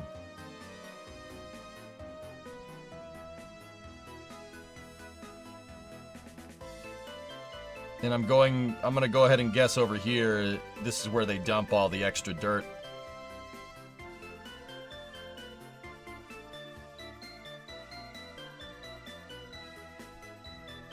Once again, just an absolute unit. Like Google Earth, this is a huge pit mine. Google Earth doesn't even know what to do with it. And I do believe there's another one. Yep, there's another one over here. That's freaking cool, man.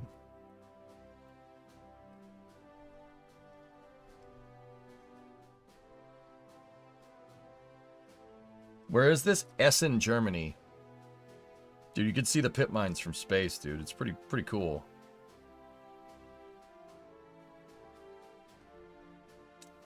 It's pretty neat, man.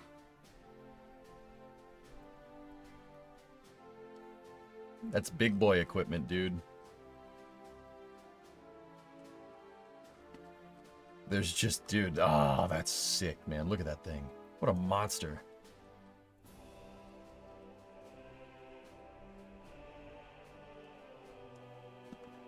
Google Earth is having some trouble with it. It's cool, dude.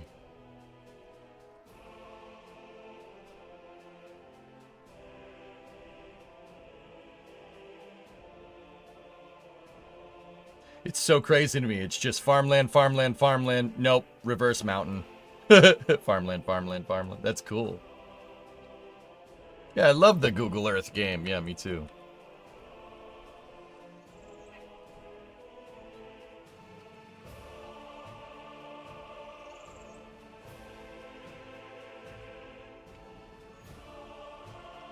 Okay, so now the next thing that we're gonna need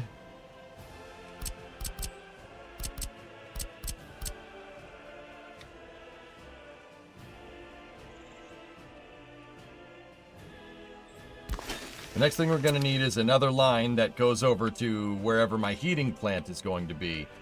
I think I want my heating plant to be right. It could be next to the power plant, but I'm thinking if, you know, this whole area is city, that's a little far away. Especially if it gets really cold. What's the distance we're talking to? The furthest place civilization is going to be here is about 5,600. That's about 1,100 meters.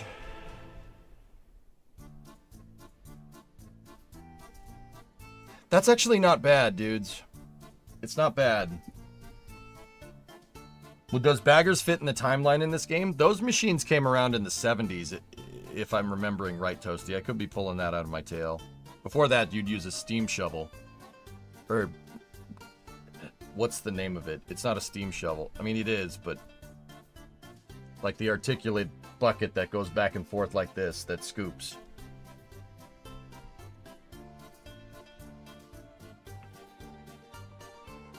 U-turns on the center dirt road you removed under the conveyor overpass.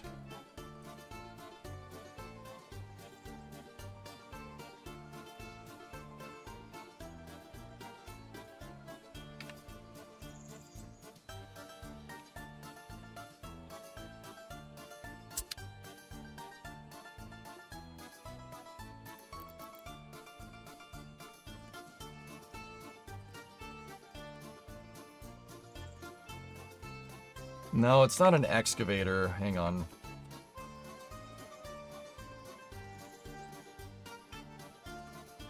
These guys. A stripping shovel. That's what it's called.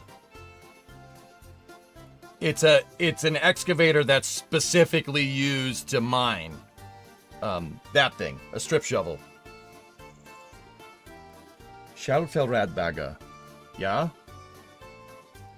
This is what they used before they made baggers. This is what everybody used. Yeah, these pieces of equipment are not small. So, I don't know if you guys see some of these suggested pictures here.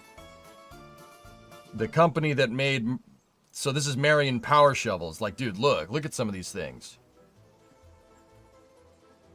So Marion Power Shovel is the company that made NASA's crawler transporters. The CTs. It's just a power shovel. See the crawler transporter? It's just a piece of mining equipment with a flat top. Yeah, fun fact. There's a Marion.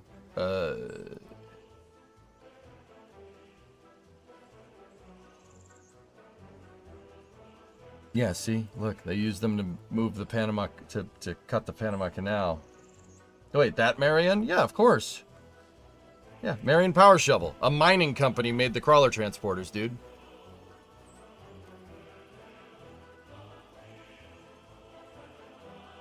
First one was for the Panama Canal, yeah. Marion Model 91. That's cool, man. Dude, there used to be... These used to be everywhere, man. Look at that thing. Look at that frickin' shovel. That's awesome. Look at it next to the frickin' bulldozer. What is that, a D4? Look at that thing. It's a frickin' building that moves. That's awesome. We should build more stuff like this. That's cool. Why do that? Because it's badass. Right? Discovery. Chief, what's up, man? 77 months. I'm looking and I'm liking. Yeah, right? Isn't that sick? Look at this thing. Look at the little baby bulldozer. Look at it. It's so small. Look at the dude. Look at the guy. Look at the shovel compared to the dude. Old Dodge pickup over there, dude. That's awesome. That's awesome. Don't give a frick what anybody says. That's so freaking cool.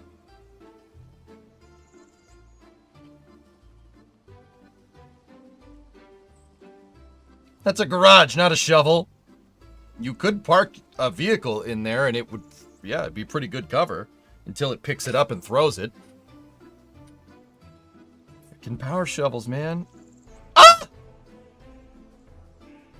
You're doing it wrong. You're doing it wrong.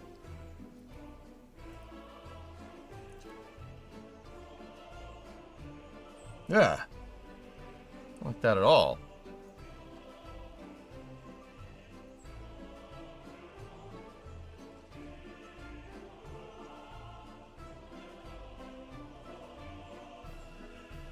Oh, that's so cool, man.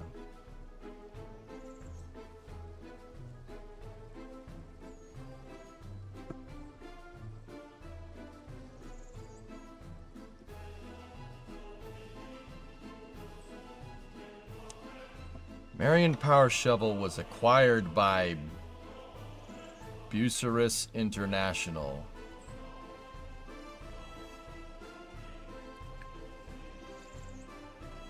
And they went out of business in 2011.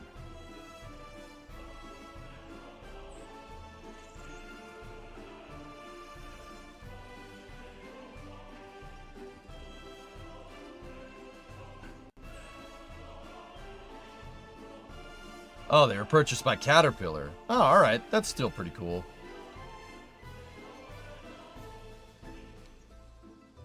Okay, I'm cool with that.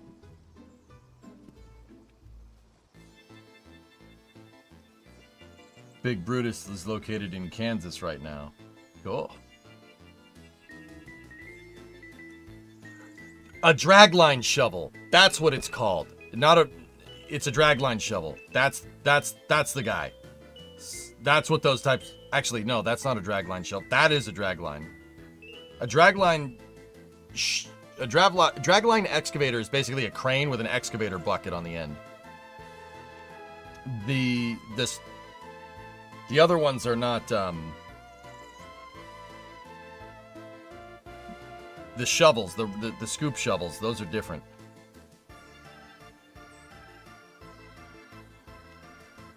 A dragline would work really well on the moon, by the way.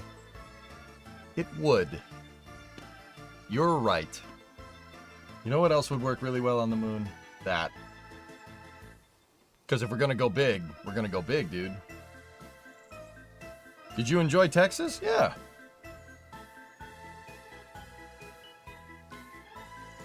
Is that a trebuchet? Sure.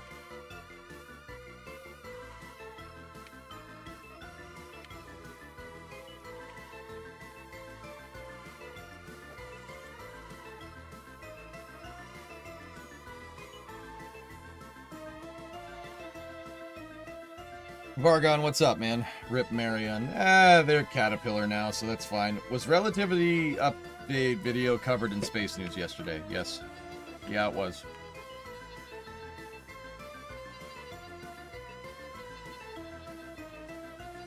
Are you planning for the Full Republic? Episode 14 in March 1960. Yes. All 14 parts that I've done for this, Breichwart is, planning. I haven't built one thing yet. I'm just planning everything, dude. We're gonna be... The only reason I've even unpaused the game is so I could get... Hey, look! A swing shovel. The only reason I even unpaused the game is so I could get excavators and bulldozers so I could move the terrain around. I'm designing everything. Once everything is designed how I see fit, we'll start building.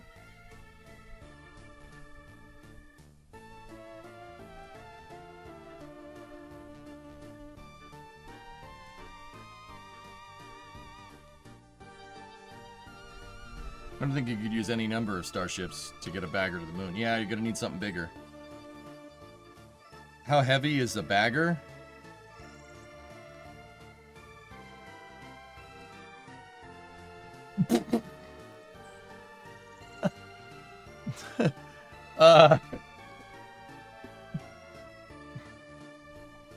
It's 29.8 million pounds, dude.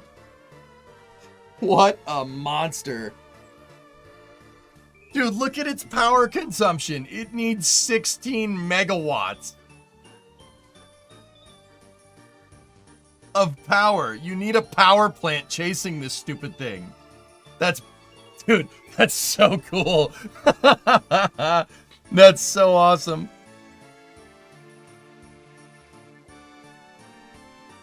Yeah, you can't even power this thing. You just plug it in somewhere else. They're bucket wheel excavators. That's what they are. Oh, sick. Why do we need this again? Because awesome.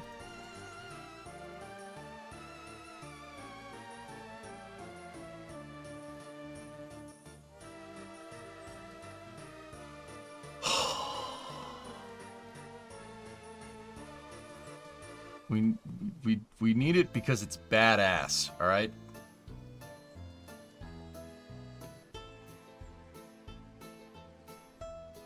It's so freaking cool, dude. Why don't we just take Germany and put it in the Netherlands? Yeah. Yeah, sure.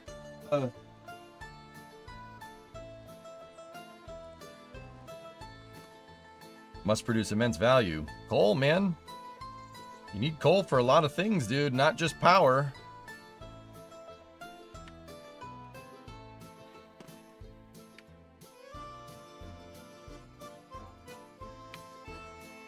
Can I dig my pool with that, please? I think you'd need to just, like, spin that wheel once, and then you'd have, like, yeah, maybe not even, just twice, like, maybe 2 buckets rotation, and then you have enough. I don't know, me. I don't know, dude.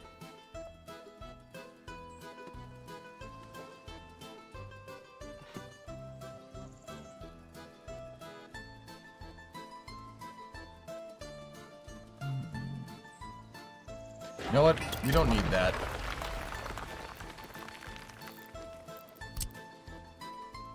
So this one down here. All right. Let's figure out the power plant now.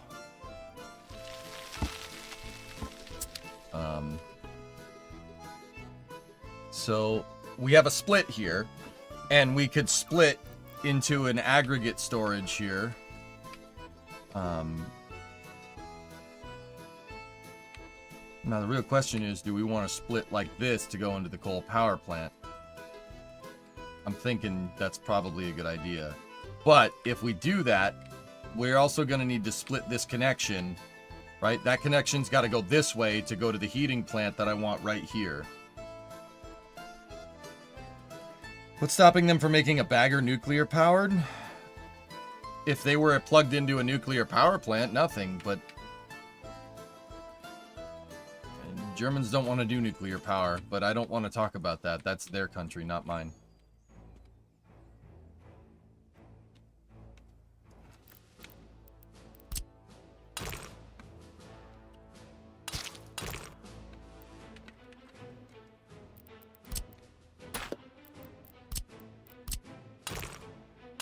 Discovery, go at throttle up.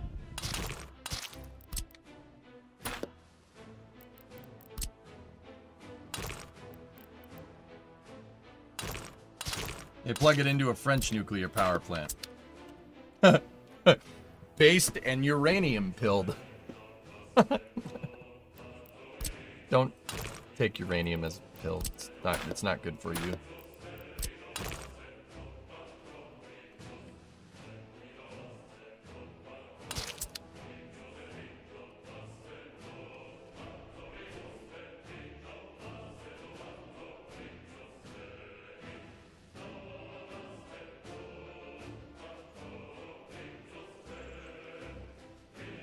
All right, so this line right here, we're going to use for the heating plant, and we're going to use that for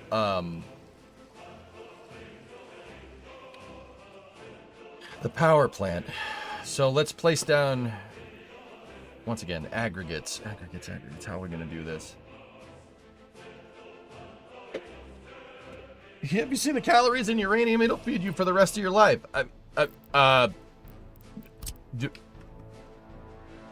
No.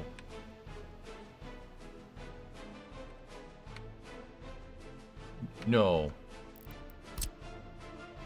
Don't do that.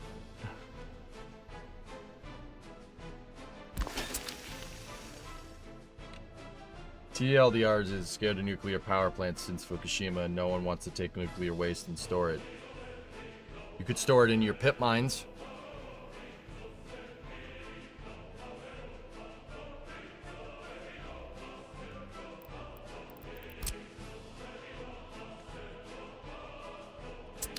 Just saying. Nodders, easy fix.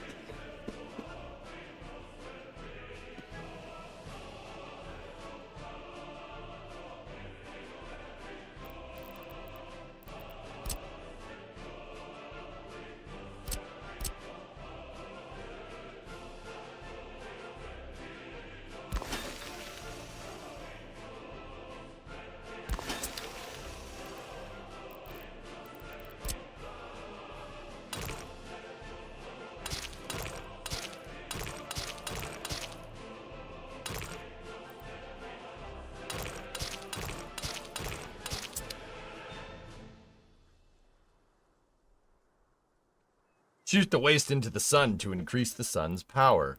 Yeah, you know, you probably don't want to do that, but, you know.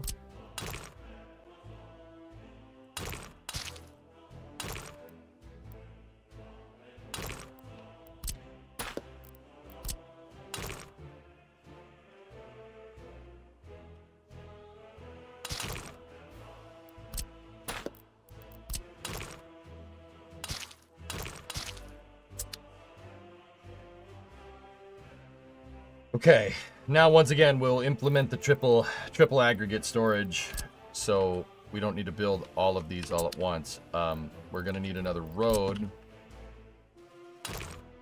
right there, so we have access.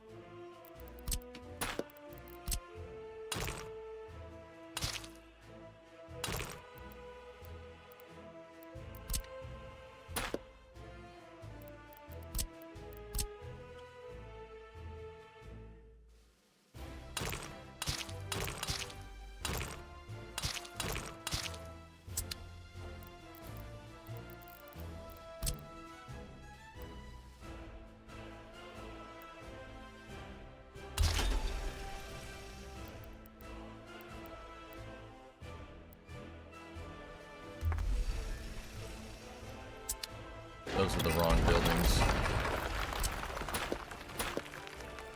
And that road is too close. Now, why am I building 3? Increase the buffer over time, dudes. That's... So, like, we'll eventually be able to stockpile more and more coal around the power plant as we scale. I don't need to build a big aggregate storage here. Just build a small one. And then if you want to make it bigger, just make it bigger. So, once again, probably a lot of this will stay in blueprint mode for at least a little while.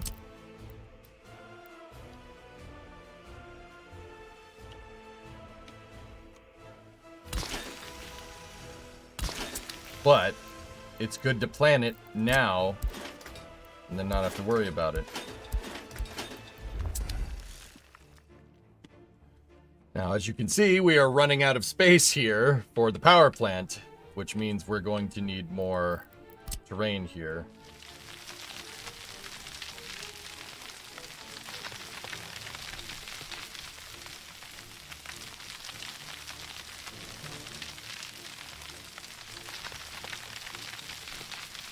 No. Final storage can only be done in sandstone or ice desert. It has to last millions of years. Anywhere there's plants, humans will be.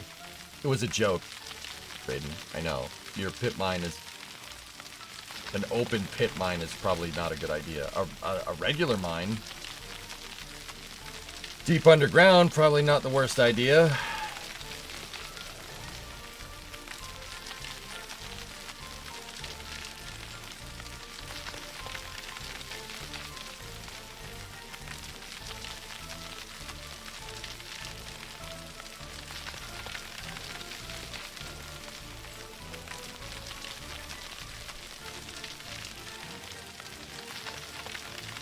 There's a possibility within the next 10,000 years that water might get to these mines, which would be bad for where all the barrels and the waste is stored.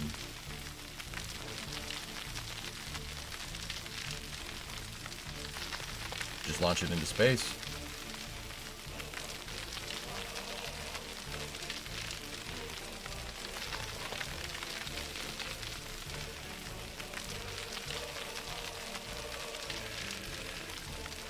Discovery, go at throttle up. What's up, kind? 4-month resub. Thank you.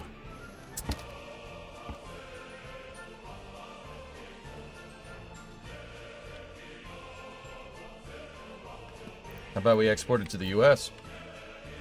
Alright, pay us. Do that. Sure. Why not?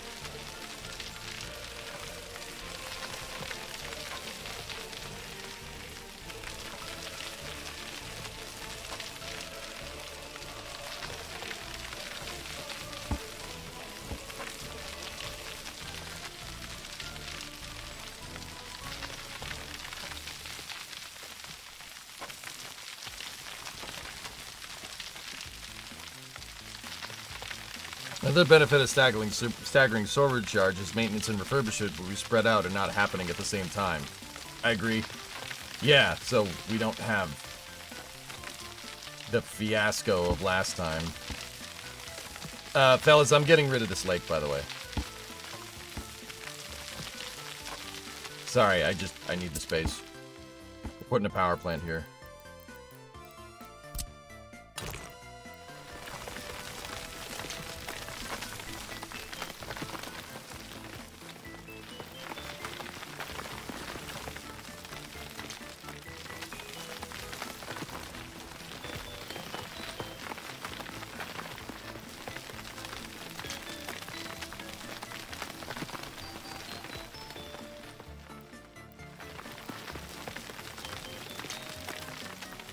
I love this.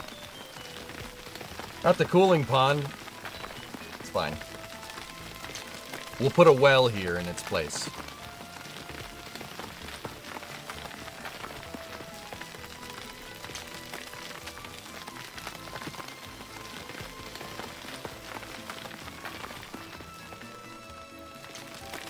Why does moving dirt sound like sizzling heat? That's what happens when you make a game and you don't have a sound designer. 3 dudes made this game, so they used a lot of stock sounds, so the sounds don't sound exactly right.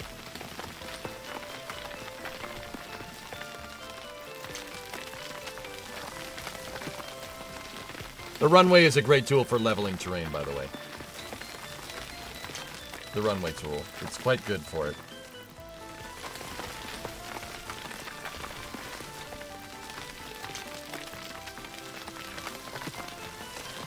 Very satisfying.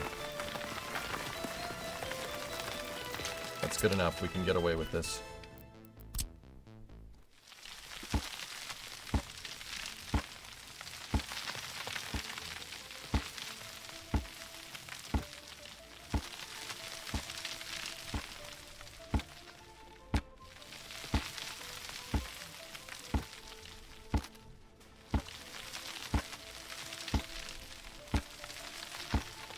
Good.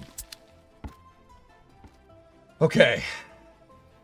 So we have our power plant. We have our wires coming in. We have provisions for 2 wires, like we said. I do have a train line over here. Probably end up using that at some point. Maybe we should use that for our eventual coal export line, right? Like,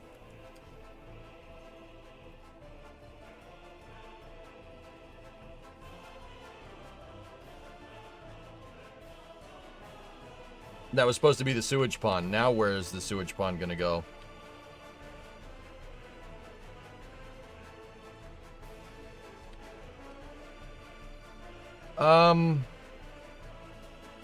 We probably could still fit it over here, Raiden.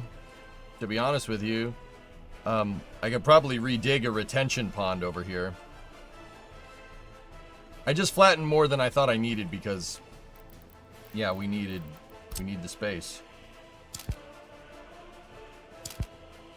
We don't need that many lines here. We could always dump it into the harbor. Yeah, we dump it over here. Put sewage treatment over here somewhere. Or we could put it over there.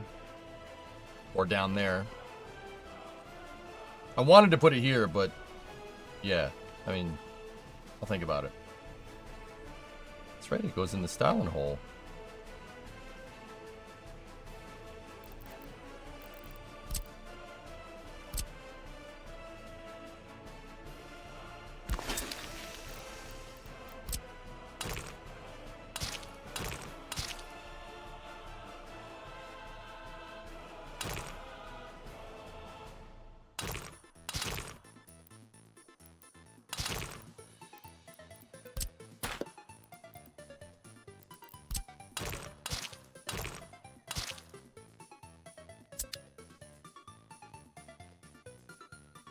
Okay.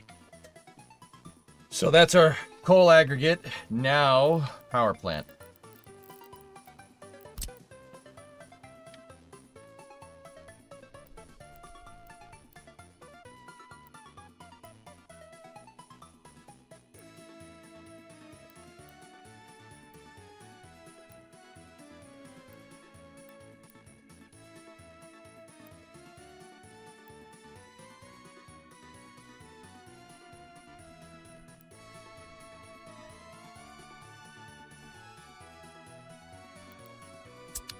I don't think you could connect the elevators to the road yet again. That's aggregate storage, Sneaky. It has 2 road attachments. The elevators are all connected. Yeah, no. Optical illusion. It threw me for a curveball there too. I was like, wait, what the hell?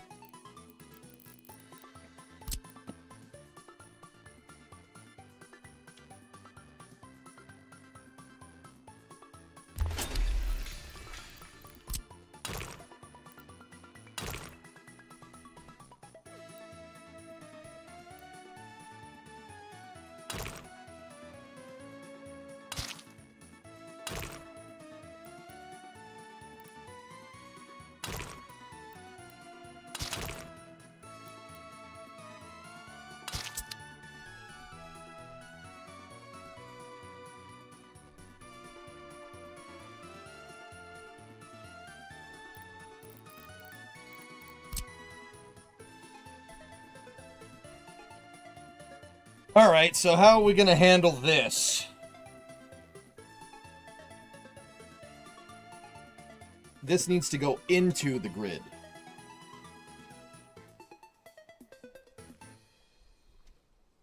Into the harbor, Andrew, for waste? Nah, that's where T belongs. Don't worry about that. We'll...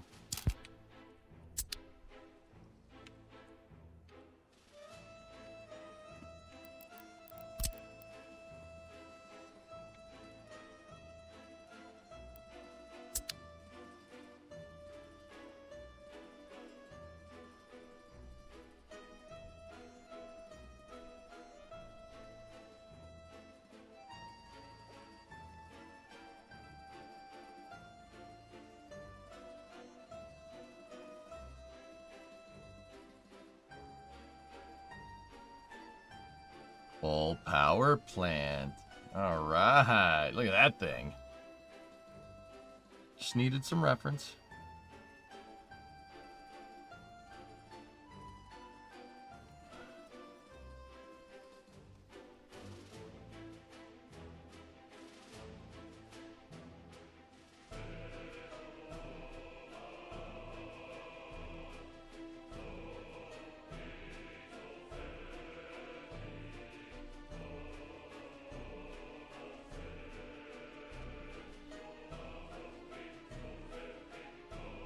Where are the wires out? I'm looking for them, dude. There's some. Oh, there we go. There's your substation.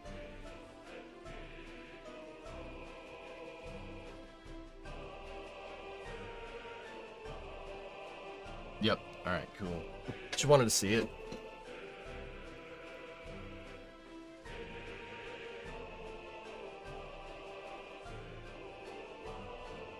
That's crazy, dude. What a monster. Yeah, they split the connection out. So these are step-up transformers right here. Actually, those might be step-downs. The power plant might be just straight outputting high voltage. In fact, I think the lines are underground and they come all out here. Those are step-down transformers. But then again, they can't be, because the step-down transformers go to high voltage lines, so those got to be a step. That has to be a step up. How many gigawatts does this thing make? It's got 4 coal, 4 burners, dude, and a cooling tower. This is a pretty powerful plant. I don't know the name of this power plant. I know it taps the coal from the baggers that we were talking about. The coal gets moved to the plant. And they use it for power. I assume that's an old pit mine that they're using to dump waste in. But, yeah. I mean, this is a monster. This is a big plant.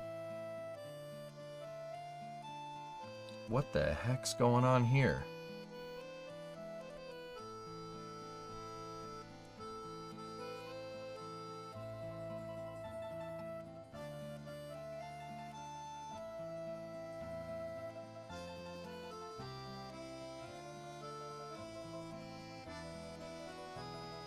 Interesting. I don't know what I'm looking at here. It looks like there were more cooling towers there, but they got rid of them. maybe. See, there's the aggregate storage. Aggregate storage is right next to it, right?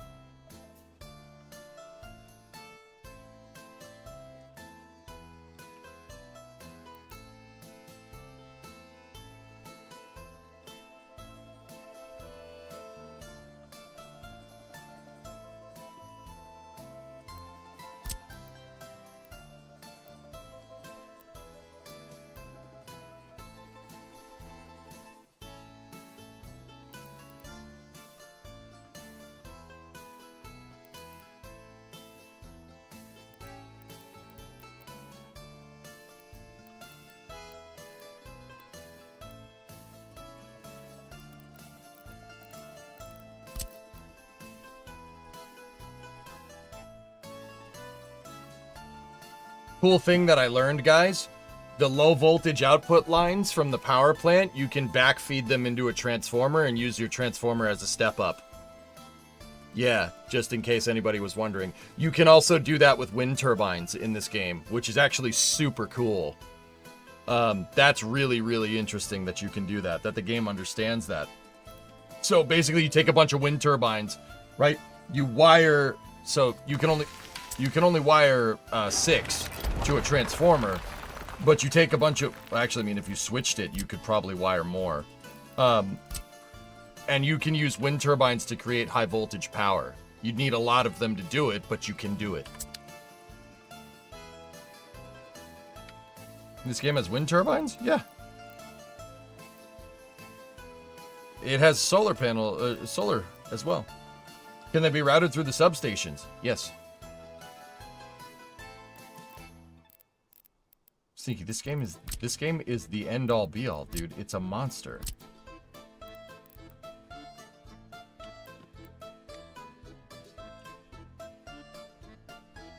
It can't go through substations? Wait, when you say substations, what are you talking about? Are you talking about those? Okay. Yeah, no. I don't think you can put wind power through those. It has to be through a switch or a transformer. No, not those. When you say substation, my brain defaulted to transformers. Wind and solar wasn't a thing in the USSR, though. But okay. Not with that attitude, it wasn't me.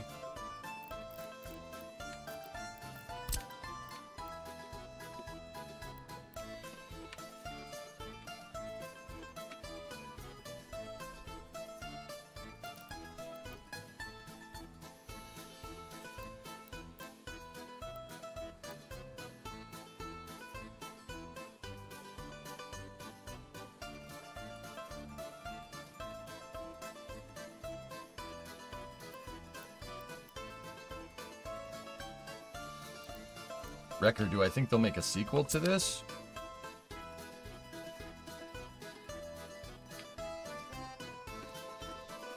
Might interest you if you have not seen this yet.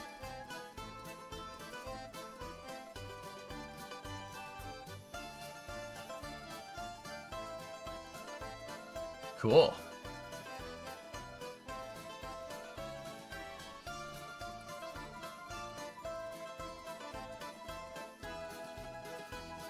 Wow. Is this a map of the entire US grid? Hold on.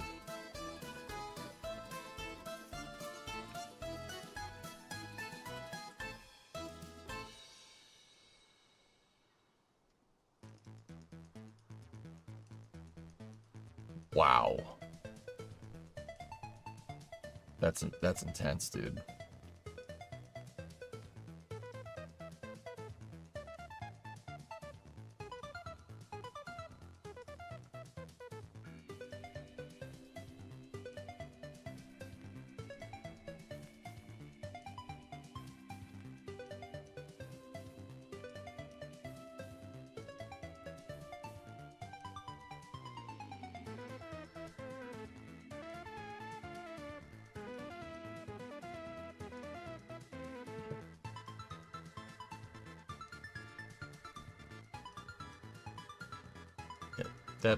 That's useful. I'm just gonna put that up in the square hole over there, okay?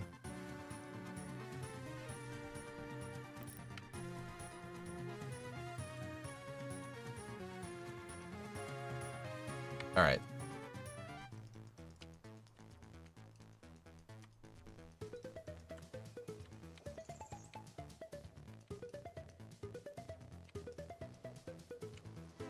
So, electrical output.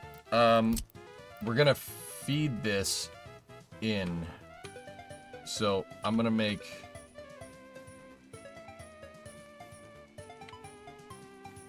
We're gonna need to make a station like this over here.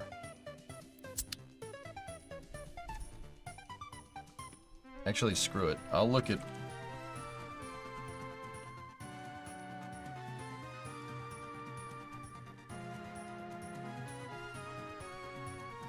Discovery, go and throttle up. Hey, Mutehan. Per last, if not too much, can you explain what you mean by step up and step down? You're stepping up the voltage? This is a power plant that's near my house. Or was a power plant. That's why I just got pissed off, because this is an NPP that we shut down because it's too old. It was working just fine, but it's too old. I'm looking at how they did it. Yeah, see? They have switch. They have a switch. So, step up. You're stepping up the voltage, Sewer Rat.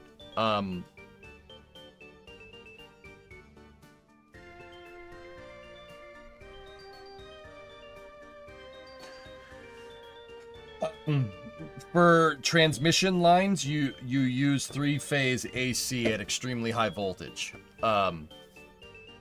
Basically, stepping up the voltage like that makes it easier to move the electricity over long distances. If it works, don't touch it. You're damn friggin' right, dude.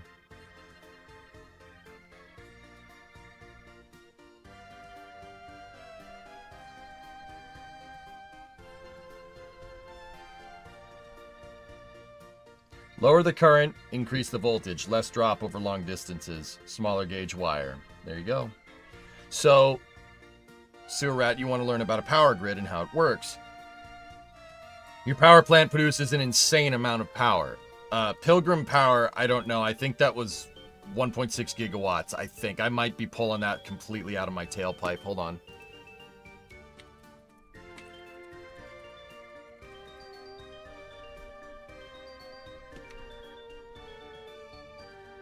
Pilgrim Power is a closed NPP in Massachusetts.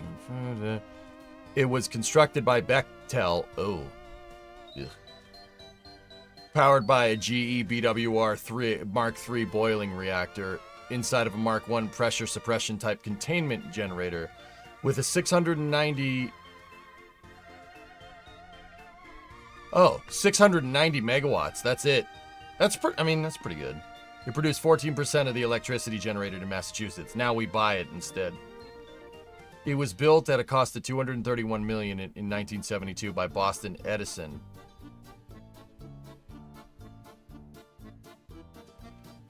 The USNRC called it one of the worst-run nuclear power plants in the country. Oops. It's just a single reactor, and they use the ocean water for cooling. Whoops. Yeah, that right there is nuclear waste. They stored it. They had a... Dude, that thing is, like, guarded by, men with big firearms, we'll say. That's the nuclear waste right there. They're in containment vessels. It's not outside. It's inside of a very, very, very big containment vessel.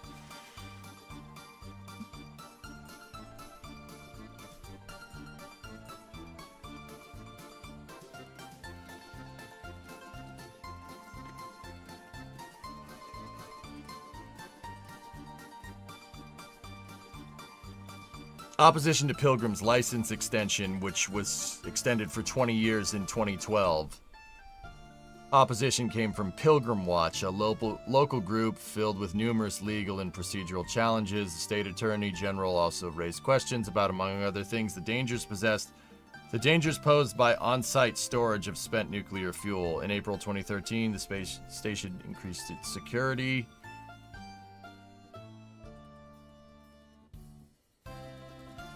Plant was shut down May 31st, 2019 and is in the process of decommissioning. Lovely. Lovely. Yeah, let's just buy our power from Canada. That's what we do. Yeah, we get it from Toronto.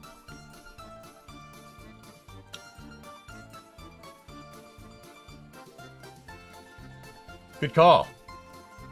Not.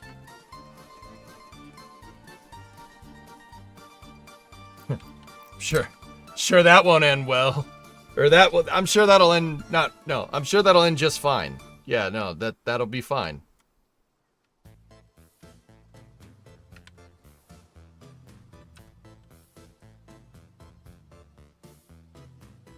Sure, nothing bad will happen.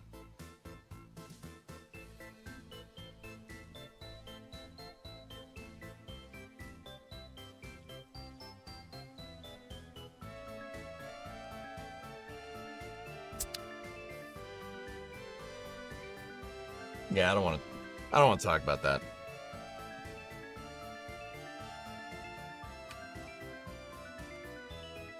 All right, well,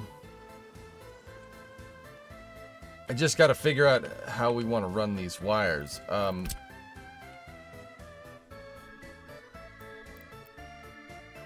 12 megawatts. Now, what does the coal power plant produce? 1,400 megawatt hours.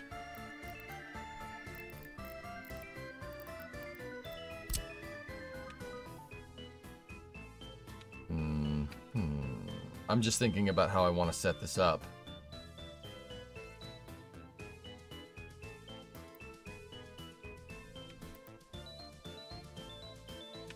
We're gonna have to have an input line, right?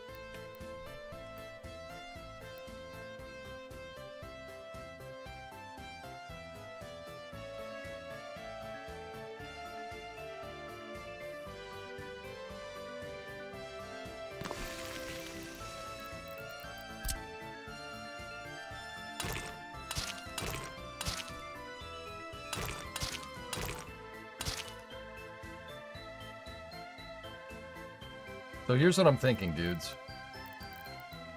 We run our 15... Run the 15er in there, right? Into the switch. Right? And then obviously we have an output of 15 that goes towards the city. Right? Then we have another one that goes towards the city if we need to double up the lines. That's for expansion. We can add more substations and whatnot.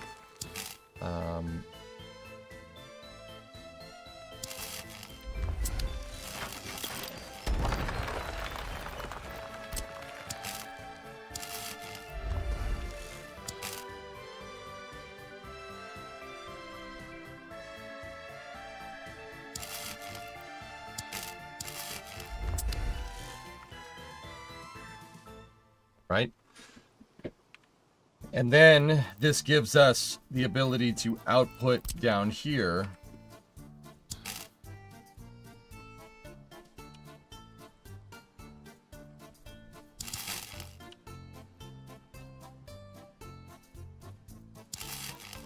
And we can keep going with the line if we want to.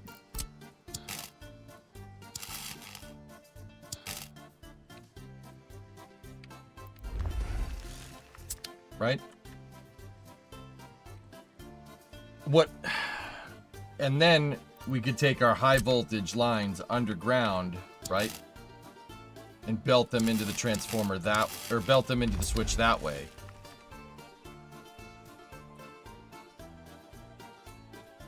And that should work for power output.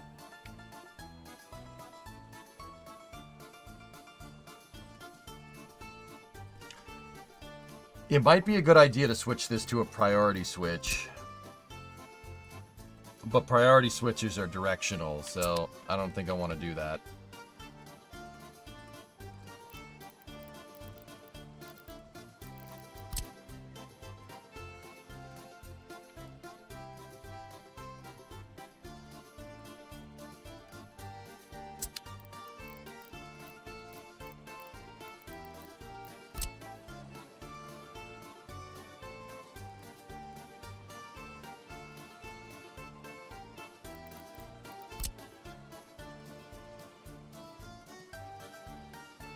I also like putting little gravel patches down over the wires, so they're easier to see.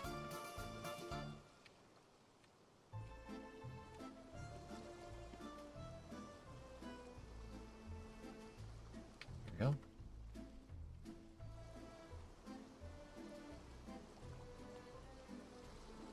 And it looks cool.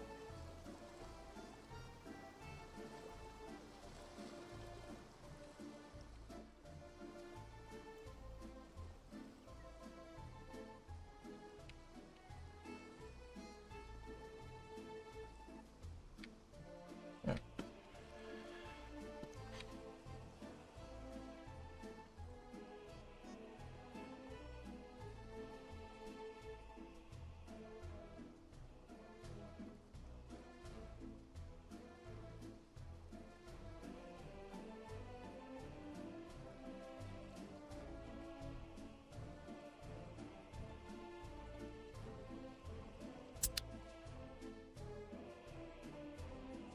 All right, I think that'll work. I think that's gonna do it.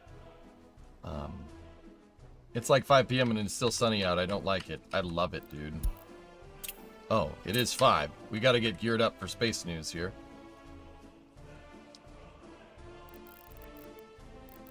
All right, so what else does that coal power plant need? It just needs coal. All right, sweet. Excellent.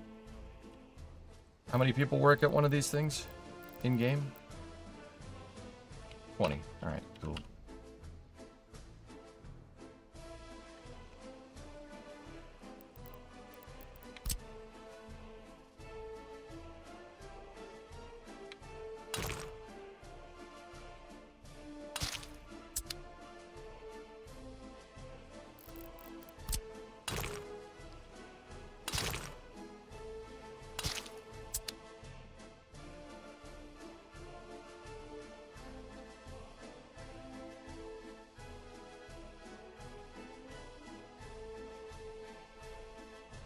Okay, so if we have 20, that means we're not going to need a big parking lot. If we ever decide to do that.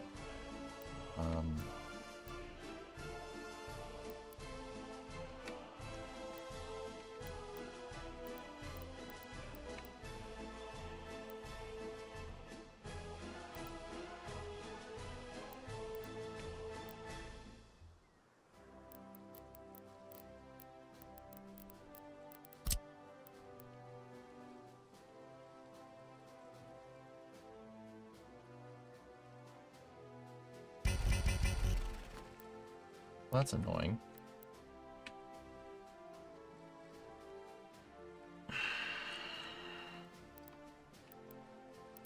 If we do put a parking lot here, what's the range?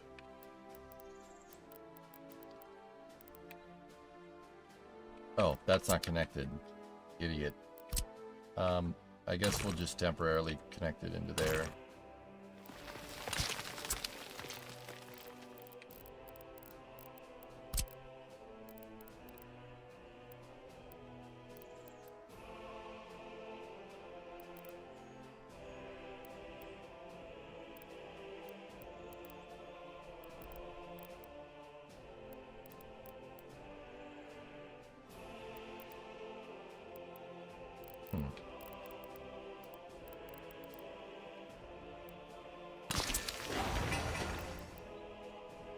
Oh, score. That'll work. That's good. Can they... Dude, alright, just out of curiosity, let's just place down a parking lot over here somewhere. Just the little guy, right? Let's just place it, you know... Actually, you know what? Let's just place it right here. That should be, like, super far away. If the car pops up over there... Nope, it didn't. That's too far. No one's gonna drive to work that way.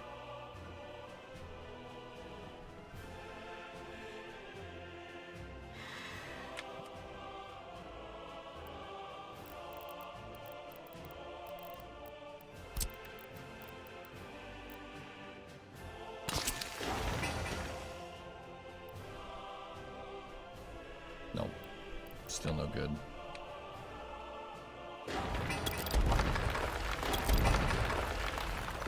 That calculation is because it's all dirt? You think so? I thought that was just for walking, Sneaky. You tell me.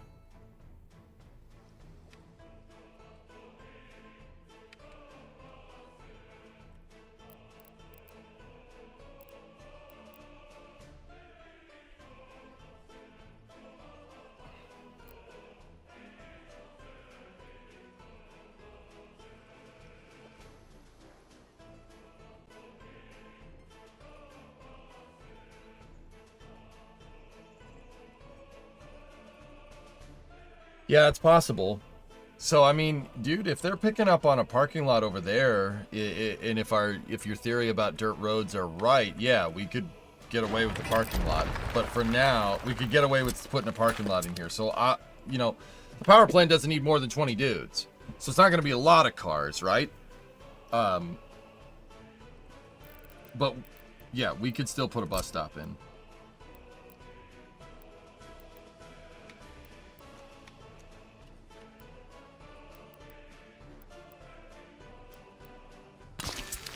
And it actually fits.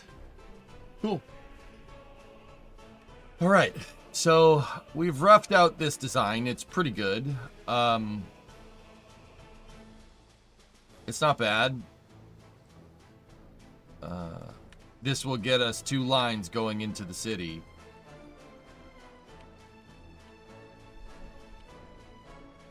I'll probably make the lines go with the tracks, cross over here, and then cross the highway.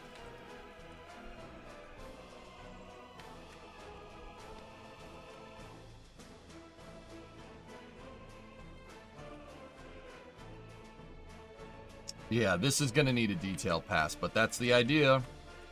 So, coal power plant is figured out. That's good. Now we got to do the heating plant. Guys, I think I'm going to put the heating plant across the street. Why not, right? Like, put it across the street. The bus stop's already there, and I'm pretty sure we're in range. There is pollution in this game. You have to research pollution monitoring methods. This is why I'm keeping the power plant far away from the city, along with my heating plant, because they both pollute. And then my construction materials is going to stay far away as well. Yeah, there's radiation in this game. Yeah, see.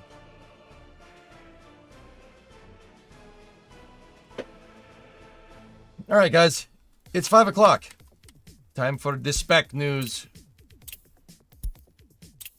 So once again, we're gonna do a longer stream here. So workers will be back. We'll do a detail pass, or we'll figure out where we want the heat plant. After space news, I just thought of something.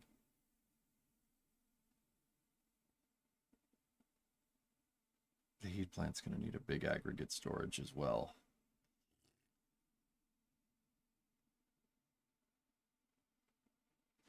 Yeah, dirt roads have a max speed of 20 miles an hour. Paved roads have a max speed of 60 miles an hour. So yes, big difference.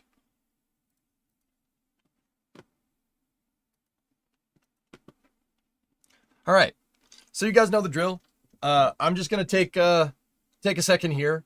I hope you enjoyed part 14 of the Yakograd Republic. We will do part 15 a little bit later tonight. Space news is going to happen here in a second. I'm just going to take a quick 15-minute break. Yeah, 15, 20 minutes. So we'll start space news at 5:30. I generally aim for 5:30. It's 5:07 right now. So 23 minutes. Yeah, and then we'll go from there. Yeah, on YouTube, on the YouTube side of things, if you're, I'm going to stop the VOD, we'll jog it, and we'll restart the stream in probably about 20 minutes. If you're on the Twitch side, just stay here. Enjoy the space tunes, and I will see you in about 20 minutes. Sorry, EJ, can I skip space news? Space news is mandatory. All right, I'll be back in a little bit.